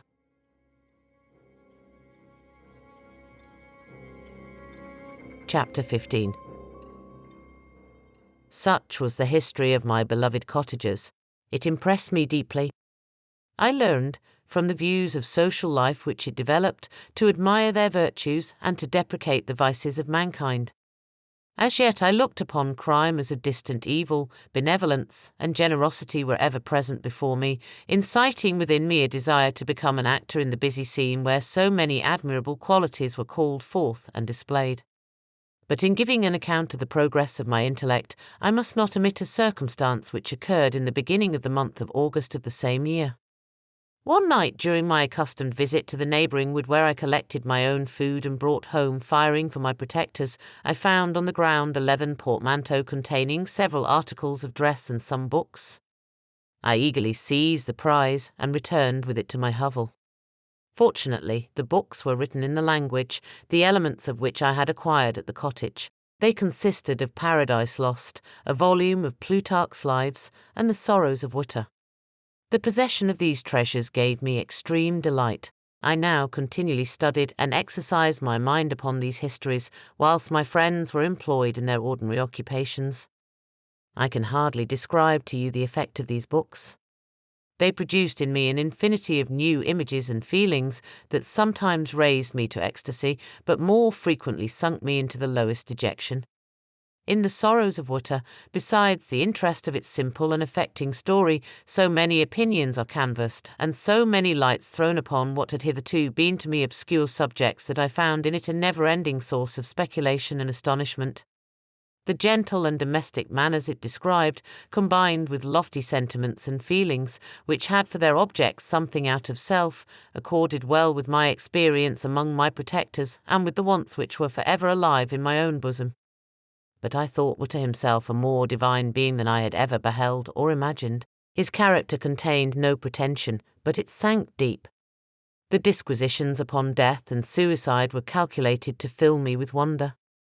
I did not pretend to enter into the merits of the case, yet I inclined towards the opinions of the hero, whose extinction I wept, without precisely understanding it. As I read, however, I applied much personally to my own feelings and condition. I found myself similar, yet at the same time strangely unlike to the beings concerning whom I read and to whose conversation I was a listener. I sympathized with and partly understood them, but I was unformed in mind. I was dependent on none and related to none. The path of my departure was free, and there was none to lament my annihilation. My person was hideous and my stature gigantic. What did this mean? Who was I? What was I? Whence did I come? What was my destination? These questions continually recurred, but I was unable to solve them. The volume of Plutarch's Lives which I possess contained the histories of the first founders of the ancient republics. This book had a far different effect upon me from the Sorrows of Uther. I learned from Uther's imaginations despondency and gloom, but Plutarch taught me high thoughts. He elevated me above the wretched sphere of my own reflections, to admire and love the heroes of past ages. Many things I read surpassed my understanding and experience. I had a very confused knowledge of kingdoms, wide extents of country, mighty rivers, and boundless seas. But I was perfectly unacquainted with towns and large assemblages of men. The cottage of my protectors had been the only school in which I had studied human nature, but this book developed new and mightier scenes of action. I read of men concerned in public affairs, governing or massacring their species. I felt the greatest ardour for virtue rise within me, an abhorrence for vice, as far as I understood the signification of those terms, relative as they were, as I applied them, to pleasure and pain alone. Induced by these feelings, I was of course led to admire peaceable lawgivers, Numa, Solon, and Lycurgus, in preference to Romulus and Theseus.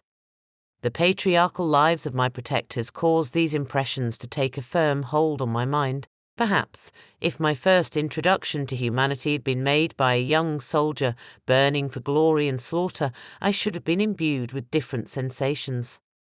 But Paradise Lost excited different and far deeper emotions.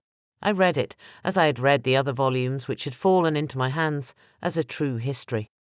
It moved every feeling of wonder and awe that the picture of an omnipotent God warring with his creatures was capable of exciting. I often referred the several situations, as their similarity struck me, to my own.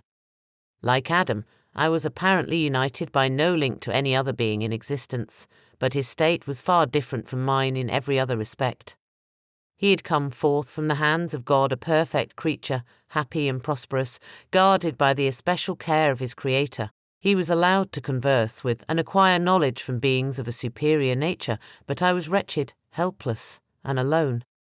Many times I considered Satan as the fitter emblem of my condition, for often, like him, when I viewed the bliss of my protectors, the bitter gall of envy rose within me. Another circumstance strengthened and confirmed these feelings. Soon after my arrival in the hovel, I discovered some papers in the pocket of the dress which I had taken from your laboratory. At first I had neglected them, but now that I was able to decipher the characters in which they were written, I began to study them with diligence.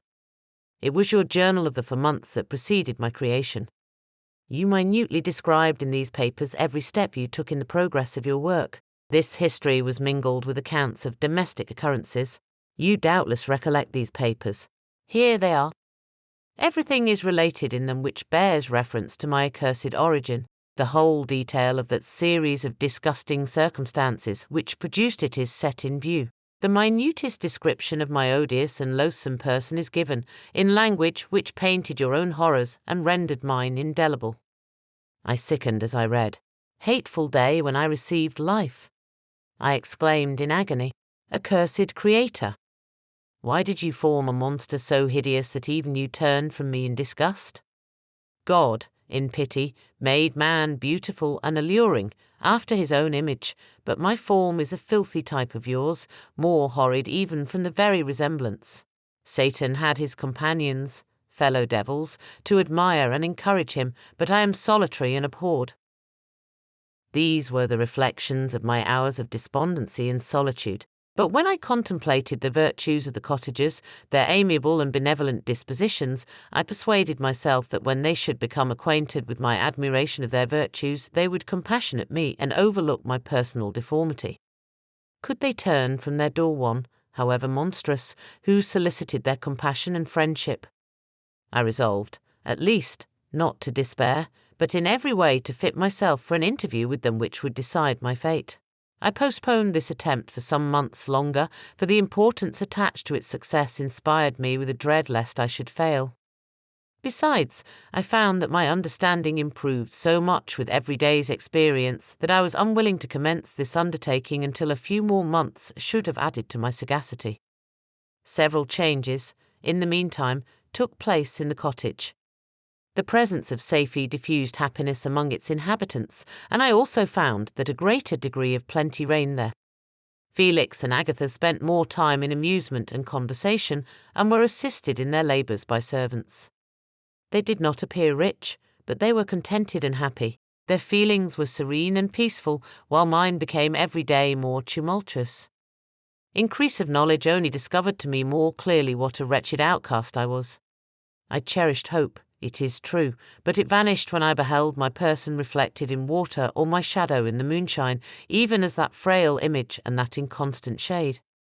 I endeavoured to crush these fears and to fortify myself for the trial which in a few months I resolved to undergo, and sometimes I allowed my thoughts, unchecked by reason, to ramble in the fields of paradise, and dared to fancy amiable and lovely creatures sympathizing with my feelings and cheering my gloom.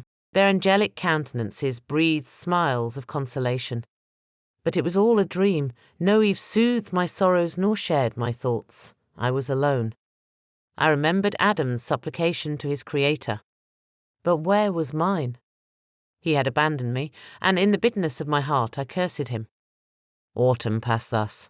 I saw, with surprise and grief, the leaves decay and fall, and nature again assumed the barren and bleak appearance it had worn when I first beheld the woods and the lovely moon. Yet I did not heed the bleakness of the weather. I was better fitted by my conformation for the endurance of cold than heat. But my chief delights were the sight of the flowers, the birds, and all the gay apparel of summer. When those deserted me, I turned with more attention towards the cottagers. Their happiness was not decreased by the absence of summer. They loved and sympathized with one another, and their joys, depending on each other, were not interrupted by the casualties that took place around them. The more I saw of them, the greater became my desire to claim their protection and kindness. My heart yearned to be known and loved by these amiable creatures. To see their sweet looks directed towards me with affection was the utmost limit of my ambition. I dared not think that they would turn them from me with disdain and horror. The poor that stopped at their door were never driven away. I asked, it is true, for greater treasures than a little food or rest. I required kindness and sympathy, but I did not believe myself utterly unworthy of it. The winter advanced, and an entire revolution of the seasons had taken place since I awoke into life. My attention at this time was solely directed towards my plan of introducing myself into the cottage of my protectors. I revolved many projects, but that on which I finally fixed was to enter the dwelling when the blind old man should be alone. I had sagacity enough to discover that the unnatural hideousness of my person was the chief object of horror with those who had formerly beheld me. My voice, although harsh, had nothing terrible in it. I thought, therefore, that if in the absence of his children I could gain the goodwill and mediation of the old de Lacy, I might by his means be tolerated by my younger protectors. One day, when the sun shone on the red leaves that strewed the ground and diffused cheerfulness, although it denied warmth, Safie, Agatha, and Felix departed on a long country walk, and the old man, at his own desire, was left alone in the cottage. When his children had departed, he took up his guitar and played several mournful but sweet airs, more sweet and mournful than I had ever heard him play before. At first his countenance was illuminated with pleasure, but as he continued, thoughtfulness and sadness succeeded. At length, laying aside the instrument, he sat absorbed in reflection. My heart beat quick. This was the hour and moment of trial, which would decide my hopes or realize my fears. The servants were gone to a neighbouring fair. All was silent in and around the cottage. It was an excellent opportunity, yet, when I proceeded to execute my plan, my limbs failed me and I sank to the ground. Again I rose, and exerting all the firmness of which I was master, removed the planks which I had placed before my hovel to conceal my retreat. The fresh air revived me, and with renewed determination I approached the door of their cottage. I knocked. "Who is there?" said the old man. "Come in." I entered. "Pardon this intrusion," said I. "I am a traveller in want of a little rest. You would greatly oblige me if you would allow me to remain a few minutes before the fire." "Enter," said de Lacy, "and I will try in what manner I can to relieve your wants. But, unfortunately, my children are from home, and as I am blind, I am afraid I shall find it difficult to procure food for you." "Do not trouble yourself, my kind host. I have food. It is warmth and rest only that I need." I sat down, and a silence ensued. I knew that every minute was precious to me, yet I remained irresolute in what manner to commence the interview, when the old man addressed me. "By your language, stranger, I suppose you are my countryman. Are you French?" "No, but I was educated by a French family and understand that language only. I am now going to claim the protection of some friends whom I sincerely love and of whose favour I have some hopes."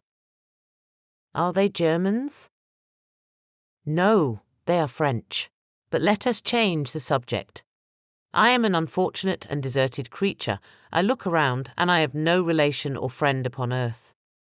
These amiable people to whom I go have never seen me and know little of me. I am full of fears, for if I fail there, I am an outcast in the world for ever. Do not despair.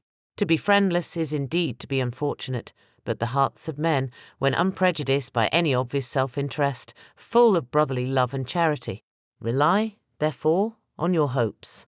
And if these friends are good and amiable, do not despair. They are kind, they are the most excellent creatures in the world. But, unfortunately, they are prejudiced against me.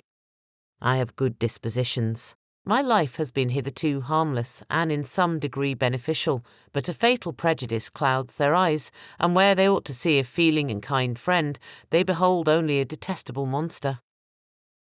That is indeed unfortunate, but if you are really blameless, cannot you undeceive them? I am about to undertake that task, and it is on that account that I feel so many overwhelming terrors. I tenderly love these friends. I have, unknown to them, been for many months in the habits of daily kindness towards them, but they believe that I wish to injure them, and it is that prejudice which I wish to overcome. Where do these friends reside? Near this spot. The old man paused and then continued, "If you will unreservedly confide to me the particulars of your tale, I perhaps may be of use in undeceiving them.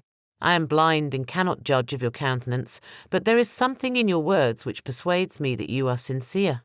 I am poor and an exile, but it will afford me true pleasure to be in any way serviceable to a human creature." "Excellent man. I thank you and accept your generous offer. You raise me from the dust by this kindness, and I trust that, by your aid, I shall not be driven from the society and sympathy of your fellow creatures.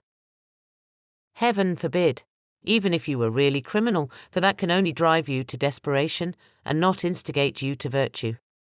I also am unfortunate. I and my family have been condemned, although innocent. Judge, therefore, if I do not feel for your misfortunes. How can I thank you, my best and only benefactor?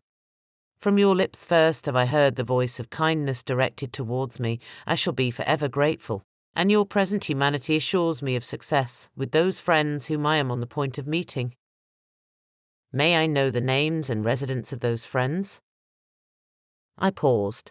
This, I thought, was the moment of decision, which was to rob me of or bestow happiness on me forever.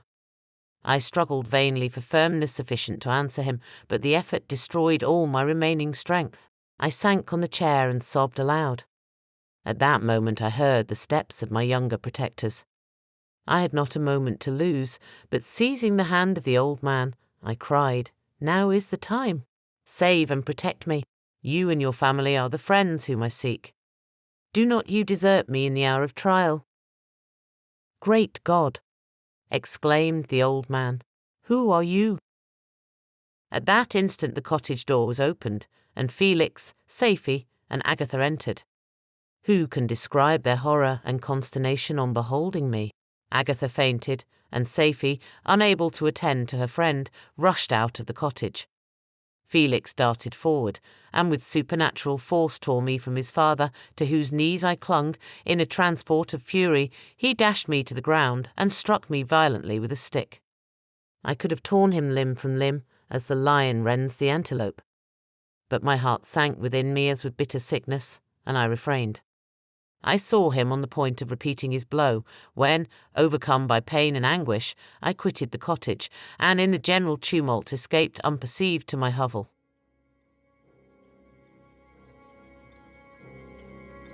Chapter 16. Cursed, cursed Creator! Why did I live? Why, in that instant, did I not extinguish the spark of existence which you had so wantonly bestowed? I know not. Despair had not yet taken possession of me. My feelings were those of rage and revenge.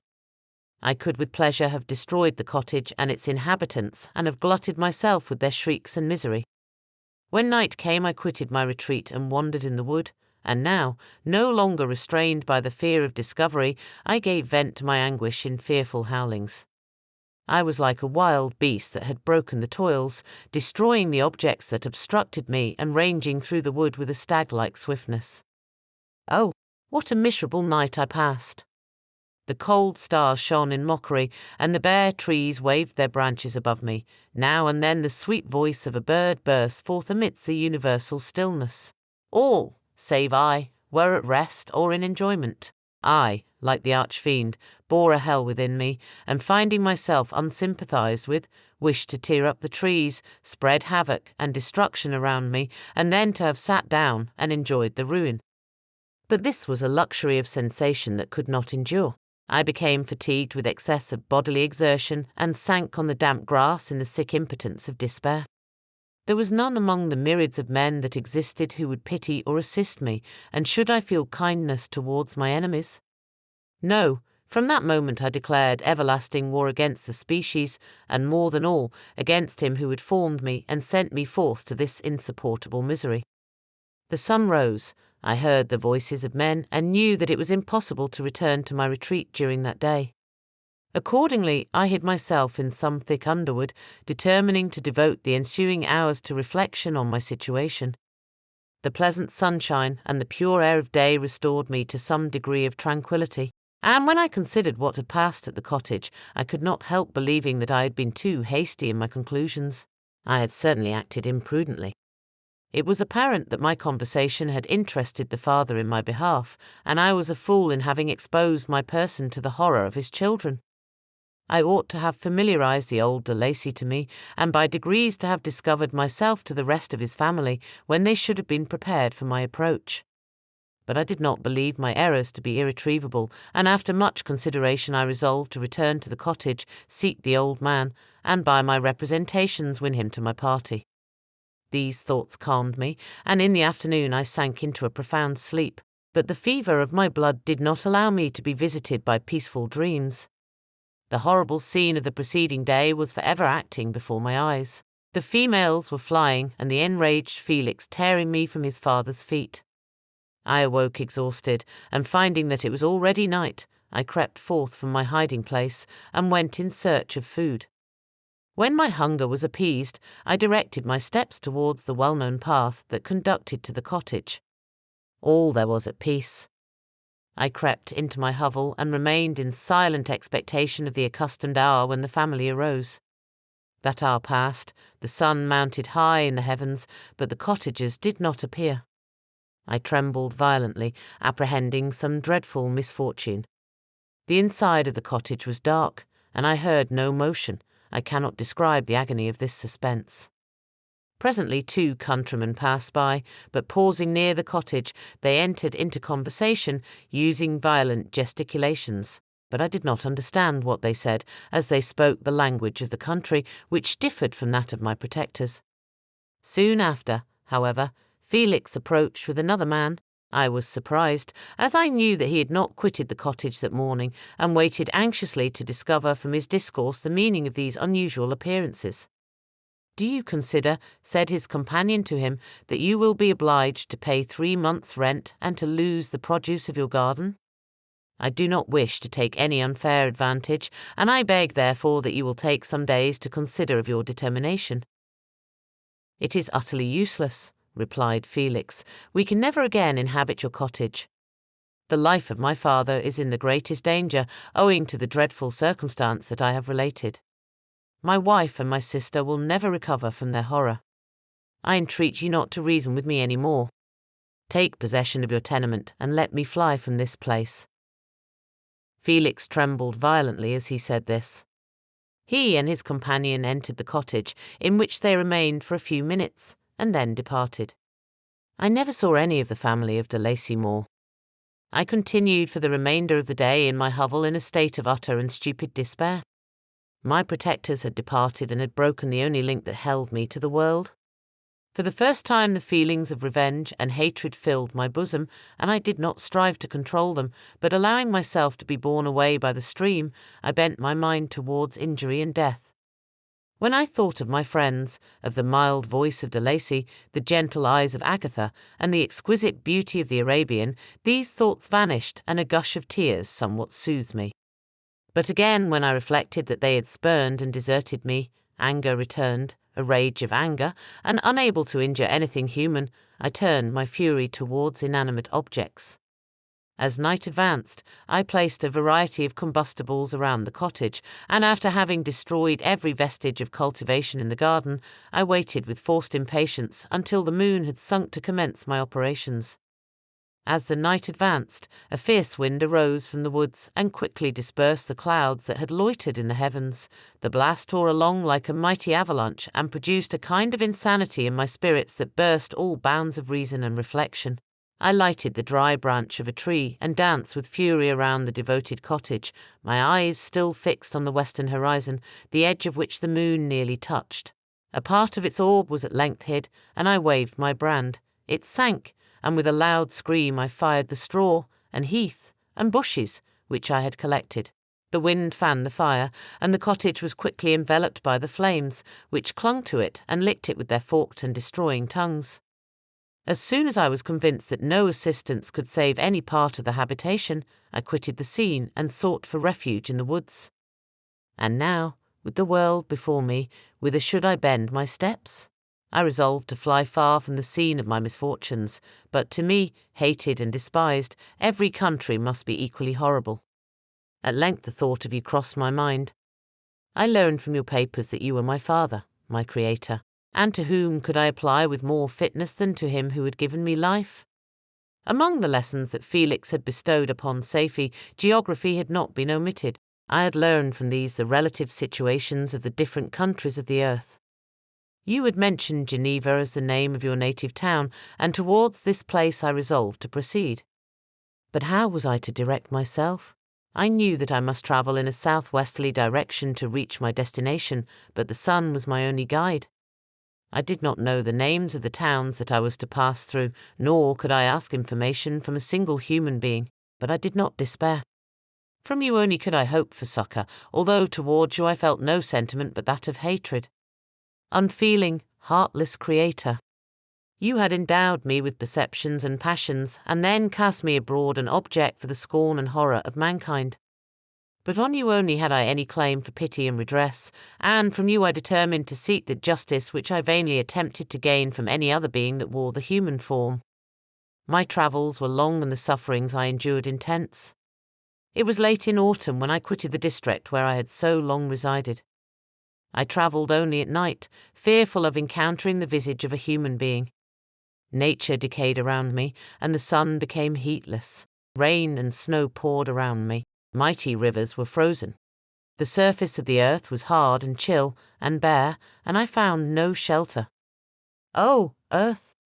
How often did I imprecate curses on the cause of my being? The mildness of my nature had fled, and all within me was turned to gall and bitterness.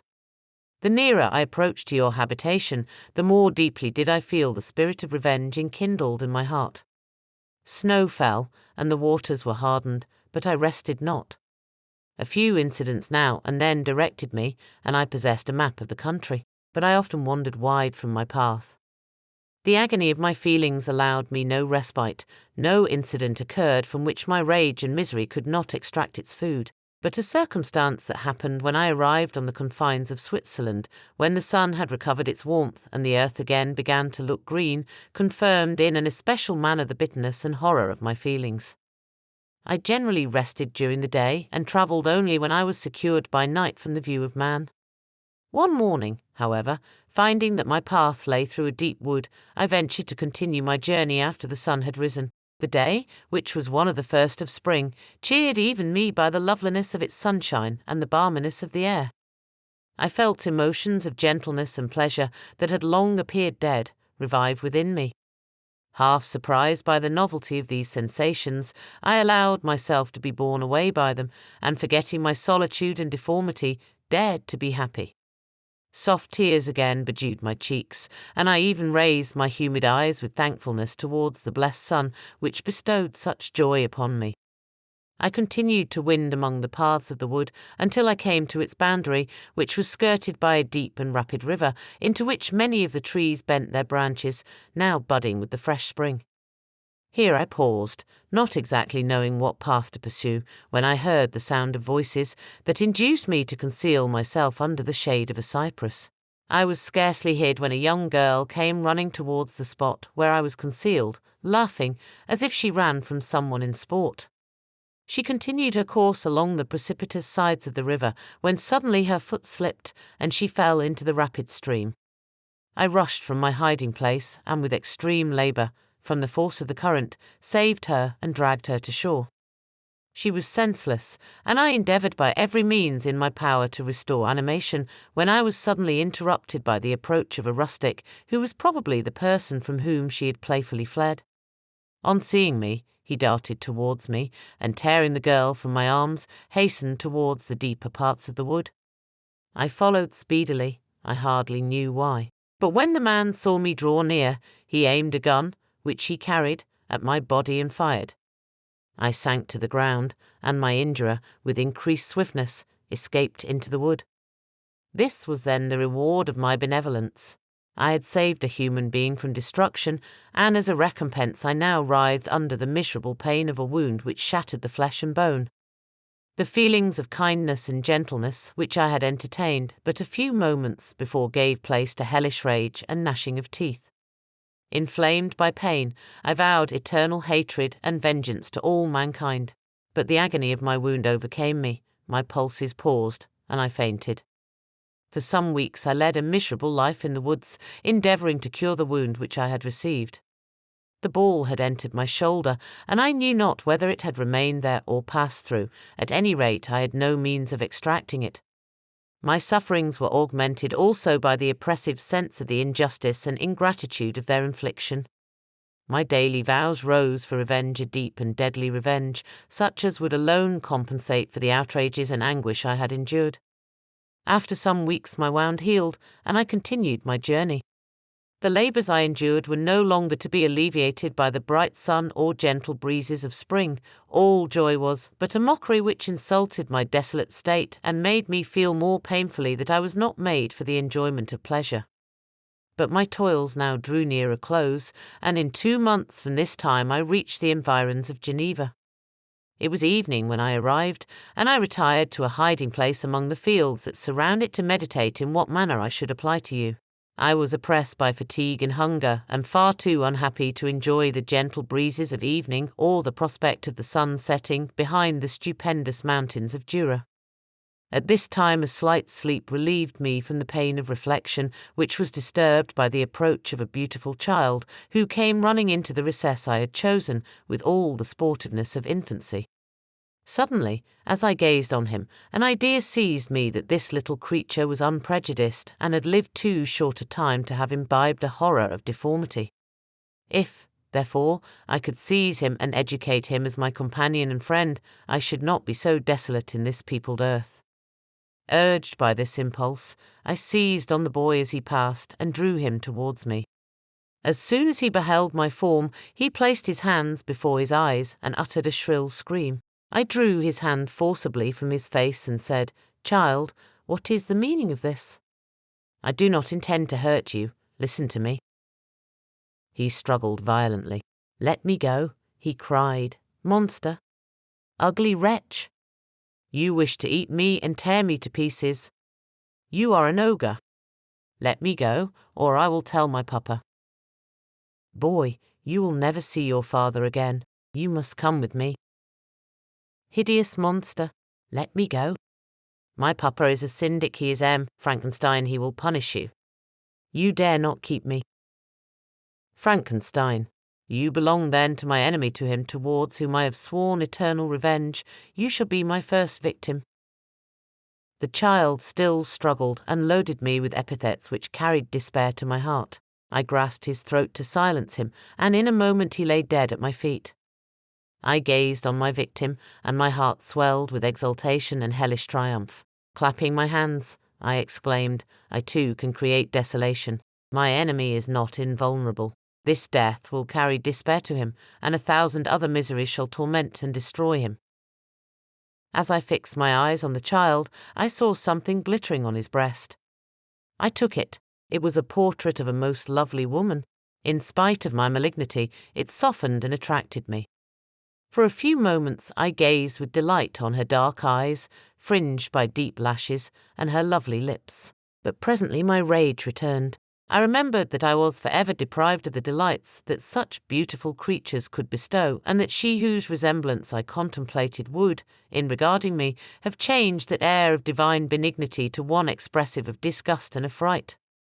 Can you wonder that such thoughts transported me with rage?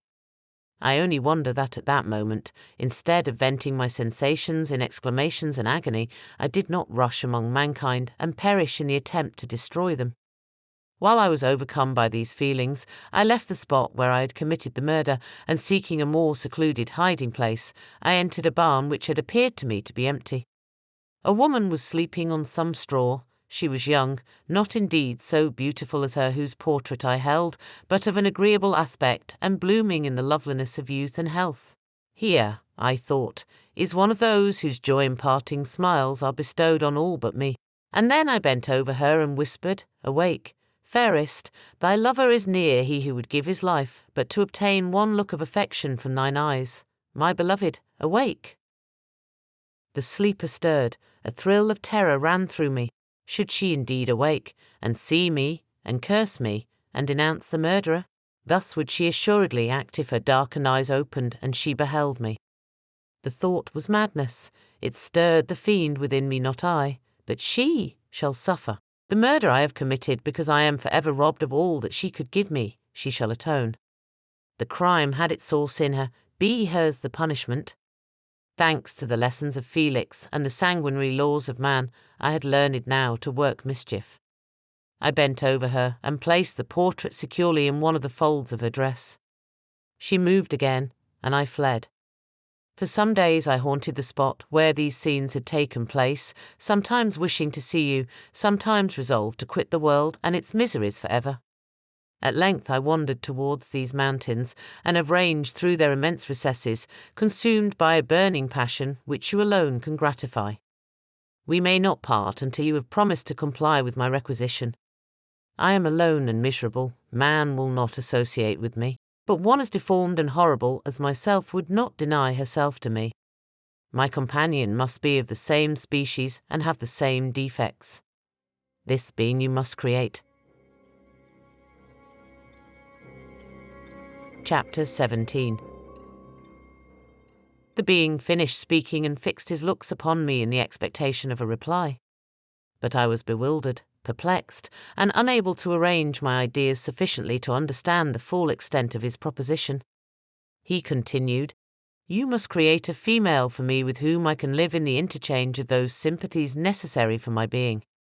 This you alone can do, and I demand it of you as a right which you must not refuse to concede." The latter part of his tale had kindled anew in me the anger that had died away while he narrated his peaceful life among the cottagers, and as he said this I could no longer suppress the rage that burned within me. "I do refuse it," I replied, "and no torture shall ever extort a consent from me. You may render me the most miserable of men, but you shall never make me base in my own eyes. Shall I create another like yourself, whose joint wickedness might desolate the world? Begone! I have answered you, you may torture me, but I will never consent." "You are in the wrong," replied the fiend, "and instead of threatening, I am content to reason with you. I am malicious because I am miserable. Am I not shunned and hated by all mankind? You, my creator, would tear me to pieces and triumph. Remember that, and tell me why I should pity man more than he pities me. You would not call it murder if you could precipitate me into one of those ice rifts and destroy my frame, the work of your own hands. Shall I respect man when he condemns me? Let him live with me in the interchange of kindness, and instead of injury I would bestow every benefit upon him with tears of gratitude at his acceptance. But that cannot be. The human senses are insurmountable barriers to our union, yet mine shall not be the submission of abject slavery. I will revenge my injuries. If I cannot inspire love, I will cause fear, and chiefly towards you, my archenemy, because my creator, do I swear inextinguishable hatred. Have a care, I will work at your destruction, nor finish until I desolate your heart, so that you shall curse the hour of your birth." A fiendish rage animated him as he said this. His face was wrinkled into contortions too horrible for human eyes to behold, but presently he calmed himself and proceeded. "I intended to reason. This passion is detrimental to me, for you do not reflect that you are the cause of its excess. If any being felt emotions of benevolence towards me, I should return them 100 and 100-fold. For that one creature's sake, I would make peace with the whole kind. But I now indulge in dreams of bliss that cannot be realized. What I ask of you is reasonable and moderate. I demand a creature of another sex, but as hideous as myself. The gratification is small, but it is all that I can receive, and it shall content me. It is true, we shall be monsters, cut off from all the world, but on that account we shall be more attached to one another. Our lives will not be happy, but they will be harmless and free from the misery I now feel. Oh, my Creator, make me happy. Let me feel gratitude towards you for one benefit. Let me see that I excite the sympathy of some existing thing. Do not deny me my request." I was moved. I shuddered when I thought of the possible consequences of my consent, but I felt that there was some justice in his argument. His tale and the feelings he now expressed proved him to be a creature of fine sensations, and did I not as his maker owe him all the portion of happiness that it was in my power to bestow? He saw my change of feeling and continued, "If you consent, neither you nor any other human being shall ever see us again. I will go to the vast wilds of South America. My food is not that of man. I do not destroy the lamb and the kid to glut my appetite. Acorns and berries afford me sufficient nourishment. My companion will be of the same nature as myself and will be content with the same fare. We shall make our bed of dried leaves. The sun will shine on us as on man and will ripen our food. The picture I present to you is peaceful and human, and you must feel that you could deny it only in the wantonness of power and cruelty. Pitiless as you have been towards me, I now see compassion in your eyes. Let me seize the favourable moment and persuade you to promise what I so ardently desire. You propose, replied I, to fly from the habitations of man, to dwell in those wilds where the beasts of the field will be your only companions. How can you, who long for the love and sympathy of man, persevere in this exile? You will return and again seek their kindness, and you will meet with their detestation, your evil passions will be renewed, and you will then have a companion to aid you in the task of destruction. This may not be. Cease to argue the point, for I cannot consent. How inconstant are your feelings? But a moment ago you were moved by my representations, and why do you again harden yourself to my complaints? I swear to you, by the earth which I inhabit, and by you that made me, that with the companion you bestow, I will quit the neighbourhood of man and dwell, as it may chance, in the most savage of places. My evil passions will have fled, for I shall meet with sympathy. My life will flow quietly away, and in my dying moments I shall not curse my Maker. His words had a strange effect upon me. I compassionated him and sometimes felt a wish to console him, but when I looked upon him, when I saw the filthy mass that moved and talked, my heart sickened and my feelings were altered to those of horror and hatred. I tried to stifle these sensations. I thought that as I could not sympathize with him, I had no right to withhold from him the small portion of happiness which was yet in my power to bestow. You swear, I said, to be harmless. But have you not already shown a degree of malice that should reasonably make me distrust you? May not even this be a feint that will increase your triumph by affording a wider scope for your revenge? How is this? I must not be trifled with, and I demand an answer. If I have no ties and no affections, hatred and vice must be my portion. The love of another will destroy the cause of my crimes, and I shall become a thing of whose existence everyone will be ignorant. My vices are the children of a forced solitude that I abhor, and my virtues will necessarily arise when I live in communion with an equal. I shall feel the affections of a sensitive being and become linked to the chain of existence and events from which I am now excluded. I paused some time to reflect on all he had related and the various arguments which he had employed. I thought of the promise of virtues which he had displayed on the opening of his existence, and the subsequent blight of all kindly feeling by the loathing and scorn which his protectors had manifested towards him. His power and threats were not omitted in my calculations. A creature who could exist in the ice caves of the glacier and hide himself from pursuit among the ridges of inaccessible precipices was a being possessing faculties it would be vain to cope with. After a long pause of reflection, I concluded that the justice due both to him and my fellow creatures demanded of me that I should comply with his request. Turning to him, therefore, I said, I consent to your demand, on your solemn oath to quit Europe for ever, and every other place in the neighbourhood of man, as soon as I shall deliver into your hands a female who will accompany you in your exile. I swear, he cried, by the sun, and by the blue sky of heaven, and by the fire of love that burns my heart, that if you grant my prayer, while they exist you shall never behold me again. Depart to your home and commence your labours. I shall watch their progress with unutterable anxiety, and fear not but that when you are ready I shall appear. Saying this, he suddenly quitted me, fearful, perhaps, of any change in my sentiments. I saw him descend the mountain with greater speed than the flight of an eagle, and quickly lost among the undulations of the sea of ice. His tale had occupied the whole day, and the sun was upon the verge of the horizon when he departed. I knew that I ought to hasten my descent towards the valley, as I should soon be encompassed in darkness, but my heart was heavy, and my steps slow. The labour of winding among the little paths of the mountain and fixing my feet firmly as I advanced perplexed me, occupied as I was by the emotions which the occurrences of the day had produced. Night was far advanced when I came to the halfway resting place and seated myself beside the fountain. The stars shone at intervals as the clouds passed from over them, the dark pines rose before me, and every here and there a broken tree lay on the ground. It was a scene of wonderful solemnity and stirred strange thoughts within me. I wept bitterly, and clasping my hands in agony, I exclaimed, "Oh, Stars and clouds and winds, ye are all about to mock me. If ye really pity me, crush sensation and memory, let me become as naught. But if not, depart, depart, and leave me in darkness. These were wild and miserable thoughts, but I cannot describe to you how the eternal twinkling of the stars weighed upon me, and how I listened to every blast of wind as if it were a dull, ugly siroc on its way to consume me. Morning dawned before I arrived at the village of Chamonix. I took no rest, but returned immediately to Geneva. Even in my own heart I could give no expression to my sensations. They weighed on me with a mountain's weight, and their excess destroyed my agony beneath them. Thus I returned home, and entering the house, presented myself to the family. My haggard and wild appearance awoke intense alarm, but I answered no question, scarcely did I speak. I felt as if I were placed under a ban, as if I had no right to claim their sympathies, as if nevermore might I enjoy companionship with them. Yet even thus I loved them to adoration, and to save them, I resolved to dedicate myself to my most abhorred task.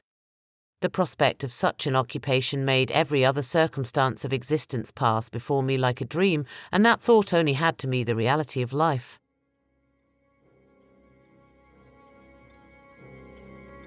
Chapter 18. Day after day, week after week, passed away on my return to Geneva, and I could not collect the courage to recommence my work. I feared the vengeance of the disappointed fiend, yet I was unable to overcome my repugnance to the task which was enjoined me. I found that I could not compose a female without again devoting several months to profound study and laborious disquisition. I had heard of some discoveries having been made by an English philosopher, the knowledge of which was material to my success, and I sometimes thought of obtaining my father's consent to visit England for this purpose. But I clung to every pretence of delay and shrank from taking the first step in an undertaking whose immediate necessity began to appear less absolute to me. A change indeed had taken place in me. My health, which had hitherto declined, was now much restored, and my spirits, when unchecked by the memory of my unhappy promise, rose proportionably. My father saw this change with pleasure, and he turned his thoughts towards the best method of eradicating the remains of my melancholy, which every now and then would return by fits, and with a devouring blackness overcast the approaching sunshine. At these moments I took refuge in the most perfect solitude. I passed whole days on the lake alone in a little boat, watching the clouds and listening to the rippling of the waves, silent and listless. But the fresh air and bright sun seldom failed to restore me to some degree of composure, and on my return I met the salutations of my friends with a readier smile and a more cheerful heart. It was after my return from one of these rambles that my father, calling me aside, thus addressed me. "I am happy to remark, my dear son, that you have resumed your former pleasures and seem to be returning to yourself. And yet you are still unhappy and still avoid our society. For some time I was lost in conjecture as to the cause of this, but yesterday an idea struck me, and if it is well-founded, I conjure you to avow it. Reserve on such a point would be not only useless, but draw down treble misery on us all." I trembled violently at his exordium, and my father continued, "I confess, my son, that I have always looked forward to your marriage with our dear Elizabeth as the tie of our domestic comfort and the stay of my declining years. You were attached to each other from your earliest infancy. You studied together, and appeared, in dispositions and tastes, entirely suited to one another. But so blind is the experience of man that what I conceived to be the best assistance to my plan may have entirely destroyed it. You, perhaps, regard her as your sister, without any wish that she might become your wife. Nay, you may have met with another whom you may love, and considering yourself as bound in honour to Elizabeth, this struggle may occasion the poignant misery which you appear to feel.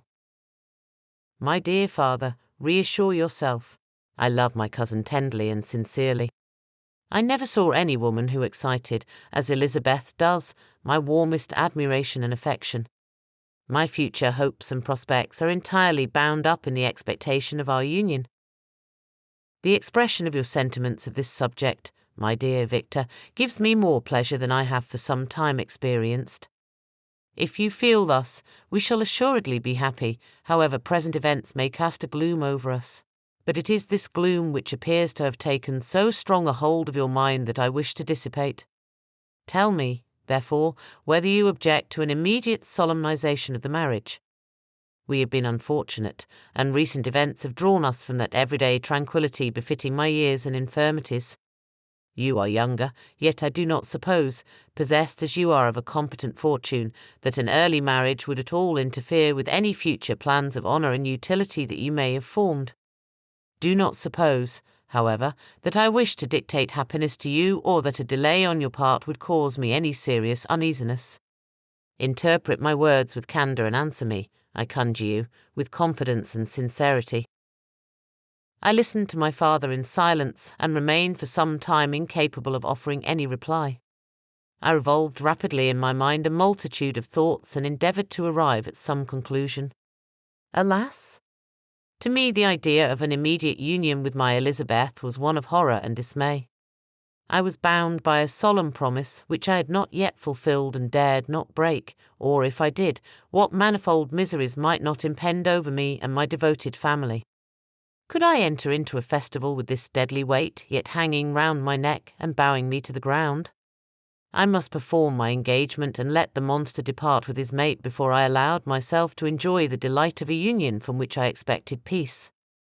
I remembered also the necessity imposed upon me of either journeying to England or entering into a long correspondence with those philosophers of that country whose knowledge and discoveries were of indispensable use to me in my present undertaking. The latter method of obtaining the desired intelligence was dilatory and unsatisfactory. Besides, I had an insurmountable aversion to the idea of engaging myself in my loathsome task in my father's house while in habits of familiar intercourse with those I loved. I knew that 1,000 fearful accidents might occur, the slightest of which would disclose a tale to thrill all connected with me with horror. I was aware also that I should often lose all self-command, all capacity of hiding the harrowing sensations that would possess me during the progress of my unearthly occupation. I must absent myself from all I loved while thus employed. Once commenced, it would quickly be achieved, and I might be restored to my family in peace and happiness. My promise fulfilled, the monster would depart forever. Or, so my fond fancy imaged, some accident might meanwhile occur to destroy him and put an end to my slavery forever. These feelings dictated my answer to my father. I expressed a wish to visit England, but concealing the true reasons of this request, I clothed my desires under a guise which excited no suspicion, while I urged my desire with an earnestness that easily induced my father to comply. After so long a period of an absorbing melancholy that resembled madness in its intensity and effects, he was glad to find that I was capable of taking pleasure in the idea of such a journey, and he hoped that change of scene and varied amusement would, before my return, have restored me entirely to myself. The duration of my absence was left to my own choice. A few months, or at most a year, was the period contemplated. One paternal kind precaution he had taken to ensure my having a companion.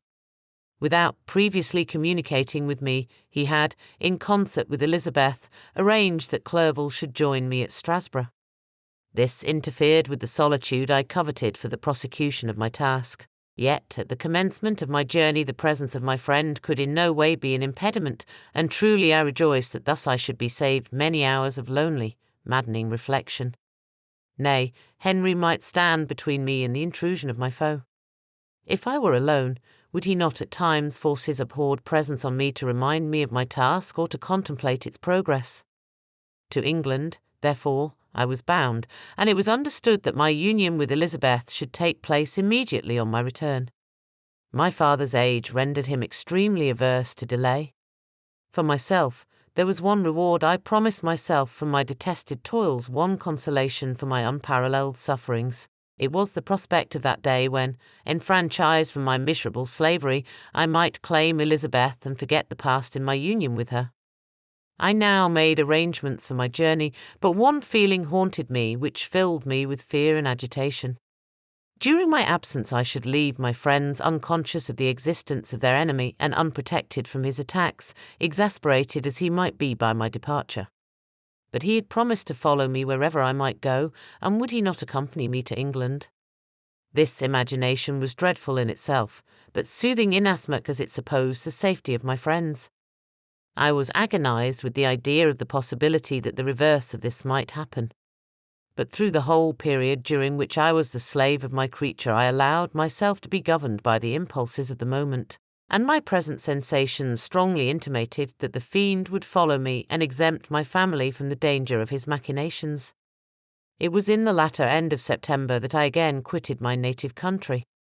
My journey had been my own suggestion, and Elizabeth therefore acquiesced, but she was filled with disquiet at the idea of my suffering, away from her, the inroads of misery and grief. It had been a care which provided me a companion in Clerval, and yet a man is blind to 1,000 circumstances which call forth a woman's sedulous attention. She longed to bid me hasten my return. 1,000 conflicting emotions rendered her mute as she bade me a tearful, silent farewell. I threw myself into the carriage that was to convey me away, hardly knowing whither I was going, and careless of what was passing around. I remembered only, and it was with a bitter anguish that I reflected on it, to order that my chemical instruments should be packed to go with me. Filled with dreary imaginations, I passed through many beautiful and majestic scenes, but my eyes were fixed and unobserving. I could only think of the bourne of my travels and the work which was to occupy me whilst they endured. After some days spent in listless indolence, during which I traversed many leagues, I arrived at Strasbourg, where I waited 2 days for Clerval. He came. Alas, how great was the contrast between us! He was alive to every new scene, joyful when he saw the beauties of the setting sun, and more happy when he beheld it rise and recommence a new day. He pointed out to me the shifting colours of the landscape and the appearances of the sky. "This is what it is to live," he cried. "Now I enjoy existence." "But you, my dear Frankenstein, wherefore are you desponding and sorrowful?" In truth, I was occupied by gloomy thoughts, and neither saw the descent of the evening star nor the golden sunrise reflected in the Rhine. And you, my friend, would be far more amused with the journal of Clerval, who observed the scenery with an eye of feeling and delight, than in listening to my reflections. I, a miserable wretch, haunted by a curse that shut up every avenue to enjoyment. We had agreed to descend the Rhine in a boat from Strasbourg to Rotterdam, whence we might take shipping for London. During this voyage we passed many willowy islands and saw several beautiful towns. We stayed a day at Mannheim, and on the 5th from our departure from Strasbourg, arrived at Mainz. The course of the Rhine below Mainz becomes much more picturesque. The river descends rapidly and winds between hills, not high, but steep and of beautiful forms. We saw many ruined castles standing on the edges of precipices, surrounded by black woods, high and inaccessible. This part of the Rhine, indeed, presents a singularly variegated landscape. In one spot you view rugged hills, ruined castles overlooking tremendous precipices, with the dark Rhine rushing beneath, and on the sudden turn of a promontory, flourishing vineyards with green sloping banks and a meandering river and populous towns occupy the scene. We travelled at the time of the vintage and heard the song of the labourers as we glided down the stream. Even I, depressed in mind, and my spirits continually agitated by gloomy feelings, even I was pleased. I lay at the bottom of the boat, and as I gazed on the cloudless blue sky, I seemed to drink in a tranquillity to which I had long been a stranger. And if these were my sensations, who can describe those of Henry? He felt as if he had been transported to fairer land and enjoyed a happiness seldom tasted by man. "I have seen," he said, "the most beautiful scenes of my own country. I have visited the lakes of Lucerne and Uy, where the snowy mountains descend almost perpendicularly to the water, casting black and impenetrable shades, which would cause a gloomy and mournful appearance were it not for the most verdant islands that relieve the eye by their gay appearance. I have seen this lake agitated by a tempest, when the wind tore up whirlwinds of water and gave you an idea of what the waterspout must be on the great ocean, and the waves dash with fury the base of the mountain, where the priest and his mistress were overwhelmed by an avalanche, and where their dying voices are still said to be heard amid the pauses of the nightly wind. I have seen the mountains of La Valais and the Pays de Vaud. But this country, Victor, pleases me more than all those wonders. The mountains of Switzerland are more majestic and strange, but there is a charm in the banks of this divine river that I never before saw equalled. Look at that castle which overhangs yon precipice, and that also on the island, almost concealed amongst the foliage of those lovely trees. And now that group of labourers coming from among their vines, and that village half hid in the recess of the mountain. Oh, surely the spirit that inhabits and guards this place has a soul more in harmony with man than those who pile the glacier or retire to the inaccessible peaks of the mountains of our own country. Clerval, beloved friend, even now it delights me to record your words and to dwell on the praise of which you are so eminently deserving. He was a being formed in the very poetry of nature. His wild and enthusiastic imagination was chastened by the sensibility of his heart. His soul overflowed with ardent affections, and his friendship was of that devoted and wondrous nature that the worldly-minded teach us to look for only in the imagination. But even human sympathies were not sufficient to satisfy his eager mind. The scenery of external nature, which others regard only with admiration, he loved with ardour. The sounding cataract haunted him like a passion. The tall rock, the mountain, and the deep and gloomy wood, their colours and their forms, were then to him an appetite, a feeling, and a love that had no need of a remoter charm, by thought supplied, or any interest unborrowed from the eye. And where does he now exist? Is this gentle and lovely being lost for ever? Has this mind, so replete with ideas, imaginations fanciful and magnificent, which formed a world whose existence depended on the life of its creator, has this mind perished? Does it now only exist in my memory? No, it is not thus. Your form so divinely wrought, and beaming with beauty, has decayed, but your spirit still visits and consoles your unhappy friend. Pardon this gush of sorrow. These ineffectual words are but a slight tribute to the unexampled worth of Henry, but they soothe my heart, overflowing with the anguish which his remembrance creates. I will proceed with my tale. Beyond Cologne we descended to the plains of Holland, and we resolved to post the remainder of our way, for the wind was contrary and the stream of the river was too gentle to aid us. Our journey here lost the interest arising from beautiful scenery, but we arrived in a few days at Rotterdam, whence we proceeded by sea to England. It was on a clear morning, in the latter days of December, that I first saw the white cliffs of Britain. The banks of the Thames presented a new scene. They were flat but fertile, and almost every town was marked by the remembrance of some story. We saw Tilbury Fort and remembered the Spanish Armada, Gravesend, Woolwich, and Greenwich places which I had heard of even in my country. At length we saw the numerous steeples of London, St. Paul's towering above all, and the tower famed in English history.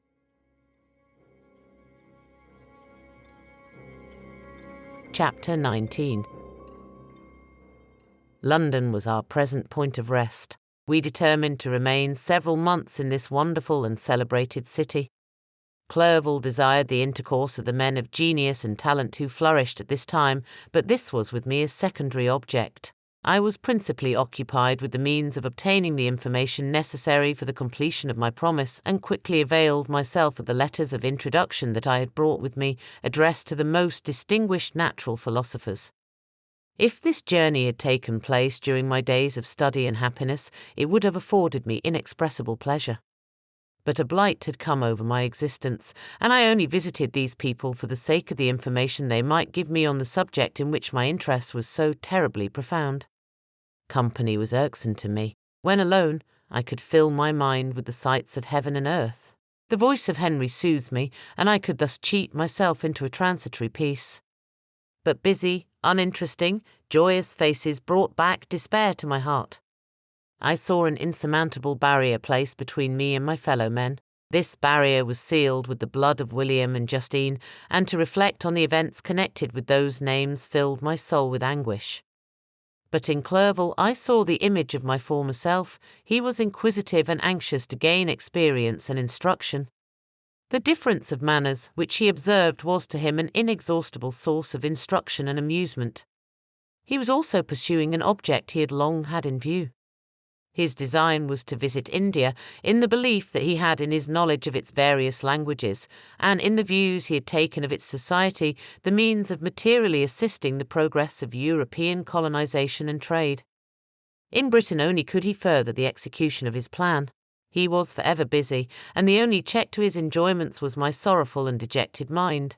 I tried to conceal this as much as possible, that I might not debar him from the pleasures natural to one who was entering on a new scene of life, undisturbed by any care or bitter recollection. I often refused to accompany him, alleging another engagement, that I might remain alone. I now also began to collect the materials necessary for my new creation, and this was to me like the torture of single drops of water continually falling on the head. Every thought that was devoted to it was an extreme anguish, and every word that I spoke in allusion to it caused my lips to quiver and my heart to palpitate.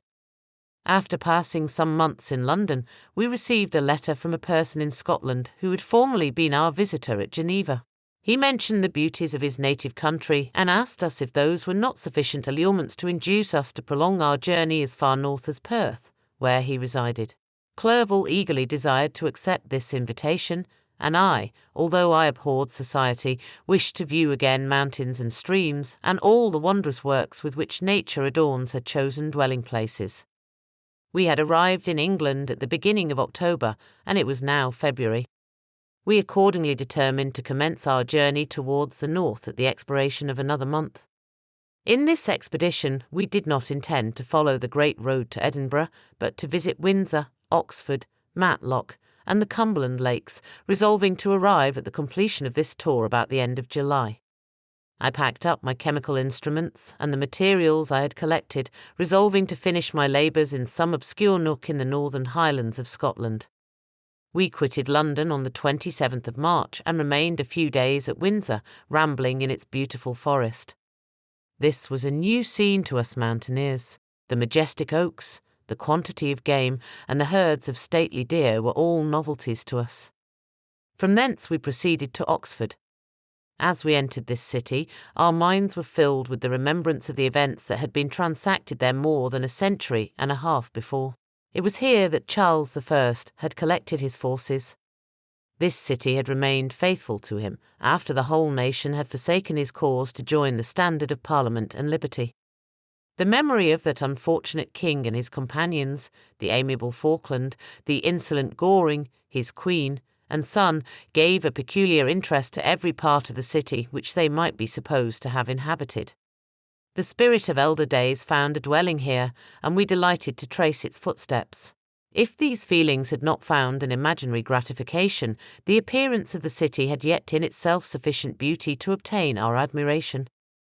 The colleges are ancient and picturesque, the streets are almost magnificent, and the lovely Isis, which flows beside it through meadows of exquisite verdure, is spread forth into a placid expanse of waters which reflects its majestic assemblage of towers and spires and domes embosomed among aged trees.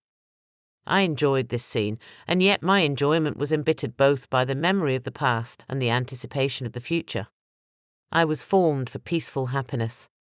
During my youthful days discontent never visited my mind, and if I was ever overcome by ennui, the sight of what is beautiful in nature or the study of what is excellent and sublime in the productions of man could always interest my heart and communicate elasticity to my spirits. But I am a blasted tree, the bolt has entered my soul, and I felt then that I should survive to exhibit what I shall soon cease to be a miserable spectacle of wrecked humanity, pitiable to others and intolerable to myself. We passed a considerable period at Oxford, rambling among its environs and endeavouring to identify every spot which might relate to the most animating epoch of English history. Our little voyages of discovery were often prolonged by the successive objects that presented themselves. We visited the tomb of the illustrious Hampden and the field on which that patriot fell. For a moment my soul was elevated from its debasing and miserable fears to contemplate the divine ideas of liberty and self-sacrifice of which these sites were the monuments and the remembrances. For an instant I dared to shake off my chains and look around me with a free and lofty spirit, but the iron had eaten into my flesh, and I sank again, trembling and hopeless, into my miserable self. We left Oxford with regret and proceeded to Matlock, which was our next place of rest. The country in the neighbourhood of this village resembled, to a greater degree, the scenery of Switzerland, but everything is on a lower scale, and the green hills want the crown of distant white Alps which always attend on the piney mountains of my native country. We visited the wondrous cave and the little cabinets of natural history, where the curiosities are disposed in the same manner as in the collections at Servox and Chamonix. The latter name made me tremble when pronounced by Henry, and I hastened to quit Matlock, with which that terrible scene was thus associated. From Derby, still journeying northwards, we passed 2 months in Cumberland and Westmoreland. I could now almost fancy myself among the Swiss mountains. The little patches of snow which yet lingered on the northern sides of the mountains, the lakes, and the dashing of the rocky streams were all familiar and dear sights to me. Here also we made some acquaintances who almost contrived to cheat me into happiness. The delight of Clerval was proportionably greater than mine. His mind expanded in the company of men of talent, and he found in his own nature greater capacities and resources than he could have imagined himself to have possessed while he associated with his inferiors. I could pass my life here, said he to me, and among these mountains I should scarcely regret Switzerland and the Rhine.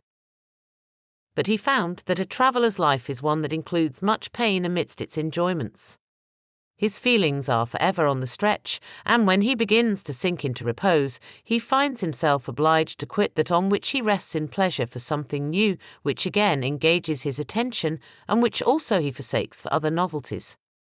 We had scarcely visited the various lakes of Cumberland and Westmoreland, and conceived an affection for some of the inhabitants when the period of our appointment with our Scotch friend approached, and we left them to travel on. For my own part, one was not sorry. I had now neglected my promise for some time, and I feared the effects of the demon's disappointment. He might remain in Switzerland and wreak his vengeance on my relatives. This idea pursued me and tormented me at every moment from which I might otherwise have snatched repose and peace. I waited for my letters with feverish impatience. If they were delayed, I was miserable and overcome by 1,000 fears, and when they arrived and I saw the superscription of Elizabeth or my father, I hardly dared to read and ascertain my fate. Sometimes I thought that the fiend followed me and might expedite my remissness by murdering my companion. When these thoughts possessed me, I would not quit Henry for a moment, but followed him as his shadow to protect him from the fancied rage of his destroyer. I felt as if I had committed some great crime, the consciousness of which haunted me. I was guiltless, but I had indeed drawn down a horrible curse upon my head, as mortal as that of crime. I visited Edinburgh with languid eyes and mind, and yet that city might have interested the most unfortunate being. Clerval did not like it so well as Oxford, for the antiquity of the latter city was more pleasing to him. But the beauty and regularity of the new town of Edinburgh, its romantic castle and its environs, the most delightful in the world, Arthur's Seat, St. Bernard's Well, and the Pentland Hills, compensated him for the change and filled him with cheerfulness and admiration. But I was impatient to arrive at the termination of my journey. We left Edinburgh in a week, passing through Cooper, St. Andrews, and along the banks of the Tay, to Perth, where our friend expected us. But I was in no mood to laugh and talk with strangers or enter into their feelings or plans with the good humour expected from a guest, and accordingly I told Clerval that I wished to make the tour of Scotland alone. "Do you," said I, "enjoy yourself, and let this be our rendezvous. I may be absent a month or 2, but do not interfere with my motions, I entreat you. Leave me to peace and solitude for a short time, and when I return, I hope it will be with a lighter heart, more congenial to your own temper." Henry wished to dissuade me, but seeing me bent on this plan, ceased to remonstrate. He entreated me to write often. "I had rather be with you," he said, "in your solitary rambles, than with these Scotch people, whom I do not know. Hasten, then, my dear friend, to return, that I may again feel myself somewhat at home, which I cannot do in your absence." Having parted from my friend, I determined to visit some remote spot of Scotland and finish my work in solitude. I did not doubt but that the monster followed me and would discover himself to me when I should have finished, that he might receive his companion. With this resolution, I traversed the northern highlands and fixed on one of the remotest of the Orkneys as the scene of my labours. It was a place fitted for such a work, being hardly more than a rock whose high sides were continually beaten upon by the waves. The soil was barren, scarcely affording pasture for a few miserable cows, and oatmeal for its inhabitants, which consisted of 5 persons, whose gaunt and scraggy limbs gave tokens of their miserable fare. Vegetables and bread, when they indulged in such luxuries, and even fresh water, was to be procured from the mainland, which was about 5 miles distant. On the whole island there were but 3 miserable huts, and one of these was vacant when I arrived. This I hired. It contained but 2 rooms, and these exhibited all the squalidness of the most miserable penury. The thatch had fallen in, the walls were unplastered, and the door was off its hinges. I ordered it to be repaired, bought some furniture, and took possession, an incident which would doubtless have occasioned some surprise had not all the senses of the cottagers been benumbed by want and squalid poverty. As it was, I lived ungazed at and unmolested, hardly thanked for the pittance of food and clothes which I gave, so much does suffering blunt even the coarsest sensations of men. In this retreat I devoted the morning to labour, but in the evening, when the weather permitted, I walked on the stony beach of the sea to listen to the waves as they roared and dashed at my feet. It was a monotonous yet ever-changing scene. I thought of Switzerland. It was far different from this desolate and appalling landscape. Its hills are covered with vines, and its cottages are scattered thickly in the plains. Its fair lakes reflect a blue and gentle sky, and when troubled by the winds, their tumult is but as the play of a lively infant when compared to the roarings of the giant ocean. In this manner I distributed my occupations when I first arrived, but as I proceeded in my labour, it became every day more horrible and irksome to me. Sometimes I could not prevail on myself to enter my laboratory for several days, and at other times I toiled day and night in order to complete my work. It was, indeed, a filthy process in which I was engaged. During my first experiment, a kind of enthusiastic frenzy had blinded me to the horror of my employment. My mind was intently fixed on the consummation of my labour, and my eyes were shut to the horror of my proceedings. But now I went to it in cold blood, and my heart often sickened at the work of my hands. Thus situated, employed in the most detestable occupation, immersed in a solitude where nothing could for an instant call my attention from the actual scene in which I was engaged, my spirits became unequal. I grew restless and nervous. Every moment I feared to meet my persecutor. Sometimes I sat with my eyes fixed on the ground, fearing to raise them lest they should encounter the object which I so much dreaded to behold. I feared to wander from the sight of my fellow creatures, lest when alone he should come to claim his companion. In the meantime I worked on, and my labour was already considerably advanced. I looked towards its completion with a tremulous and eager hope, which I dared not trust myself to question, but which was intermixed with obscure forebodings of evil that made my heart sicken in my bosom.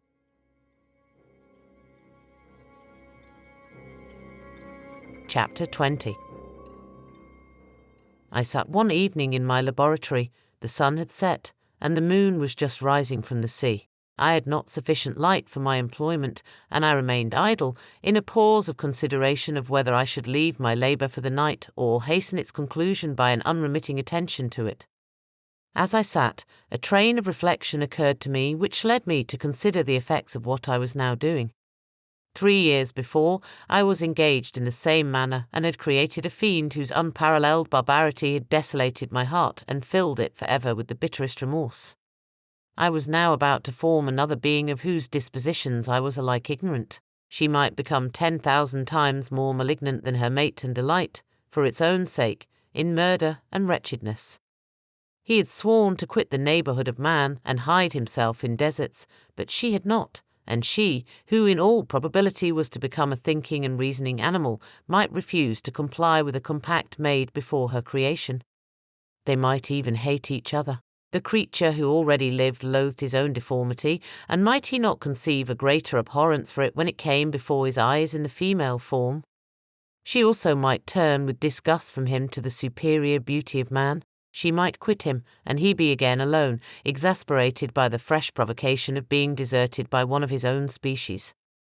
Even if they were to leave Europe and inhabit the deserts of the New World, yet one of the first results of those sympathies for which the demon thirsted would be children, and a race of devils would be propagated upon the earth who might make the very existence of the species of man a condition precarious and full of terror. Had I right, for my own benefit, to inflict this curse upon everlasting generations? I had before been moved by the sophisms of the being I had created. I had been struck senseless by his fiendish threats. But now, for the first time, the wickedness of my promise burst upon me. I shuddered to think that future ages might curse me as their pest, whose selfishness had not hesitated to buy its own peace at the price, perhaps, of the existence of the whole human race. I trembled, and my heart failed within me, when, on looking up, I saw by the light of the moon the demon at the casement. A ghastly grin wrinkled his lips as he gazed on me, where I sat fulfilling the task which he had allotted to me. Yes, he had followed me in my travels. He had loitered in forests, hid himself in caves, or taken refuge in wide and desert heaths, and he now came to mark my progress and claim the fulfilment of my promise. As I looked on him, his countenance expressed the utmost extent of malice and treachery. I thought with a sensation of madness on my promise of creating another like to him, and trembling with passion, tore to pieces the thing on which I was engaged. The wretch saw me destroy the creature on whose future existence he depended for happiness, and with a howl of devilish despair and revenge, withdrew. I left the room, and locking the door, made a solemn vow in my own heart never to resume my labours, and then, with trembling steps, I sought my own apartment. I was alone, none were near me to dissipate the gloom and relieve me from the sickening oppression of the most terrible reveries.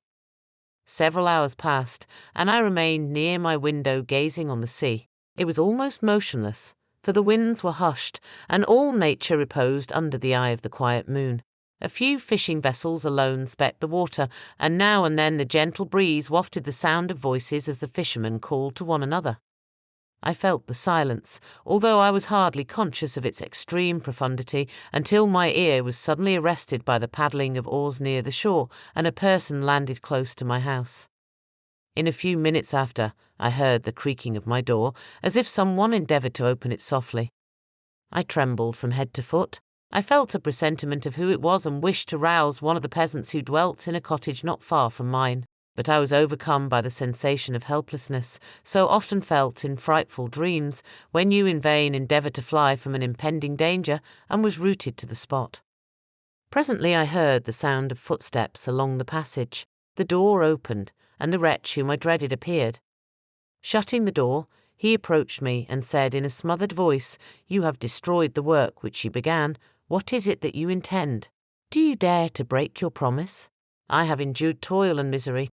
I left Switzerland with you. I crept along the shores of the Rhine, among its willow islands, and over the summits of its hills.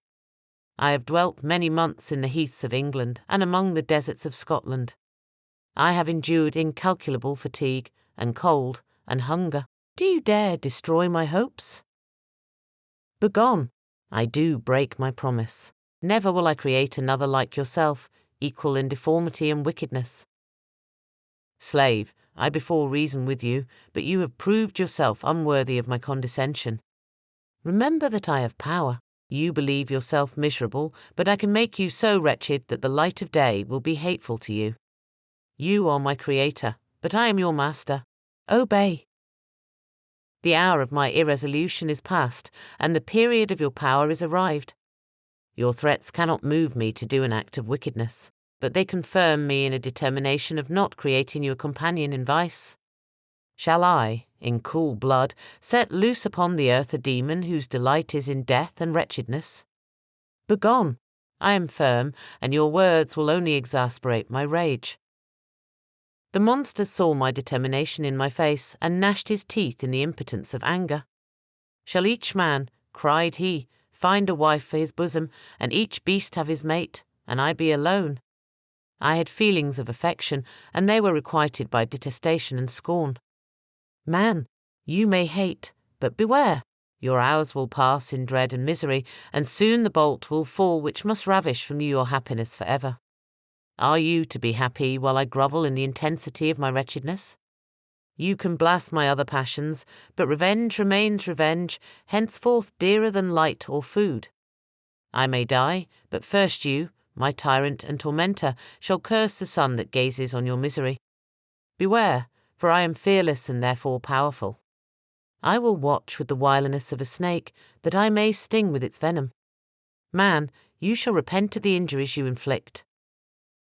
Devil, cease, and do not poison the air with these sounds of malice.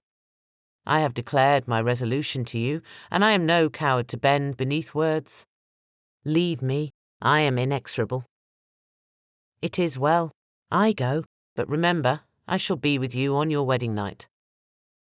I started forward and exclaimed, Villain! Before you sign my death warrant, be sure that you are yourself safe. I would have seized him, but he eluded me and quitted the house with precipitation.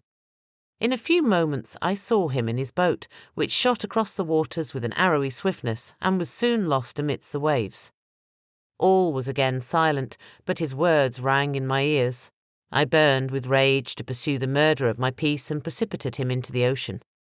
I walked up and down my room hastily and perturbed, while my imagination conjured up 1,000 images to torment and sting me. Why had I not followed him and closed with him in mortal strife? But I had suffered him to depart, and he had directed his course towards the mainland. I shuddered to think who might be the next victim sacrificed to his insatiate revenge.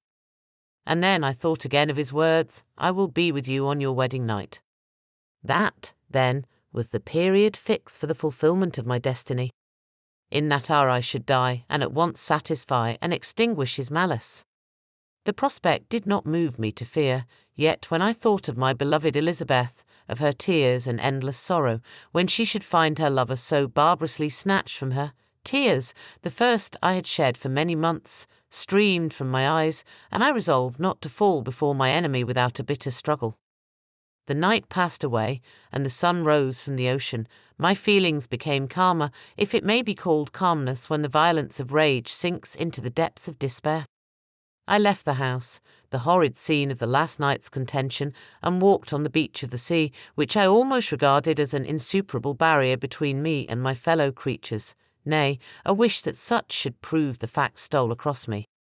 I desired that I might pass my life on that barren rock, wearily, it is true, but uninterrupted by any sudden shock of misery. If I returned, it was to be sacrificed, or to see those whom I most loved die under the grasp of a demon whom I had myself created. I walked about the isle like a restless spectre, separated from all it loved and miserable in the separation. When it became noon, and the sun rose higher, I lay down on the grass and was overpowered by a deep sleep. I had been awake the whole of the preceding night, my nerves were agitated, and my eyes inflamed by watching and misery. The sleep into which I now sank refreshed me, and when I awoke, I again felt as if I belonged to a race of human beings like myself, and I began to reflect upon what had passed with greater composure, yet still the words of the fiend rang in my ears like a death knell. They appeared like a dream, yet distinct and oppressive as a reality. The sun had far descended, and I still sat on the shore, satisfying my appetite, which had become ravenous, with an oaten cake, when I saw a fishing boat land close to me, and one of the men brought me a packet. It contained letters from Geneva, and one from Clerval entreating me to join him. He said that he was wearing away his time fruitlessly where he was, that letters from the friends he had formed in London desired his return to complete the negotiation they had entered into for his Indian enterprise. He could not any longer delay his departure, but as his journey to London might be followed, even sooner than he now conjectured, by his longer voyage, he entreated me to bestow as much of my society on him as I could spare. He besought me, therefore, to leave my solitary isle and to meet him at Perth, that we might proceed southwards together. This letter in a degree recalled me to life, and I determined to quit my island at the expiration of 2 days. Yet, before I departed, there was a task to perform on which I shuddered to reflect. I must pack up my chemical instruments, and for that purpose I must enter the room which had been the scene of my odious work, and I must handle those utensils the sight of which was sickening to me. The next morning, at daybreak, I summoned sufficient courage and unlocked the door of my laboratory. The remains of the half-finished creature whom I had destroyed lay scattered on the floor, and I almost felt as if I had mangled the living flesh of a human being. I paused to collect myself and then entered the chamber. With trembling hand, I conveyed the instruments out of the room, but I reflected that I ought not to leave the relics of my work to excite the horror and suspicion of the peasants, and I accordingly put them into a basket, with a great quantity of stones, and laying them up, determined to throw them into the sea that very night, and in the meantime I sat upon the beach, employed in cleaning and arranging my chemical apparatus. Nothing could be more complete than the alteration that had taken place in my feelings since the night of the appearance of the demon. I had before regarded my promise with a gloomy despair as a thing that, with whatever consequences, must be fulfilled. But I now felt as if a film had been taken from before my eyes, and that I for the first time saw clearly. The idea of renewing my labours did not for one instant occur to me. The threat I had heard weighed on my thoughts, but I did not reflect that a voluntary act of mine could avert it. I had resolved in my own mind that to create another like the fiend I had first made would be an act of the basest and most atrocious selfishness, and I banished from my mind every thought that could lead to a different conclusion. Between 2 and 3 in the morning the moon rose, and I then, putting my basket aboard a little skiff, sailed out about for miles from the shore. The scene was perfectly solitary. A few boats were returning towards land, but I sailed away from them. I felt as if I was about the commission of a dreadful crime, and avoided with shuddering anxiety any encounter with my fellow creatures. At one time the moon, which had before been clear, was suddenly overspread by a thick cloud, and I took advantage of the moment of darkness and cast my basket into the sea. I listened to the gurgling sound as it sank and then sailed away from the spot. The sky became clouded, but the air was pure, although chilled by the northeast breeze that was then rising. But it refreshed me and filled me with such agreeable sensations that I resolved to prolong my stay on the water, and fixing the rudder in a direct position, stretched myself at the bottom of the boat. Clouds hid the moon, everything was obscure, and I heard only the sound of the boat as its keel cut through the waves. The murmur lulled me, and in a short time I slept soundly. I do not know how long I remained in this situation, but when I awoke I found that the sun had already mounted considerably. The wind was high, and the waves continually threatened the safety of my little skiff. I found that the wind was northeast, and must have driven me far from the coast from which I had embarked. I endeavoured to change my course, but quickly found that if I again made the attempt the boat would be instantly filled with water. Thus situated, my only resource was to drive before the wind. I confess that I felt a few sensations of terror. I had no compass with me, and was so slenderly acquainted with the geography of this part of the world that the sun was of little benefit to me. I might be driven into the wide Atlantic and feel all the tortures of starvation, or be swallowed up in the immeasurable waters that roared and buffeted around me. I had already been out many hours, and felt the torment of a burning thirst, a prelude to my other sufferings. I looked on the heavens, which were covered by clouds that flew before the wind, only to be replaced by others. I looked upon the sea. It was to be my grave. "Fiend," I exclaimed, "your task is already fulfilled." I thought of Elizabeth, of my father, and of Clerval all left behind, on whom the monster might satisfy his sanguinary and merciless passions. This idea plunged me into a reverie so despairing and frightful that even now, when the scene is on the point of closing before me forever, I shudder to reflect on it. Some hours passed thus, but by degrees, as the sun declined towards the horizon, the wind died away into a gentle breeze, and the sea became free from breakers. But these gave place to a heavy swell. I felt sick and hardly able to hold the rudder, when suddenly I saw a line of high land towards the south. Almost spent, as I was, by fatigue and the dreadful suspense I endured for several hours, this sudden certainty of life rushed like a flood of warm joy to my heart, and tears gushed from my eyes. How mutable are our feelings, and how strange is that clinging love we have of life even in the excess of misery. I constructed another sail with a part of my dress, and eagerly steered my course towards the land. It had a wild and rocky appearance, but as I approached nearer I easily perceived the traces of cultivation. I saw vessels near the shore, and found myself suddenly transported back to the neighbourhood of civilized man. I carefully traced the windings of the land and hailed a steeple which I at length saw issuing from behind a small promontory. As I was in a state of extreme debility, I resolved to sail directly towards the town as a place where I could most easily procure nourishment. Fortunately, I had money with me. As I turned the promontory, I perceived a small, neat town and a good harbour, which I entered, my heart bounding with joy at my unexpected escape. As I was occupied in fixing the boat and arranging the sails, several people crowded towards the spot. They seemed much surprised at my appearance, but instead of offering me any assistance, whispered together with gestures that at any other time might have produced in me a slight sensation of alarm. As it was, I merely remarked that they spoke English, and I therefore addressed them in that language. "My good friends," said I, "will you be so kind as to tell me the name of this town and inform me where I am?"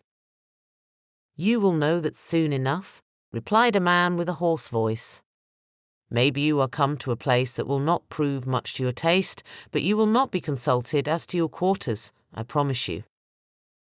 I was exceedingly surprised on receiving so rude an answer from a stranger, and I was also disconcerted on perceiving the frowning and angry countenances of his companions. "Why do you answer me so roughly?" I replied. "Surely it is not the custom of Englishmen to receive strangers so inhospitably." "I do not know," said the man, "what the custom of the English may be, but it is the custom of the Irish to hate villains." While this strange dialogue continued, I perceived the crowd rapidly increase. Their faces expressed a mixture of curiosity and anger, which annoyed and in some degree alarmed me. I inquired the way to the inn, but no one replied. I then moved forward, and a murmuring sound arose from the crowd as they followed and surrounded me, when an ill-looking man approaching tapped me on the shoulder and said, "Come, sir, you must follow me to Mr. Kerwin's to give an account of yourself." Who is Mr. Kerwin? Why am I to give an account of myself? Is not this a free country? Sir, free enough for honest folks. Mr. Kerwin is a magistrate, and you are to give an account of the death of a gentleman who was found murdered here last night. This answer startled me, but I presently recovered myself. I was innocent. That could easily be proved. Accordingly, I followed my conductor in silence and was led to one of the best houses in the town. I was ready to sink from fatigue and hunger, but being surrounded by a crowd, I thought it politic to rouse all my strength, that no physical debility might be construed into apprehension or conscious guilt. Little did I then expect the calamity that was in a few moments to overwhelm me and extinguish in horror and despair all fear of ignominy or death. I must pause here, for it requires all my fortitude to recall the memory of the frightful events which I am about to relate, in proper detail, to my recollection.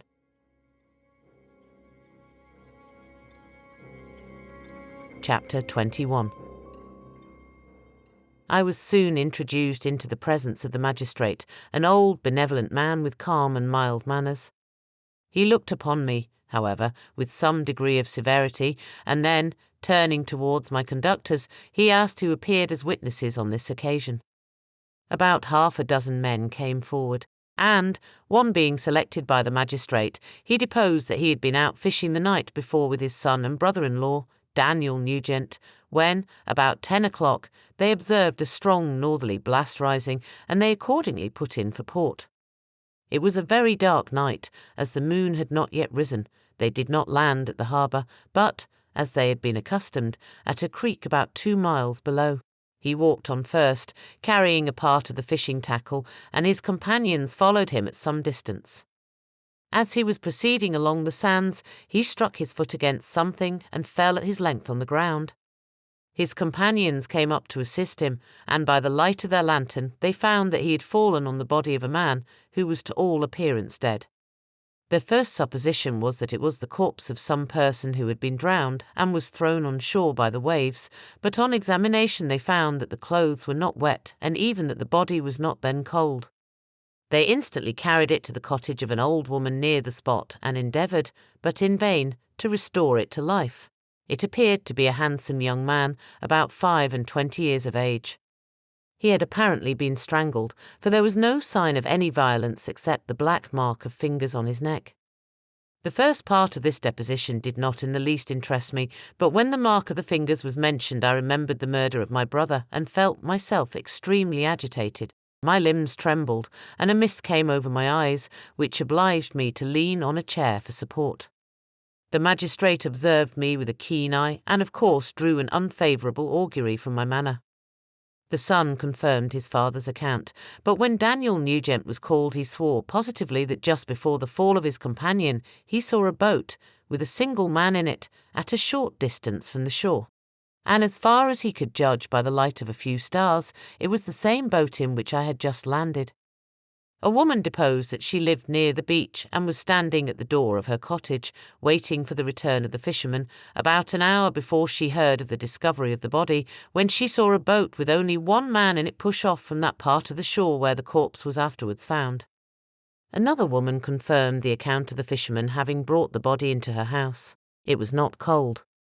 They put it into a bed and rubbed it, and Daniel went to the town for an apothecary, but life was quite gone.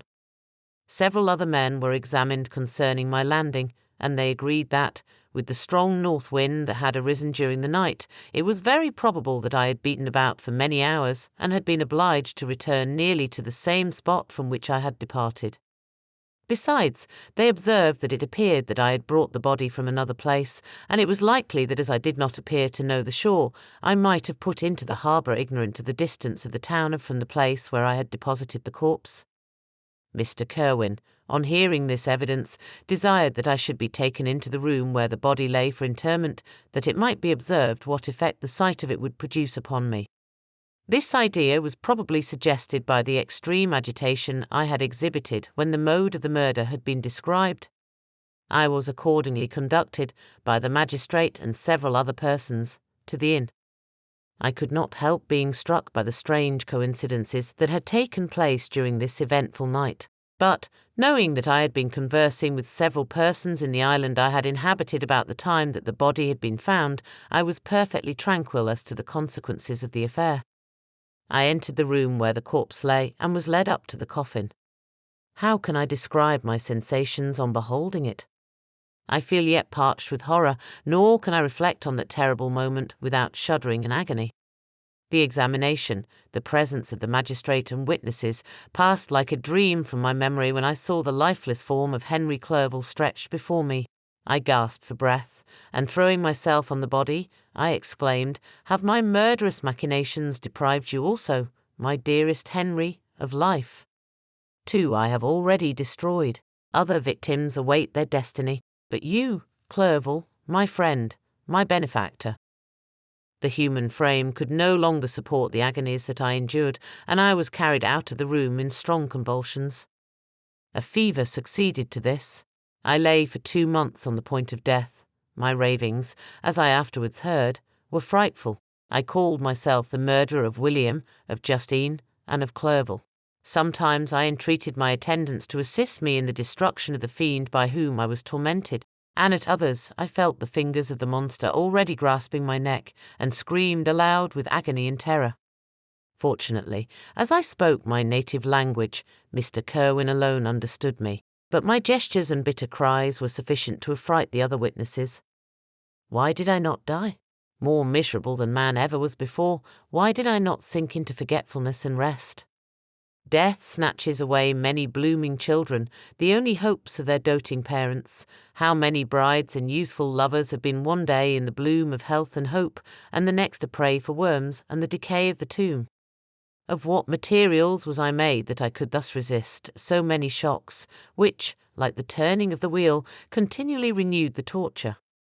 But I was doomed to live, and in 2 months found myself as awaking from a dream, in a prison, stretched on a wretched bed, surrounded by gaolers, turnkeys, bolts, and all the miserable apparatus of a dungeon. It was morning, I remember, when I thus awoke to understanding. I had forgotten the particulars of what had happened, and only felt as if some great misfortune had suddenly overwhelmed me. But when I looked around and saw the barred windows and the squalidness of the room in which I was, all flashed across my memory, and I groaned bitterly. This sound disturbed an old woman who was sleeping in a chair beside me. She was a hired nurse, the wife of one of the turnkeys, and her countenance expressed all those bad qualities which often characterize that class. The lines of her face were hard and rude, like that of persons accustomed to see without sympathizing in sights of misery. Her tone expressed her entire indifference. She addressed me in English, and the voice struck me as one that I had heard during my sufferings. "Are you better now, sir?" said she. I replied in the same language, with a feeble voice, "I believe I am, but if it be all true, if indeed I did not dream, I am sorry that I am still alive to feel this misery and horror." "For that matter," replied the old woman, "if you mean about the gentleman you murdered, I believe that it were better for you if you were dead, for I fancy it will go hard with you. However, that's none of my business. I am sent to nurse you and get you well. I do my duty with a safe conscience. It were well if everybody did the same." I turned with loathing from the woman who could utter so unfeeling a speech to a person just saved, on the very edge of death, but I felt languid and unable to reflect on all that had passed. The whole series of my life appeared to me as a dream. I sometimes doubted if indeed it were all true, for it never presented itself to my mind with the force of reality. As the images that floated before me became more distinct, I grew feverish. A darkness pressed around me. No one was near me who soothed me with the gentle voice of love. No dear hand supported me. The physician came and prescribed medicines, and the old woman prepared them for me, but utter carelessness was visible in the first, and the expression of brutality was strongly marked in the visage of the second. Who could be interested in the fate of a murderer but the hangman who would gain his fee? These were my first reflections, but I soon learned that Mr. Kerwin had shown me extreme kindness. He had caused the best room in the prison to be prepared for me. Wretched indeed was the best, and it was he who had provided a physician and a nurse. It is true, he seldom came to see me, for although he ardently desired to relieve the sufferings of every human creature, he did not wish to be present at the agonies and miserable ravings of a murderer. He came, therefore, sometimes to see that I was not neglected, but his visits were short and with long intervals. One day, while I was gradually recovering, I was seated in a chair, my eyes half open, and my cheeks livid like those in death. I was overcome by gloom and misery, and often reflected I had better seek death than desire to remain in a world which to me was replete with wretchedness. At one time I considered whether I should not declare myself guilty and suffer the penalty of the law, less innocent than poor Justine had been. Such were my thoughts when the door of my apartment was opened and Mr. Kerwin entered. His countenance expressed sympathy and compassion. He drew a chair close to mine and addressed me in French. "I fear that this place is very shocking to you. Can I do anything to make you more comfortable?" "I thank you, but all that you mention is nothing to me.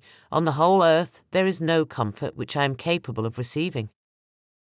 I know that the sympathy of a stranger can be but of little relief to one borne down as you are by so strange a misfortune.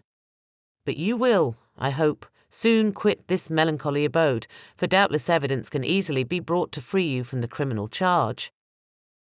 "That is my least concern. I am, by a course of strange events, become the most miserable of mortals. Persecuted and tortured as I am and have been, can death be any evil to me? Nothing indeed could be more unfortunate and agonizing than the strange chances that have lately occurred. You were thrown, by some surprising accident, on this shore, renowned for its hospitality, seized immediately, and charged with murder. The first sight that was presented to your eyes was the body of your friend, murdered in so unaccountable a manner and placed, as it were, by some fiend across your path. As Mr. Kerwin said this, notwithstanding the agitation I endured on this retrospect of my sufferings, I also felt considerable surprise at the knowledge he seemed to possess concerning me. I suppose some astonishment was exhibited in my countenance, for Mr. Kerwin hastened to say, "Immediately upon your being taken ill, all the papers that were on your person were brought me, and I examined them that I might discover some trace by which I could send to your relations an account of your misfortune and illness. I found several letters, and, among others, one which I discovered from its commencement to be from your father. I instantly wrote to Geneva. Nearly 2 months have elapsed since the departure of my letter. But you are ill, even now you tremble, you are unfit for agitation of any kind. This suspense is 1,000 times worse than the most horrible event. Tell me what new scene of death has been acted, and whose murder I am now to lament." "Your family is perfectly well," said Mr. Kerwin with gentleness, "and someone, a friend, is come to visit you." I know not by what chain of thought the idea presented itself, but it instantly darted into my mind that the murderer had come to mock at my misery and taunt me with the death of Clerval as a new incitement for me to comply with his hellish desires. I put my hand before my eyes and cried out in agony, "Oh, take him away! I cannot see him. For God's sake, do not let him enter." Mr. Kerwin regarded me with a troubled countenance. He could not help regarding my exclamation as a presumption of my guilt, and said in rather a severe tone, "I should have thought, young man, that the presence of your father would have been welcome instead of inspiring such violent repugnance." "My father!" cried I, while every feature and every muscle was relaxed from anguish to pleasure. "Is my father indeed come? How kind, how very kind! But where is he? Why does he not hasten to me?" My change of manner surprised and pleased the magistrate. Perhaps he thought that my former exclamation was a momentary return of delirium, and now he instantly resumed his former benevolence. He rose and quitted the room with my nurse, and in a moment my father entered it. Nothing, at this moment, could have given me greater pleasure than the arrival of my father. I stretched out my hand to him and cried, "Are you then safe in Elizabeth and Ernest?" My father calmed me with assurances of their welfare and endeavoured, by dwelling on these subjects so interesting to my heart, to raise my desponding spirits, but he soon felt that a prison cannot be the abode of cheerfulness. "What a place is this that you inhabit, my son?" said he, looking mournfully at the barred windows and wretched appearance of the room. "You travelled to seek happiness, but a fatality seems to pursue you. And poor Clerval." The name of my unfortunate and murdered friend was an agitation too great to be endured in my weak state. I shed tears. "Alas?" "Yes, my father," replied I. "Some destiny of the most horrible kind hangs over me, and I must live to fulfill it, or surely I should have died on the coffin of Henry." We were not allowed to converse for any length of time, for the precarious state of my health rendered every precaution necessary that could ensure tranquillity. Mr. Kerwin came in and insisted that my strength should not be exhausted by too much exertion. But the appearance of my father was to me like that of my good angel, and I gradually recovered my health. As my sickness quitted me, I was absorbed by a gloomy and black melancholy that nothing could dissipate. The image of Clerval was forever before me, ghastly and murdered. More than once the agitation into which these reflections threw me made my friends dread a dangerous relapse. Alas, why did they preserve so miserable and detested a life? It was surely that I might fulfill my destiny, which is now drawing to a close. Soon, oh, very soon, will death extinguish these throbbings and relieve me from the mighty weight of anguish that bears me to the dust, and, in executing the award of justice, I shall also sink to rest. Then the appearance of death was distant, although the wish was ever present to my thoughts, and I often sat for hours motionless and speechless, wishing for some mighty revolution that might bury me and my destroyer in its ruins. The season of the assizes approached. I had already been 3 months in prison, and although I was still weak and in continual danger of a relapse, I was obliged to travel nearly 100 miles to the country town where the court was held. Mr. Kerwin charged himself with every care of collecting witnesses and arranging my defence. I was spared the disgrace of appearing publicly as a criminal, as the case was not brought before the court that decides on life and death. The grand jury rejected the bill on its being proved that I was on the Orkney Islands at the hour the body of my friend was found, and a fortnight after my removal I was liberated from prison. My father was enraptured on finding me freed from the vexations of a criminal charge, that I was again allowed to breathe the fresh atmosphere and permitted to return to my native country. I did not participate in these feelings, for to me the walls of a dungeon or a palace were alike hateful.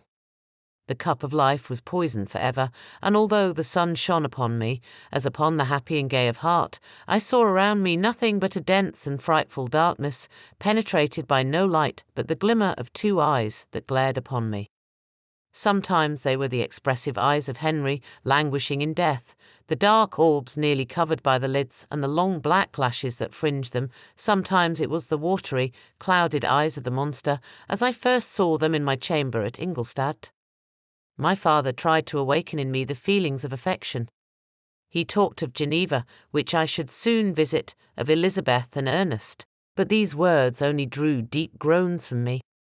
Sometimes, indeed, I felt a wish for happiness and thought with melancholy delight of my beloved cousin, or longed, with a devouring malady du pays, to see once more the blue lake and rapid Rhone that had been so dear to me in early childhood. But my general state of feeling was a torpor in which a prison was as welcome a residence as the divinest scene in nature, and these fits were seldom interrupted but by paroxysms of anguish and despair.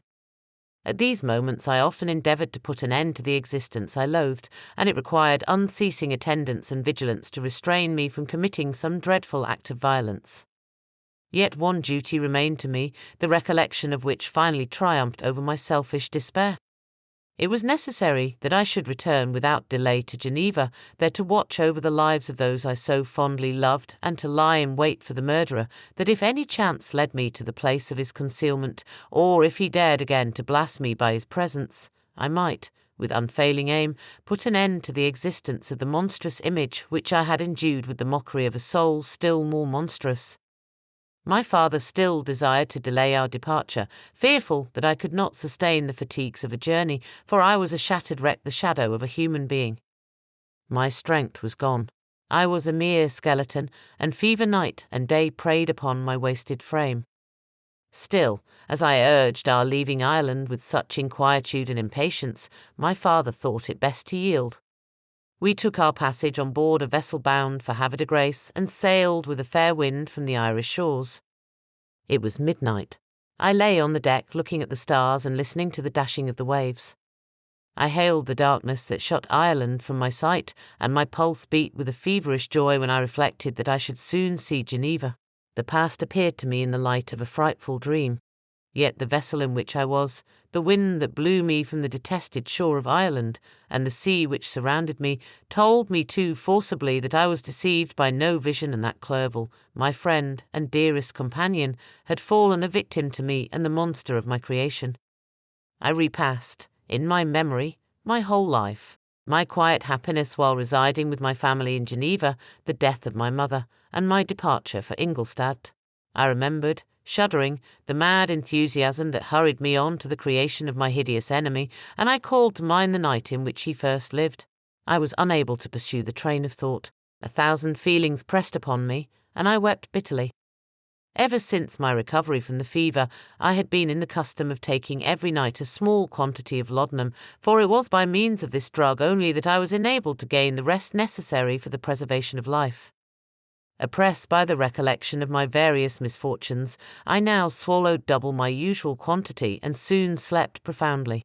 But sleep did not afford me respite from thought and misery. My dreams presented 1,000 objects that scared me. Towards morning I was possessed by a kind of nightmare. I felt the fiend's grasp in my neck and could not free myself from it. Groans and cries rang in my ears.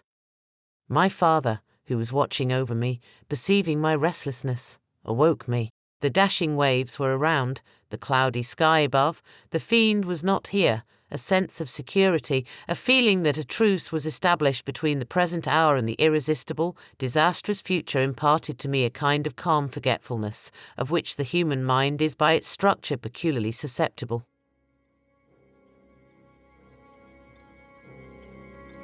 Chapter 22. The voyage came to an end. We landed and proceeded to Paris. I soon found that I had overtaxed my strength and that I must repose before I could continue my journey. My father's care and attentions were indefatigable, but he did not know the origin of my sufferings and sought erroneous methods to remedy the incurable ill. He wished me to seek amusement in society. I abhorred the face of man. Oh, not abhorred. They were my brethren, my fellow beings, and I felt attracted even to the most repulsive among them as to creatures of an angelic nature and celestial mechanism. But I felt that I had no right to share their intercourse. I had unchained an enemy among them whose joy it was to shed their blood and to revel in their groans. How they would, each and all, abhor me and hunt me from the world, did they know my unhallowed acts and the crimes which had their source in me.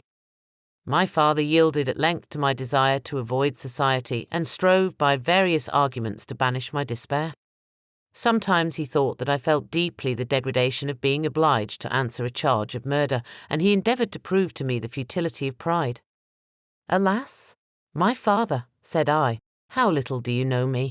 Human beings, their feelings and passions, would indeed be degraded if such a wretch as I felt pride.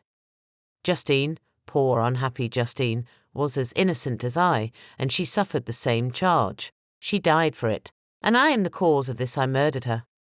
William, Justine, and Henry, they all died by my hands." My father had often, during my imprisonment, heard me make the same assertion. When I thus accused myself, he sometimes seemed to desire an explanation, and at others he appeared to consider it as the offspring of delirium, and that, during my illness, some idea of this kind had presented itself to my imagination, the remembrance of which I preserved in my convalescence. I avoided explanation and maintained a continual silence concerning the wretch I had created. I had a persuasion that I should be supposed mad, and this in itself would forever have chained my tongue. But, besides, I could not bring myself to disclose a secret which would fill my hero with consternation and make fear and unnatural horror the inmates of his breast. I checked, therefore, my impatient thirst for sympathy, and was silent when I would have given the world to have confided the fatal secret. Yet, still, words like those I have recorded would burst uncontrollably from me.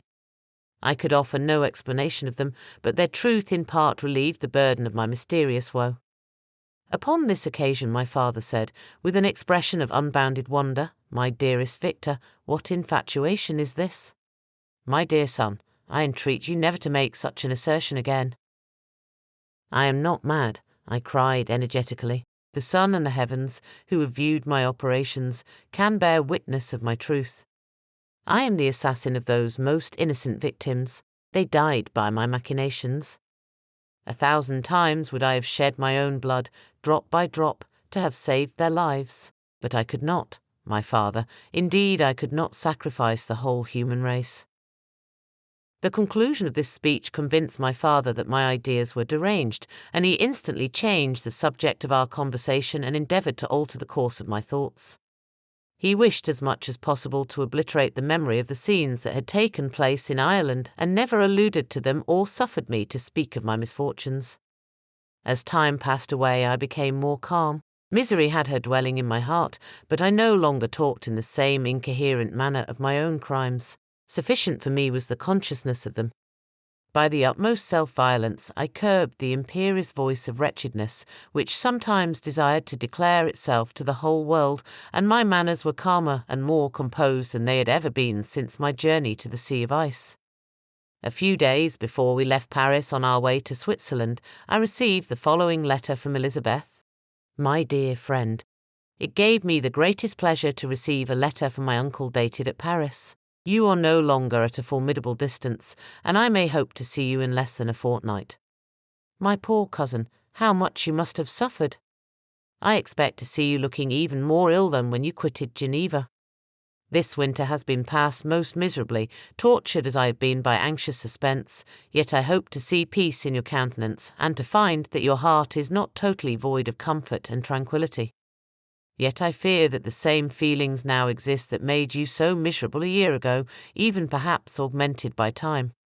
I would not disturb you at this period, when so many misfortunes weigh upon you, but a conversation that I had with my uncle previous to his departure renders some explanation necessary before we meet." Explanation, you may possibly say. What can Elizabeth have to explain?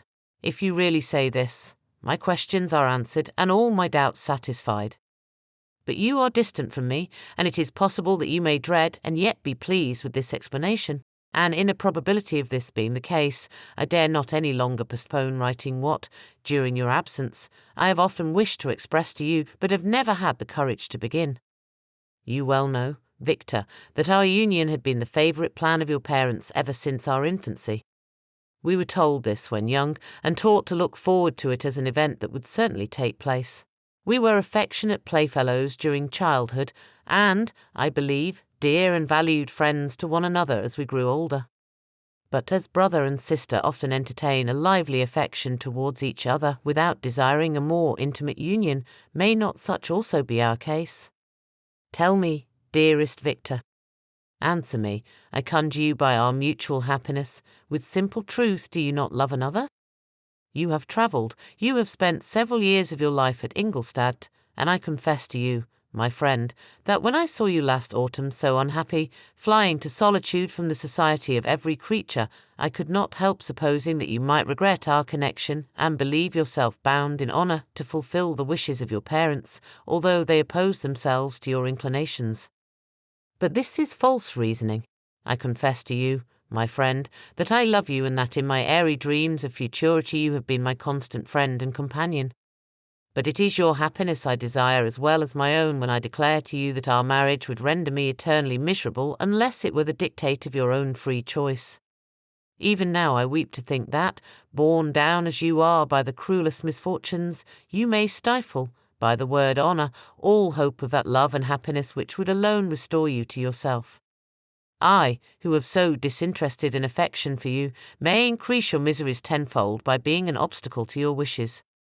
Ah, Victor, be assured that your cousin and playmate has too sincere a love for you not to be made miserable by this supposition.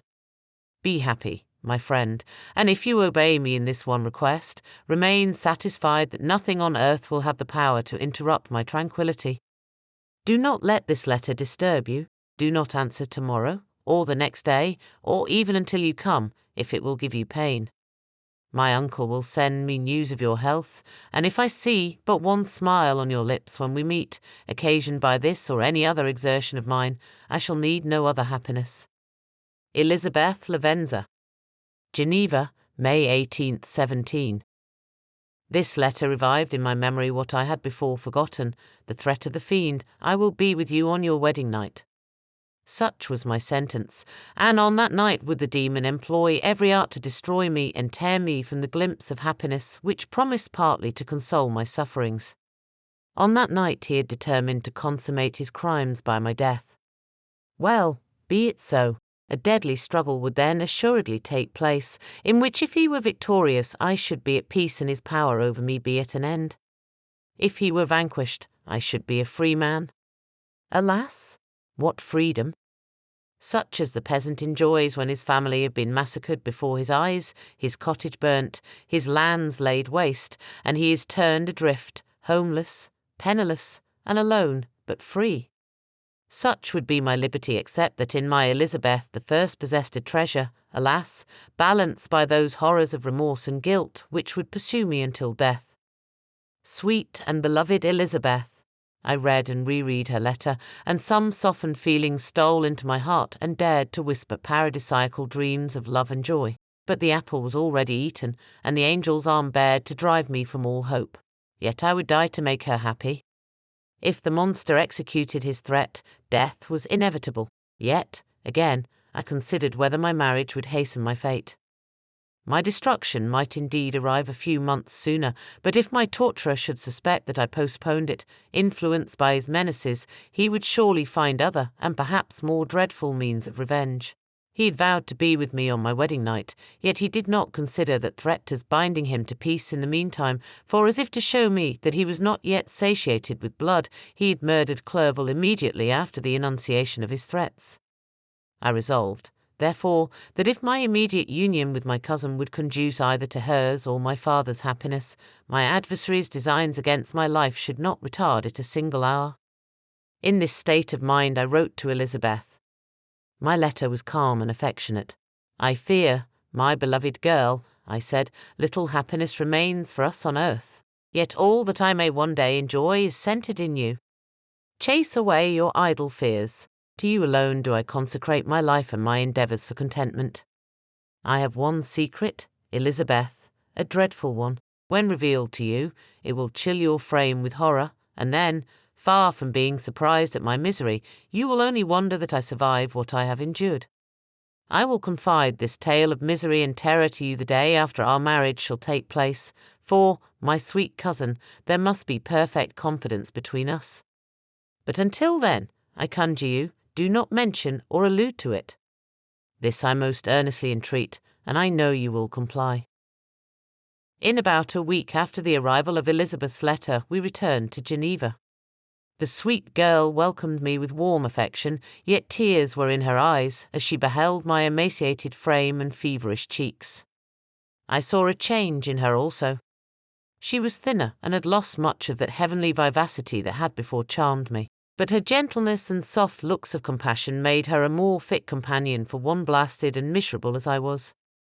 The tranquillity which I now enjoyed did not endure. Memory brought madness with it, and when I thought of what had passed, a real insanity possessed me. Sometimes I was furious and burnt with rage, sometimes low and despondent. I neither spoke nor looked at anyone, but sat motionless, bewildered by the multitude of miseries that overcame me. Elizabeth alone had the power to draw me from these fits. Her gentle voice would soothe me when transported by passion and inspire me with human feelings when sunk in torpor. She wept with me and for me. When reason returned, she would remonstrate and endeavour to inspire me with resignation. Ah, it is well for the unfortunate to be resigned, but for the guilty there is no peace. The agonies of remorse poison the luxury there is otherwise sometimes found in indulging the excess of grief. Soon after my arrival my father spoke of my immediate marriage with Elizabeth. I remained silent. "Have you, then, some other attachment?" "None on earth. I love Elizabeth and look forward to our union with delight. Let the day therefore be fixed, and on it I will consecrate myself, in life or death, to the happiness of my cousin." My dear Victor, do not speak thus. Heavy misfortunes have befallen us, but let us only cling closer to what remains and transfer our love for those whom we have lost to those who yet live. Our circle will be small but bound close by the ties of affection and mutual misfortune. And when time shall have softened your despair, new and dear objects of care will be born to replace those of whom we have been so cruelly deprived. Such were the lessons of my father. But to me the remembrance of the threat returned, nor can you wonder that, omnipotent as the fiend had yet been in his deeds of blood, I should almost regard him as invincible, and that when he had pronounced the words, "I shall be with you on your wedding night," I should regard the threatened fate as unavoidable. But death was no evil to me if the loss of Elizabeth were balanced with it, and I therefore, with a contented and even cheerful countenance, agreed with my father that, if my cousin would consent, the ceremony should take place in 10 days, and thus put, as I imagined, the seal to my fate. Great God! If for one instant I had thought what might be the hellish intention of my fiendish adversary, I would rather have banished myself for ever from my native country and wandered a friendless outcast over the earth than have consented to this miserable marriage.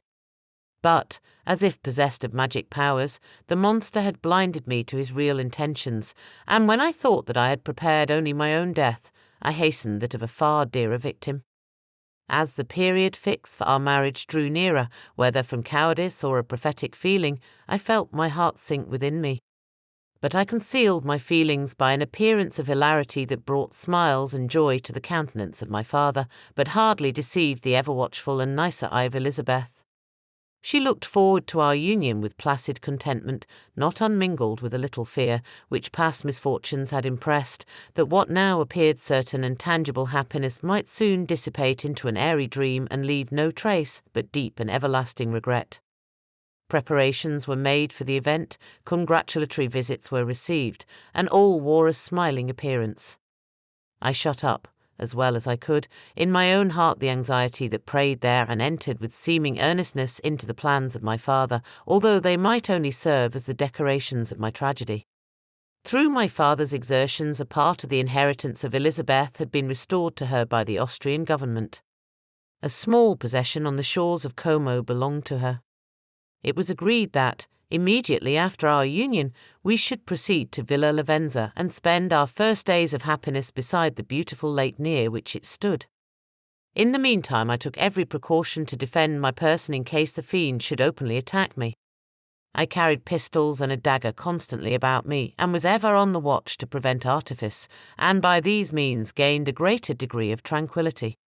Indeed, as the period approached, the threat appeared more as a delusion, not to be regarded as worthy to disturb my peace, while the happiness I hoped for in my marriage wore a greater appearance of certainty as the day fixed for its solemnization drew nearer, and I heard it continually spoken of as an occurrence which no accident could possibly prevent.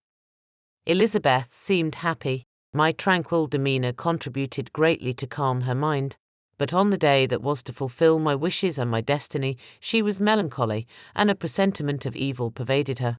And perhaps also she thought of the dreadful secret which I had promised to reveal to her on the following day. My father was in the meantime overjoyed, and, in the bustle of preparation, only recognized in the melancholy of his niece the diffidence of a bride. After the ceremony was performed, a large party assembled at my father's, but it was agreed that Elizabeth and I should commence our journey by water, sleeping that night at Evian, and continuing our voyage on the following day. The day was fair, the wind favourable. All smiled on our nuptial embarkation. Those were the last moments of my life during which I enjoyed the feeling of happiness.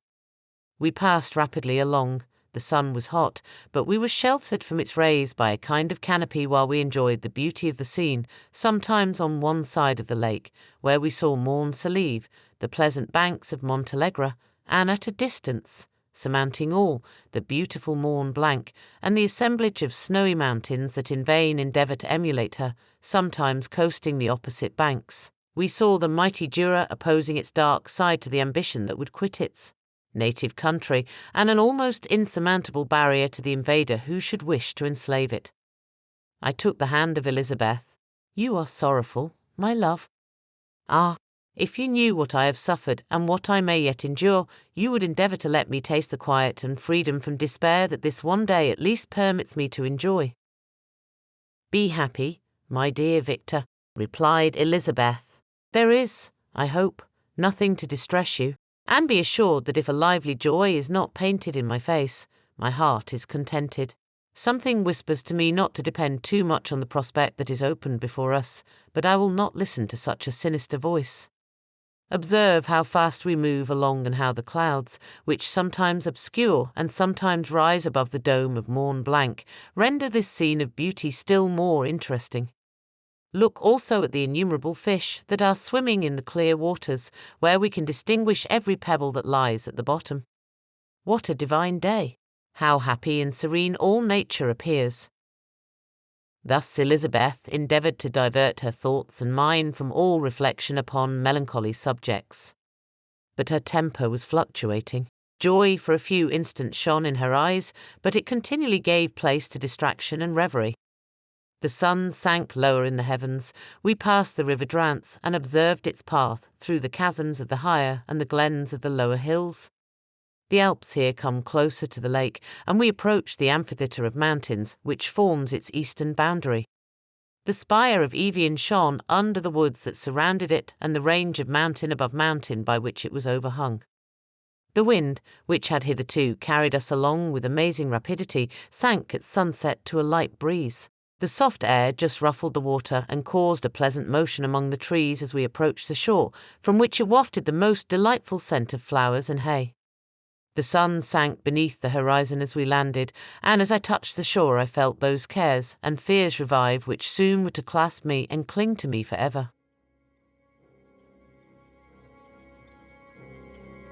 Chapter 23.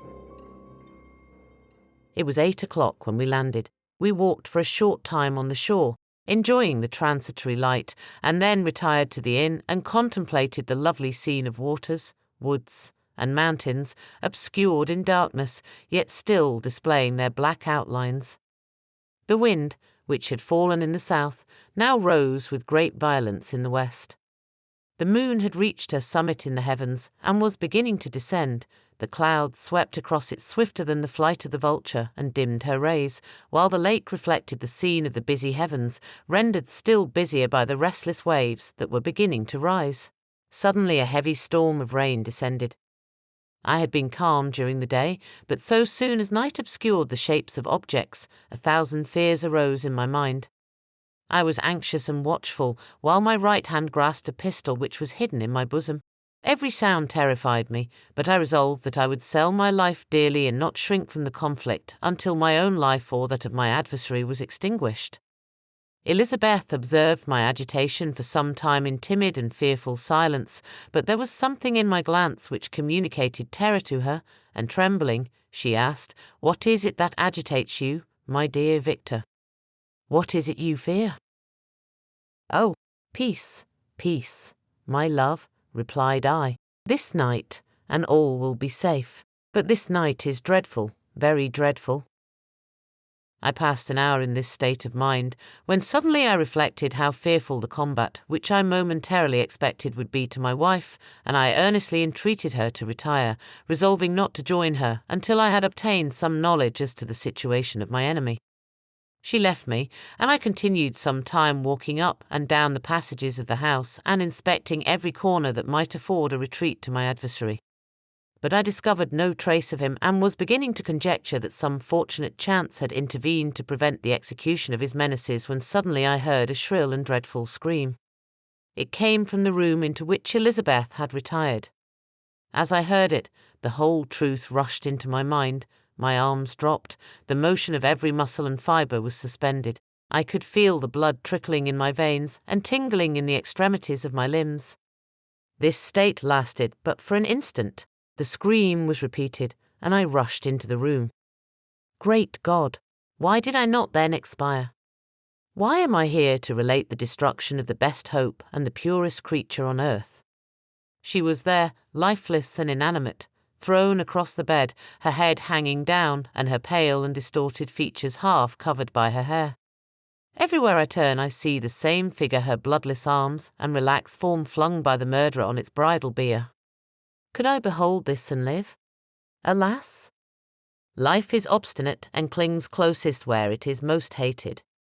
For a moment only did I lose recollection. I fell senseless on the ground.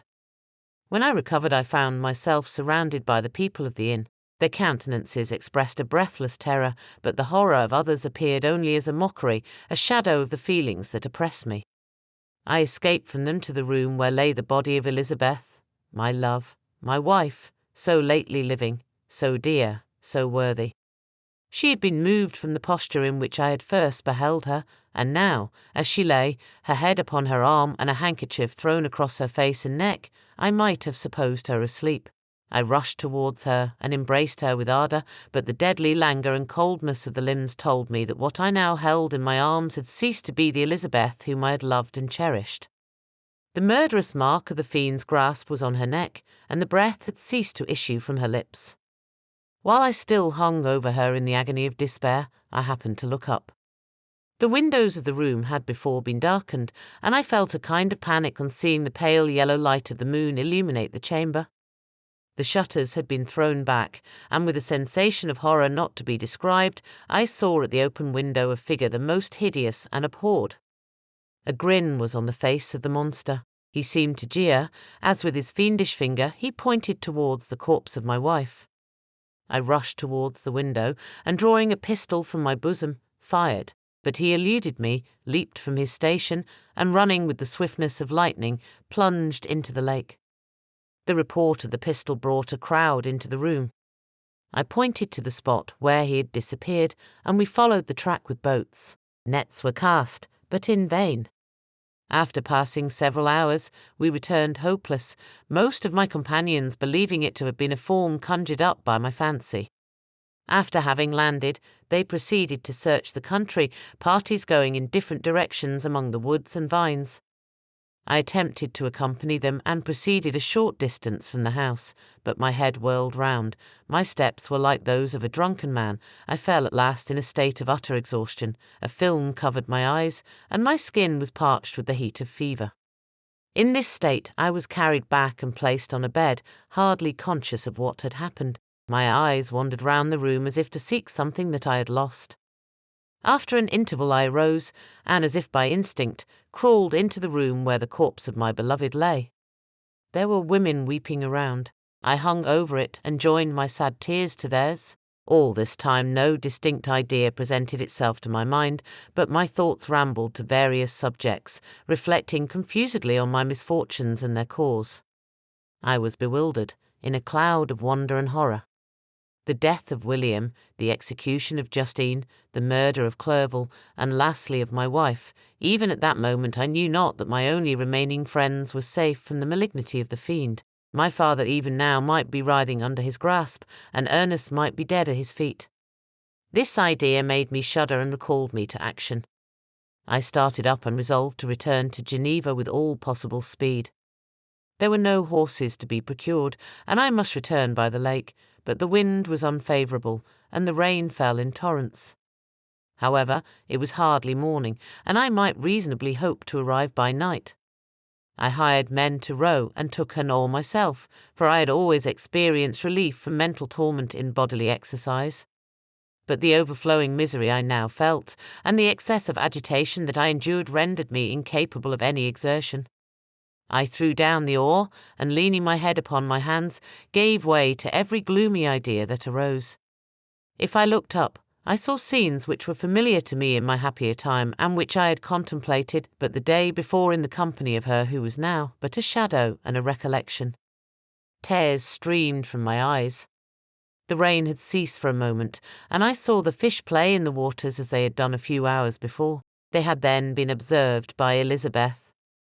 Nothing is so painful to the human mind as a great and sudden change. The sun might shine or the clouds might lower, but nothing could appear to me as it had done the day before. A fiend had snatched from me every hope of future happiness. No creature had ever been so miserable as I was, so frightful an event is single in the history of man. But why should I dwell upon the incidents that followed this last overwhelming event? Mine has been a tale of horrors. I have reached their acme, and what I must now relate can but be tedious to you. Know that, one by one, my friends were snatched away. I was left desolate. My own strength is exhausted, and I must tell, in a few words, what remains of my hideous narration. I arrived at Geneva. My father and Ernest yet lived, but the former sunk under the tidings that I bore. I see him now, excellent and venerable old man.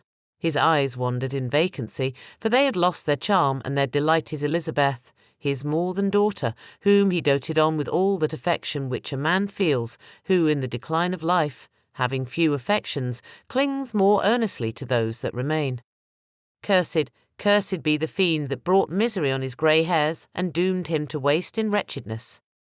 He could not live under the horrors that were accumulated around him. The springs of existence suddenly gave way. He was unable to rise from his bed, and in a few days he died in my arms. What then became of me? I know not. I lost sensation, and chains and darkness were the only objects that pressed upon me. Sometimes, indeed, I dreamt that I wandered in flowery meadows and pleasant vales with the friends of my youth, but I awoke and found myself in a dungeon. Melancholy followed, but by degrees I gained a clear conception of my miseries and situation, and was then released from my prison. For they had called me mad, and during many months, as I understood, a solitary cell had been my habitation.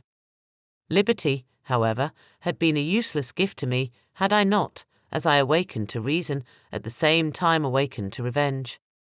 As the memory of past misfortunes pressed upon me, I began to reflect on their cause, the monster whom I had created, the miserable demon whom I had sent abroad into the world for my destruction.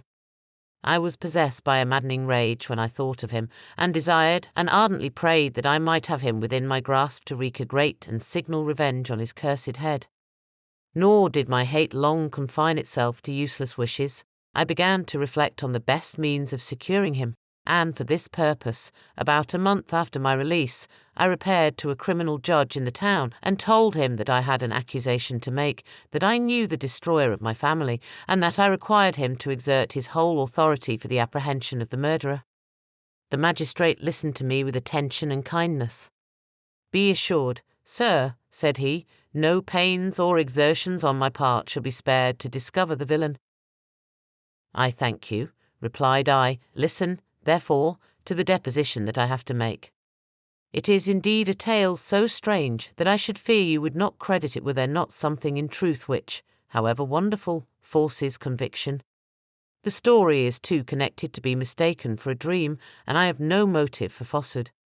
My manner as I thus addressed him was impressive but calm. I had formed in my own heart a resolution to pursue my destroyer to death, and this purpose quieted my agony and for an interval reconciled me to life.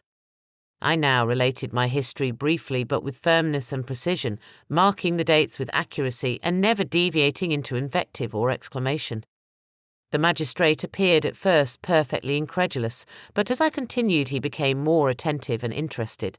I saw him sometimes shudder with horror, at others a lively surprise, unmingled with disbelief, was painted on his countenance.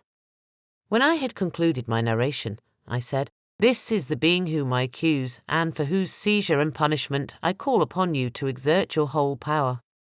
It is your duty as a magistrate, and I believe and hope that your feelings as a man will not revolt from the execution of those functions on this occasion." This address caused a considerable change in the physiognomy of my own auditor. He had heard my story with that half kind of belief that is given to a tale of spirits and supernatural events, but when he was called upon to act officially in consequence, the whole tide of his incredulity returned. He, however, answered mildly, "I would willingly afford you every aid in your pursuit, but the creature of whom you speak appears to have powers which would put all my exertions to defiance. Who can follow an animal which can traverse the sea of ice and inhabit caves and dens where no man would venture to intrude? Besides, some months have elapsed since the commission of his crimes, and no one can conjecture to what place he has wandered or what region he may now inhabit. I do not doubt that he hovers near the spot which I inhabit, and if he has indeed taken refuge in the Alps, he may be hunted like the chamois and destroyed as a beast of prey. But I perceive your thoughts. You do not credit my narrative and do not intend to pursue my enemy with the punishment which is his desert." As I spoke, rage sparkled in my eyes. The magistrate was intimidated. "You are mistaken," said he. "I will exert myself, and if it is in my power to seize the monster, be assured that he shall suffer punishment proportionate to his crimes. But I fear, from what you have yourself described to be his properties, that this will prove impracticable, and thus, while every proper measure is pursued, you should make up your mind to disappointment." "That cannot be, but all that I can say will be of little avail. My revenge is of no moment to you, yet, while I allow it to be a vice, I confess that it is the devouring and only passion of my soul. My rage is unspeakable when I reflect that the murderer, whom I have turned loose upon society, still exists. You refuse my just demand. I have but one resource, and I devote myself, either in my life or death, to his destruction." I trembled with excessive agitation as I said this. There was a frenzy in my manner, and something, I doubt not, of that haughty fierceness which the martyrs of old are said to have possessed. But to a Genevan magistrate, whose mind was occupied by far other ideas than those of devotion and heroism, this elevation of mind had much the appearance of madness. He endeavoured to soothe me as a nurse does a child, and reverted to my tale as the effects of delirium. "Man," I cried, "how ignorant art thou in thy pride of wisdom! Cease, you know not what it is you say." I broke from the house angry and disturbed, and retired to meditate on some other mode of action.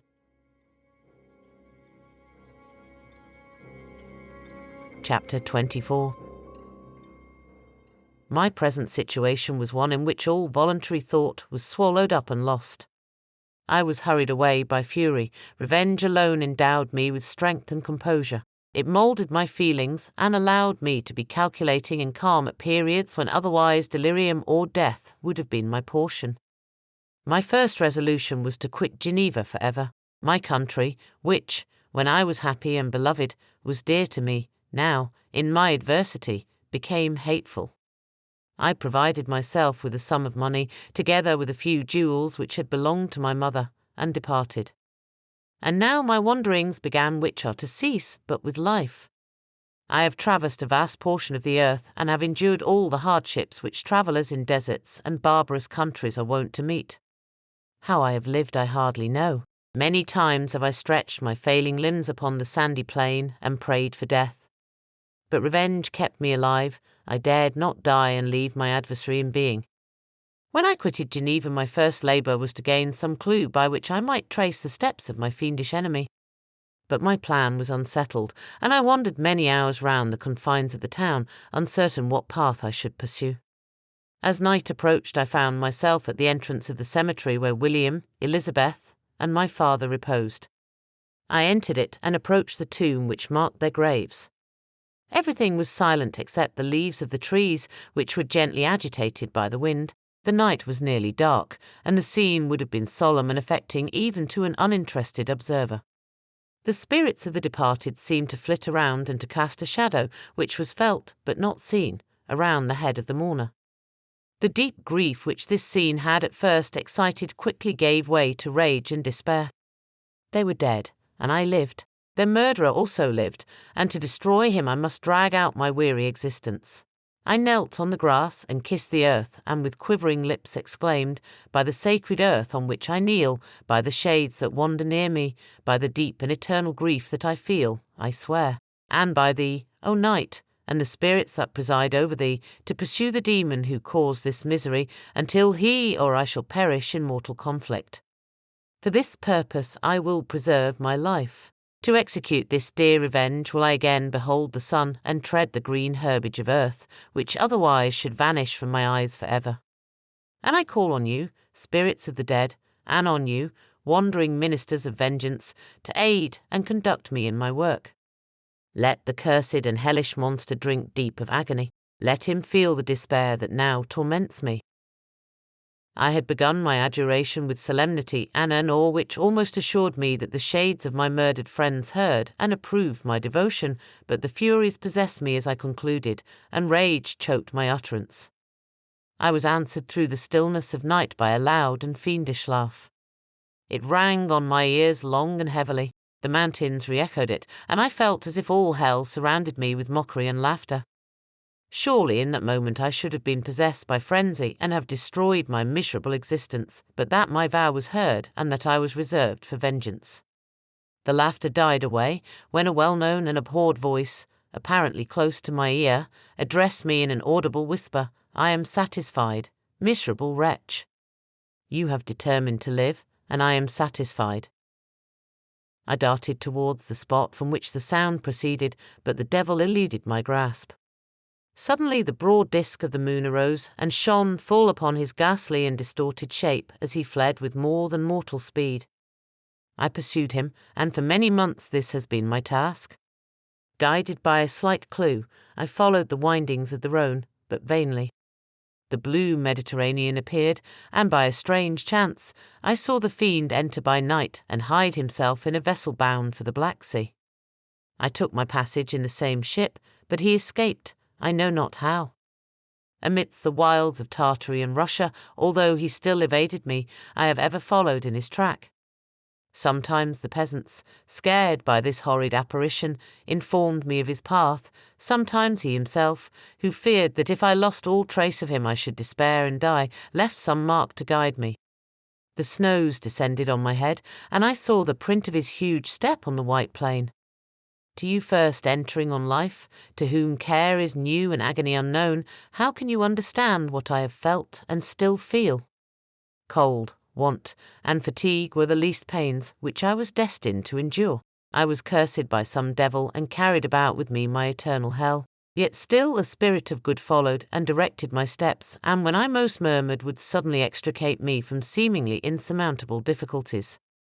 Sometimes, when nature, overcome by hunger, sank under the exhaustion, a repast was prepared for me in the desert that restored and inspirited me. The fare was, indeed, coarse, such as the peasants of the country ate, but I will not doubt that it was set there by the spirits that I had invoked to aid me. Often, when all was dry, the heavens cloudless, and I was parched by thirst, a slight cloud would bedim the sky, shed the few drops that revived me, and vanish. I followed, when I could, the courses of the rivers, but the demon generally avoided these, as it was here that the population of the country chiefly collected. In other places human beings were seldom seen, and I generally subsisted on the wild animals that crossed my path.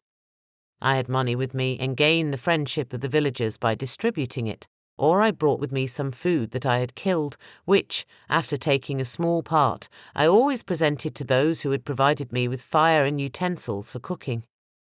My life, as it passed thus, was indeed hateful to me, and it was during sleep alone that I could taste joy. Oh, blessed sleep! Often, when most miserable, I sank to repose, and my dreams lulled me even to rapture. The spirits that guarded me had provided these moments, or rather hours, of happiness that I might retain strength to fulfill my pilgrimage. Deprived of this respite, I should have sunk under my hardships. During the day I was sustained and inspirited by the hope of night, for in sleep I saw my friends, my wife, and my beloved country. Again I saw the benevolent countenance of my father, heard the silver tones of my Elizabeth's voice, and beheld Clerval enjoying health and youth. Often, when wearied by a toilsome march, I persuaded myself that I was dreaming until night should come and that I should then enjoy reality in the arms of my dearest friends. What agonizing fondness did I feel for them! How did I cling to their dear forms, as sometimes they haunted even my waking hours, and persuade myself that they still lived. At such moments vengeance, that burned within me, died in my heart, and I pursued my path towards the destruction of the demon more as a task enjoined by heaven, as the mechanical impulse of some power of which I was unconscious, than as the ardent desire of my soul. What his feelings were whom I pursued I cannot know. Sometimes, indeed, he left marks in writing on the barks of the trees or cut in stone that guided me and instigated my fury. My reign is not yet over. These words were legible in one of these inscriptions: "You live, and my power is complete. Follow me, I seek the everlasting ices of the north, where you will feel the misery of cold and frost, to which I am impassive. You will find near this place, if you follow not too tardily, a dead hare, eat and be refreshed. Come on, my enemy, we have yet to wrestle for our lives, but many hard and miserable hours must you endure until that period shall arrive." Scoffing devil! Again do I vow vengeance, again do I devote thee, miserable fiend, to torture and death. Never will I give up my search until he or I perish. And then with what ecstasy shall I join my Elizabeth and my departed friends, who even now prepare for me the reward of my tedious toil and horrible pilgrimage. As I still pursued my journey to the northward, the snows thickened and the cold increased in a degree almost too severe to support. The peasants were shut up in their hovels, and only a few of the most hardy ventured forth to seize the animals whom starvation had forced from their hiding places to seek for prey. The rivers were covered with ice, and no fish could be procured, and thus I was cut off from my chief article of maintenance. The triumph of my enemy increased with the difficulty of my labours. One inscription that he left was in these words: "Prepare, your toils only begin. Wrap yourself in furs and provide food, for we shall soon enter upon a journey where your sufferings will satisfy my everlasting hatred." My courage and perseverance were invigorated by these scoffing words. I resolved not to fail in my purpose, and calling on heaven to support me, I continued with unabated fervour to traverse immense deserts, until the ocean appeared at a distance and formed the utmost boundary of the horizon. Oh, how unlike it was to the blue seasons of the south! Covered with ice, it was only to be distinguished from land by its superior wildness and ruggedness. The Greeks wept for joy when they beheld the Mediterranean from the hills of Asia, and hailed with rapture the boundary of their toils. I did not weep, but I knelt down and with a full heart thanked my guiding spirit for conducting me in safety to the place where I hoped, notwithstanding my adversary's gibe, to meet and grapple with him. Some weeks before this period I had procured a sledge and dogs, and thus traversed the snows with inconceivable speed. I know not whether the fiend possessed the same advantages, but I found that, as before I had daily lost ground in the pursuit, I now gained on him, so much so that when I first saw the ocean he was but one day's journey in advance, and I hoped to intercept him before he should reach the beach. With new courage, therefore, I pressed on, and in 2 days arrived at a wretched hamlet on the seashore. I inquired of the inhabitants concerning the fiend and gained accurate information. A gigantic monster, they said, had arrived the night before, armed with a gun and many pistols, putting to flight the inhabitants of a solitary cottage through fear of his terrific appearance. He had carried off their store of winter food, and placing it in a sledge, to draw which he had seized on a numerous drove of trained dogs, he had harnessed them, and the same night, to the joy of the horror-struck villagers, had pursued his journey across the sea in a direction that led to no land, and they conjectured that he must speedily be destroyed by the breaking of the ice or frozen by the eternal frosts. On hearing this information, I suffered a temporary access of despair.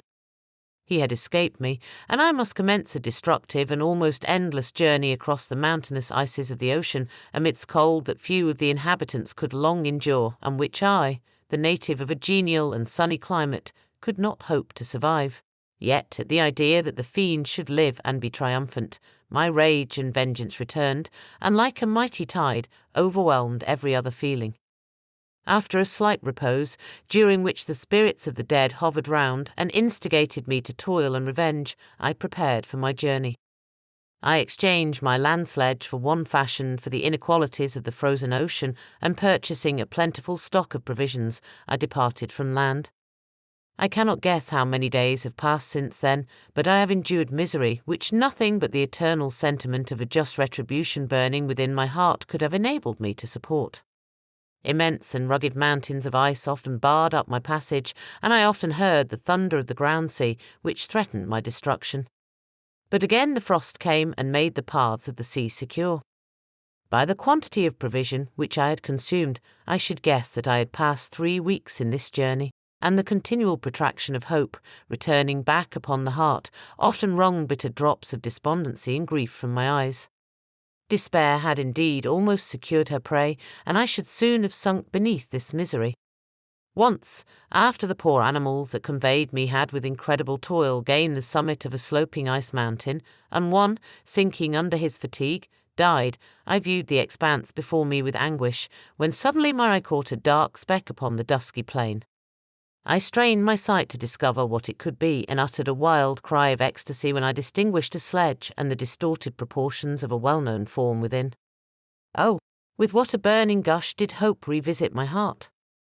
Warm tears filled my eyes, which I hastily wiped away, that they might not intercept the view I had of the demon, but still my sight was dimmed by the burning drops, until, giving way to the emotions that oppressed me, I wept aloud. But this was not the time for delay. I disencumbered the dogs of their dead companion, gave them a plentiful portion of food, and after an hour's rest, which was absolutely necessary, and yet which was bitterly irksome to me, I continued my route. The sledge was still visible, nor did I again lose sight of it except at the moments when for a short time some ice rock concealed it with its intervening crags. I indeed perceptibly gained on it, and when, after nearly 2 days' journey, I beheld my enemy at no more than a mile distant, my heart bounded within me. But now, when I appeared almost within grasp of my foe, my hopes were suddenly extinguished, and I lost all trace of him more utterly than I had ever done before. A ground sea was heard. The thunder of its progress, as the waters rolled and swelled beneath me, became every moment more ominous and terrific. I pressed on, but in vain. The wind arose, the sea roared, and, as with the mighty shock of an earthquake, it split and cracked with a tremendous and overwhelming sound. The work was soon finished. In a few minutes a tumultuous sea rolled between me and my enemy, and I was left drifting on a scattered piece of ice that was continually lessening and thus preparing for me a hideous death. In this manner many appalling hours passed, several of my dogs died, and I myself was about to sink under the accumulation of distress when I saw your vessel riding at anchor and holding forth to me hopes of succour and life. I had no conception that vessels ever came so far north, and was astounded at the sight. I quickly destroyed part of my sledge to construct oars, and by these means was enabled, with infinite fatigue, to move my ice raft in the direction of your ship. I had determined, if you were going southwards, still to trust myself to the mercy of the seas rather than abandon my purpose. I hoped to induce you to grant me a boat with which I could pursue my enemy. But your direction was northwards. You took me on board when my vigour was exhausted, and I should soon have sunk under my multiplied hardships into a death which I still dread, for my task is unfulfilled. Oh, when will my guiding spirit, in conducting me to the demon, allow me the rest I so much desire? Or must I die, and he yet live? If I do, swear to me, Walton, that he shall not escape, that you will seek him and satisfy my vengeance in his death. And do I dare to ask of you to undertake my pilgrimage, to endure the hardships that I have undergone? No, I am not so selfish. Yet, when I am dead, if he should appear, if the ministers of vengeance should conduct him to you, swear that he shall not live, swear that he shall not triumph over my accumulated woes, and survive to add to the list of his dark crimes. He is eloquent and persuasive, and once his words had even power over my heart, but trust him not. His soul is as hellish as his form, full of treachery and fiend-like malice. Hear him not. Call on the names of William, Justine, Clerval, Elizabeth, my father, and of the wretched Victor, and thrust your sword into his heart. I will hover near and direct the steel aright. Walton, in continuation. August 26, 17. You have read this strange and terrific story, Margaret, and do you not feel your blood congeal with horror like that which even now curdles mine? Sometimes, seized with sudden agony, he could not continue his tale. At others, his voice broken, yet piercing, uttered with difficulty the words so replete with anguish. His fine and lovely eyes were now lighted up with indignation, now subdued to downcast sorrow and quenched in infinite wretchedness. Sometimes he commanded his countenance and tones, and related the most horrible incidents with a tranquil voice, suppressing every mark of agitation. Then, like a volcano bursting forth, his face would suddenly change to an expression of the wildest rage as he shrieked out imprecations on his persecutor. His tale is connected and told with an appearance of the simplest truth, yet I own to you that the letters of Felix and Safie, which he showed me, and the apparition of the monster seen from our ship, brought to me a greater conviction of the truth of his narrative than his asseverations, however earnest and connected. Such a monster has, then, really existence. I cannot doubt it, yet I am lost in surprise and admiration. Sometimes I endeavoured to gain from Frankenstein the particulars of his creature's formation, but on this point he was impenetrable. "Are you mad, my friend?" said he. "Or whither does your senseless curiosity lead you? Would you also create for yourself and the world a demoniacal enemy? Peace, peace! Learn my miseries, and do not seek to increase your own." Frankenstein discovered that I made notes concerning his history. He asked to see them, and then himself corrected and augmented them in many places, but principally in giving the life and spirit to the conversations he held with his enemy. "Since you have preserved my narration," said he, "I would not that a mutilated one should go down to posterity." Thus has a week passed away, while I have listened to the strangest tale that ever imagination formed. My thoughts and every feeling of my soul have been drunk up by the interest for my guest which this tale and his own elevated and gentle manners have created. I wish to soothe him, yet can I counsel one so infinitely miserable, so destitute of every hope of consolation, to live? Oh, no! The only joy that he can now know will be when he composes his shattered spirit to peace and death. Yet he enjoys one comfort, the offspring of solitude and delirium. He believes that when in dreams he holds converse with his friends and derives from that communion consolation for his miseries or excitements to his vengeance, that they are not the creations of his fancy, but the beings themselves who visit him from the regions of a remote world. This faith gives a solemnity to his reveries that render them to me almost as imposing and interesting as truth. Our conversations are not always confined to his own history and misfortunes. On every point of general literature he displays unbounded knowledge and a quick and piercing apprehension. His eloquence is forcible and touching, nor can I hear him, when he relates a pathetic incident or endeavours to move the passions of pity or love, without tears. What a glorious creature must he have been in the days of his prosperity, when he is thus noble and godlike in ruin! He seems to feel his own worth and the greatness of his fall. "When younger," said he, "I believed myself destined for some great enterprise. My feelings are profound, but I possessed a coolness of judgment that fitted me for illustrious achievements. This sentiment of the worth of my nature supported me when others would have been oppressed, for I deemed it criminal to throw away in useless grief those talents that might be useful to my fellow creatures. When I reflected on the work I had completed, no less a one than the creation of a sensitive and rational animal, I could not rank myself with the herd of common projectors. But this thought, which supported me in the commencement of my career, now serves only to plunge me lower in the dust. All my speculations and hopes are as nothing, and like the archangel who aspired to omnipotence, I am chained in an eternal hell. My imagination was vivid, yet my powers of analysis and application were intense. By the union of these qualities I conceived the idea and executed the creation of a man. Even now I cannot recollect without passion my reveries while the work was incomplete. I trod heaven in my thoughts, now exulting in my powers, now burning with the idea of their effects. From my infancy I was imbued with high hopes and a lofty ambition, but how am I sunk? Oh, my friend, if you had known me as I once was, you would not recognize me in this state of degradation. Despondency rarely visited my heart. A high destiny seemed to bear me on, until I fell, never, never again to rise. Must I then lose this admirable being? I have longed for a friend. I have sought one who would sympathize with and love me. Behold, on these desert seas I have found such a one, but I fear I have gained him only to know his value and lose him. I would reconcile him to life, but he repulses the idea. I thank you, Walton, he said, for your kind intentions towards so miserable a wretch. But when you speak of new ties and fresh affections, think you that any can replace those who are gone? Can any man be to me as Clerval was, or any woman another Elizabeth? Even where the affections are not strongly moved by any superior excellence, the companions of our childhood always possess a certain power over our minds which hardly any later friend can obtain. They know our infantine dispositions, which, however they may be afterwards modified, never eradicated, and they can judge of our actions with more certain conclusions as to the integrity of our motives.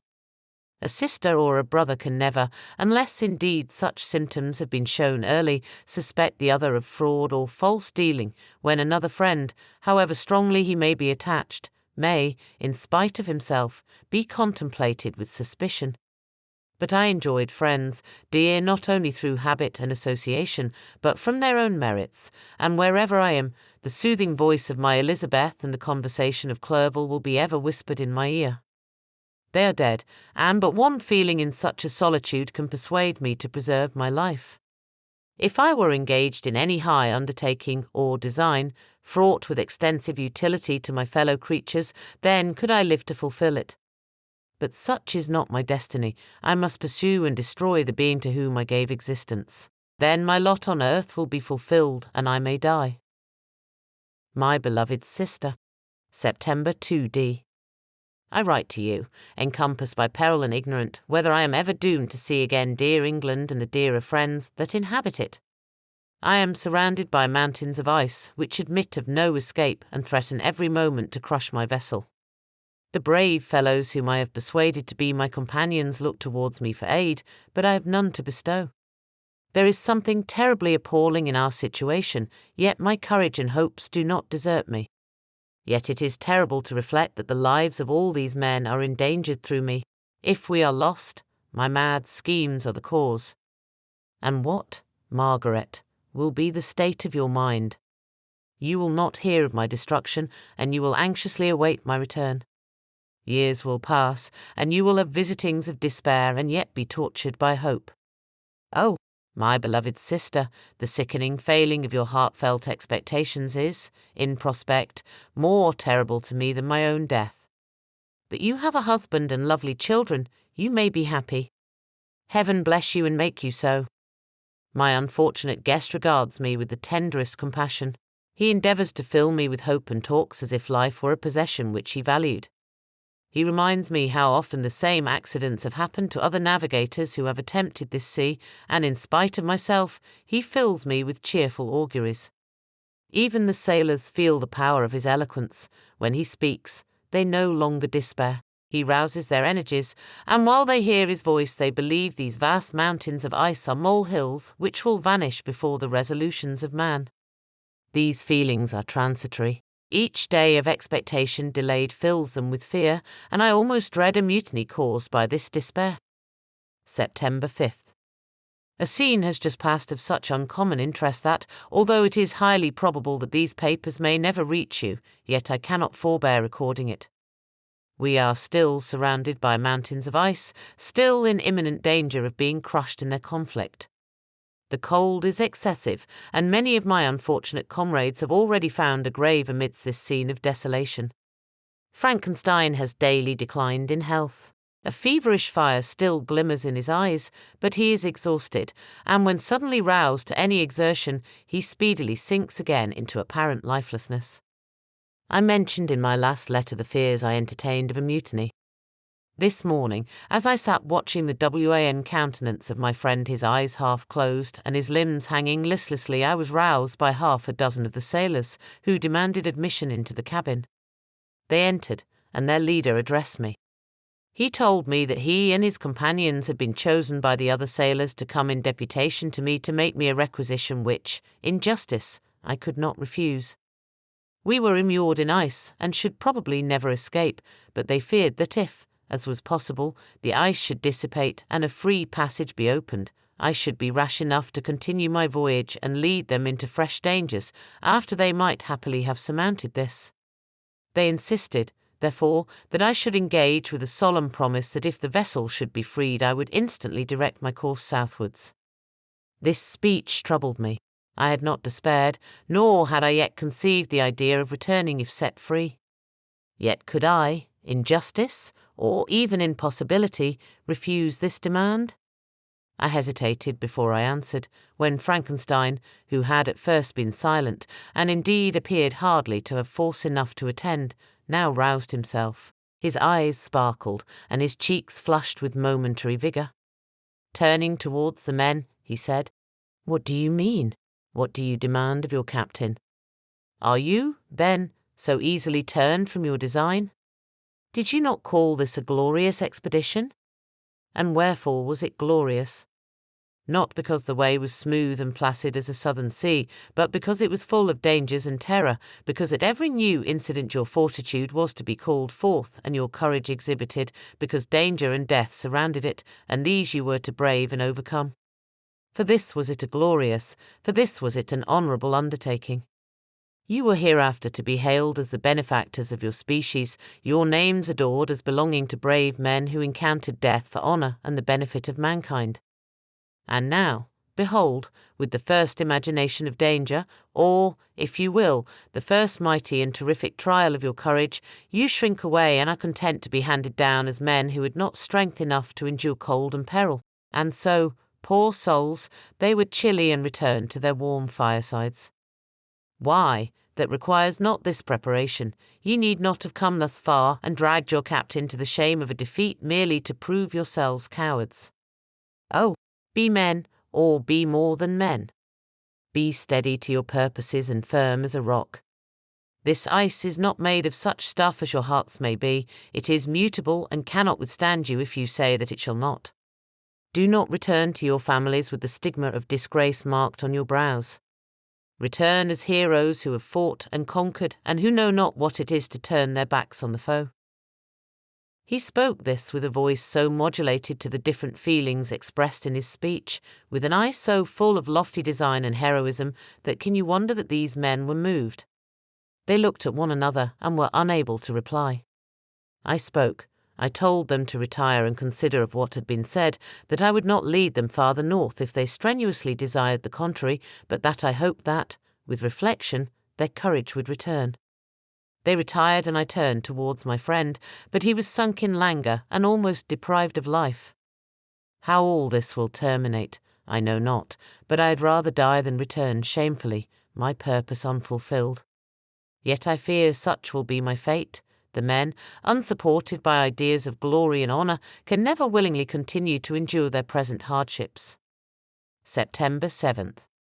The die is cast. I have consented to return if we are not destroyed. Thus are my hopes blasted by cowardice and indecision. I come back ignorant and disappointed. It requires more philosophy than I possess to bear this injustice with patience. September 12th. It is past. I am returning to England. I have lost my hopes of utility and glory. I have lost my friend. But I will endeavour to detail these bitter circumstances to you, my dear sister, and while I am wafted towards England and towards you, I will not despond. September 9th, the ice began to move, and roarings like thunder were heard at a distance as the island split and cracked in every direction.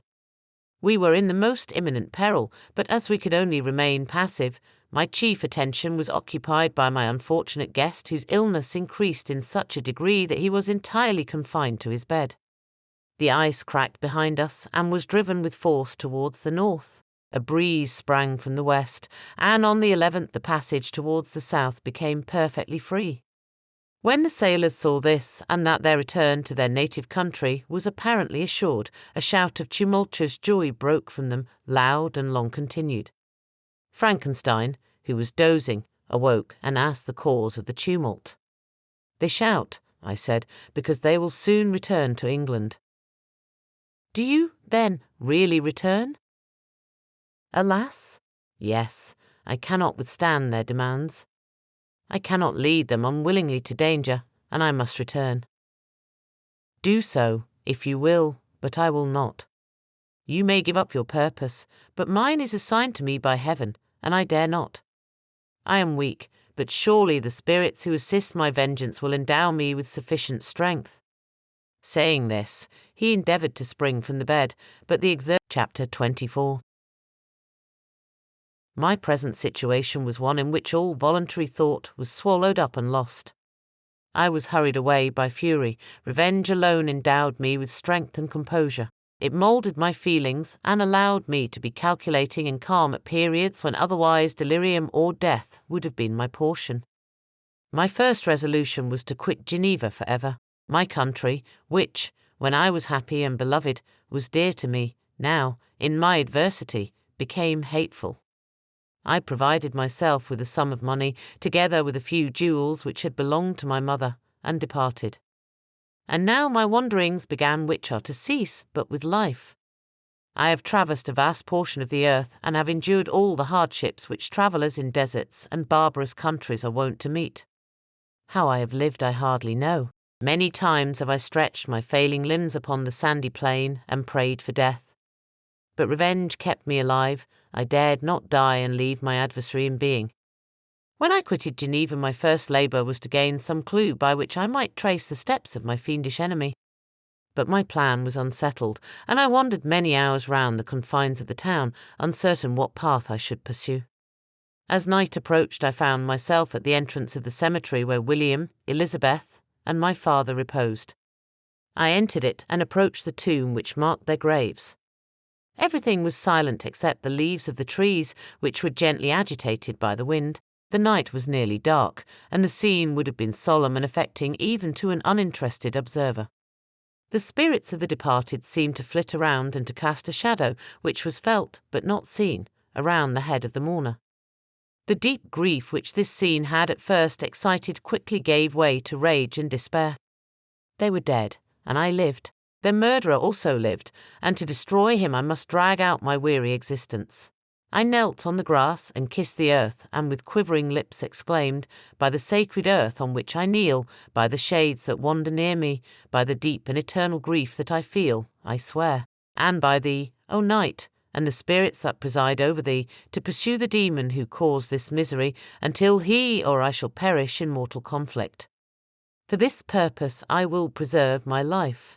To execute this dear revenge will I again behold the sun and tread the green herbage of earth, which otherwise should vanish from my eyes for ever.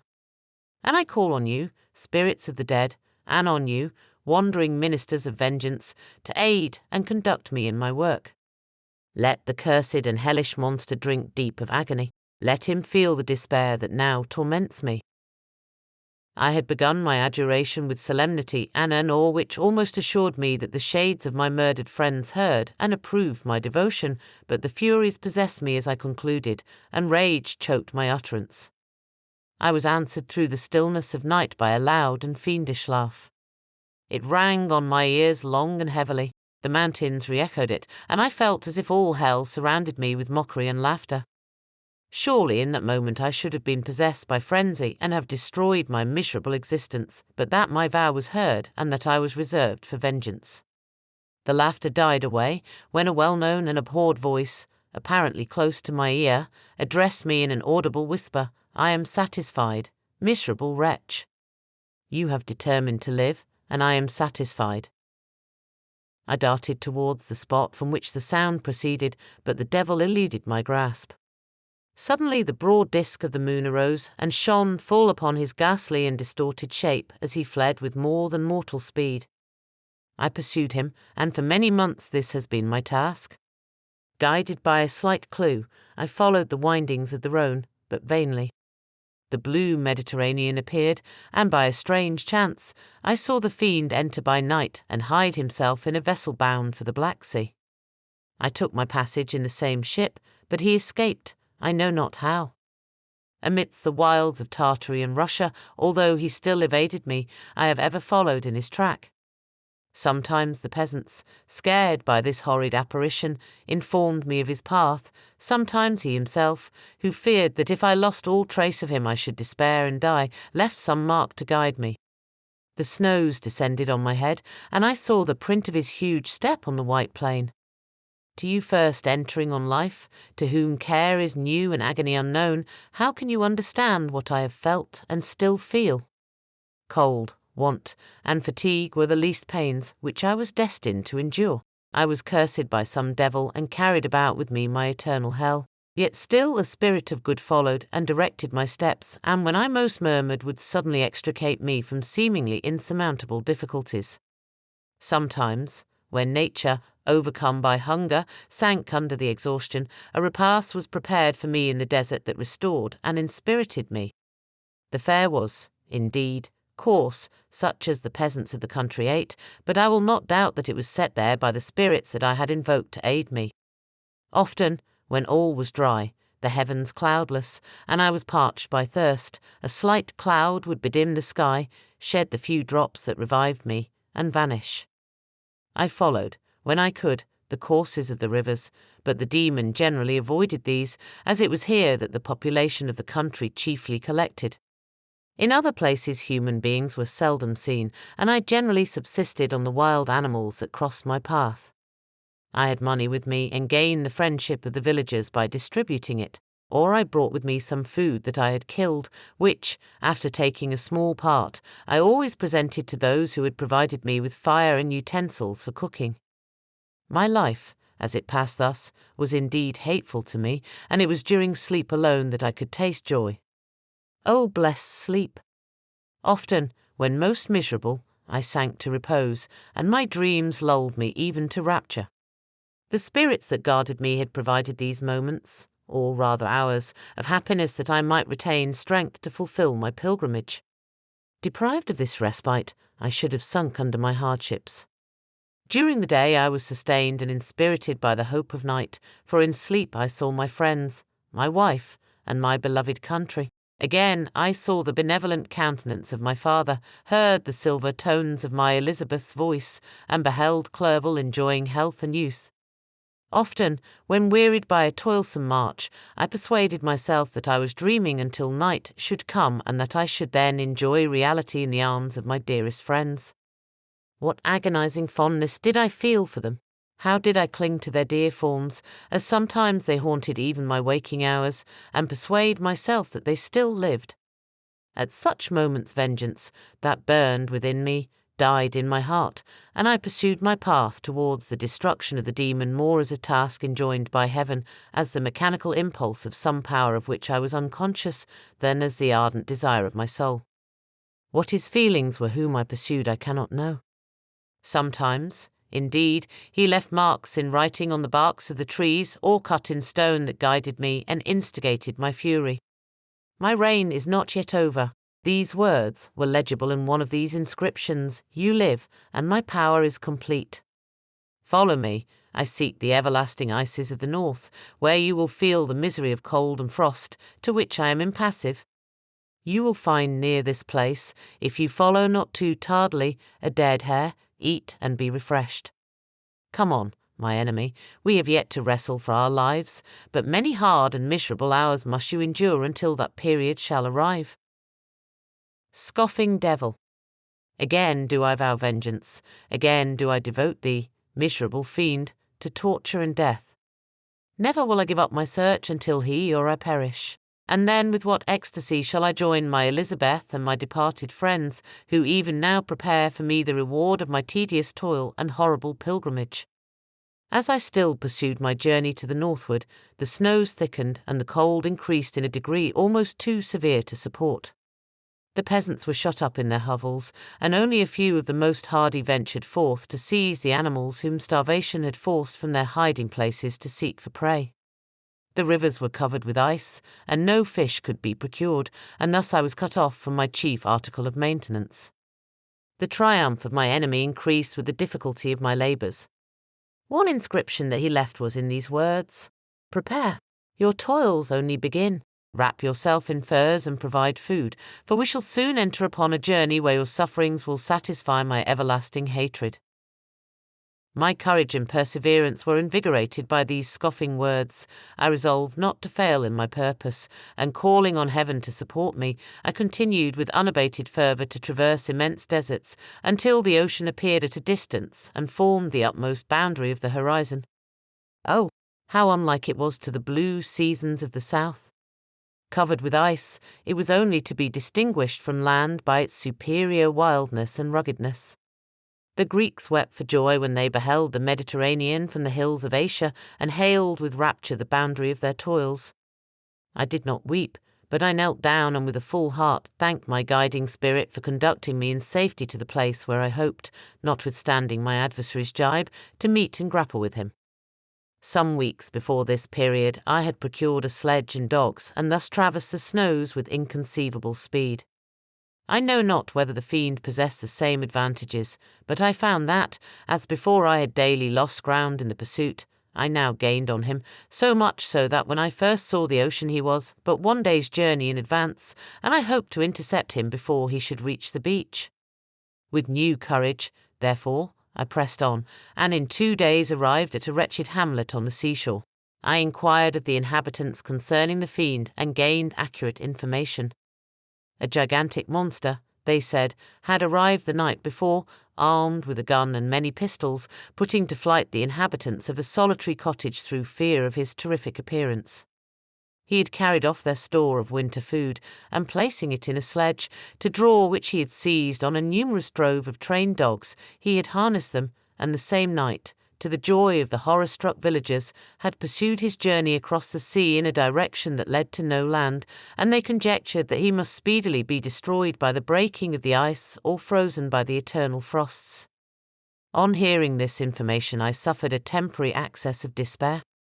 He had escaped me, and I must commence a destructive and almost endless journey across the mountainous ices of the ocean, amidst cold that few of the inhabitants could long endure, and which I, the native of a genial and sunny climate, could not hope to survive.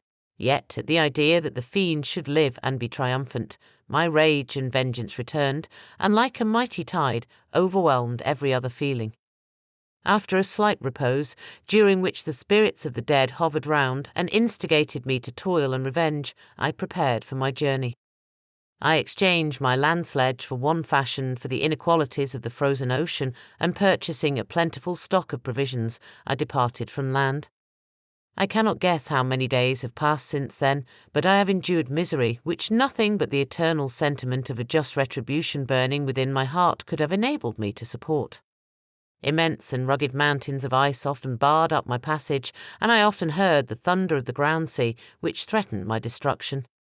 But again the frost came and made the paths of the sea secure. By the quantity of provision which I had consumed, I should guess that I had passed 3 weeks in this journey, and the continual protraction of hope, returning back upon the heart, often wrung bitter drops of despondency and grief from my eyes. Despair had indeed almost secured her prey, and I should soon have sunk beneath this misery. Once, after the poor animals that conveyed me had with incredible toil gained the summit of a sloping ice mountain, and one, sinking under his fatigue, died, I viewed the expanse before me with anguish, when suddenly my eye caught a dark speck upon the dusky plain.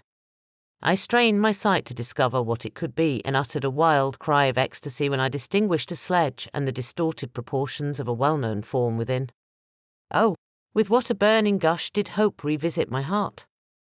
Warm tears filled my eyes, which I hastily wiped away, that they might not intercept the view I had of the demon, but still my sight was dimmed by the burning drops, until, giving way to the emotions that oppressed me, I wept aloud. But this was not the time for delay. I disencumbered the dogs of their dead companion, gave them a plentiful portion of food, and after an hour's rest, which was absolutely necessary, and yet which was bitterly irksome to me, I continued my route. The sledge was still visible, nor did I again lose sight of it except at the moments when for a short time some ice rock concealed it with its intervening crags. I indeed perceptibly gained on it, and when, after nearly 2 days' journey, I beheld my enemy at no more than a mile distant, my heart bounded within me. But now, when I appeared almost within grasp of my foe, my hopes were suddenly extinguished, and I lost all trace of him more utterly than I had ever done before. A ground sea was heard. The thunder of its progress, as the waters rolled and swelled beneath me, became every moment more ominous and terrific. I pressed on, but in vain. The wind arose, the sea roared, and, as with the mighty shock of an earthquake, it split and cracked with a tremendous and overwhelming sound. The work was soon finished. In a few minutes a tumultuous sea rolled between me and my enemy, and I was left drifting on a scattered piece of ice that was continually lessening and thus preparing for me a hideous death. In this manner many appalling hours passed, several of my dogs died, and I myself was about to sink under the accumulation of distress when I saw your vessel riding at anchor and holding forth to me hopes of succour and life. I had no conception that vessels ever came so far north and was astounded at the sight. I quickly destroyed part of my sledge to construct oars, and by these means was enabled, with infinite fatigue, to move my ice raft in the direction of your ship. I had determined, if you were going southwards, still to trust myself to the mercy of the seas rather than abandon my purpose. I hoped to induce you to grant me a boat with which I could pursue my enemy.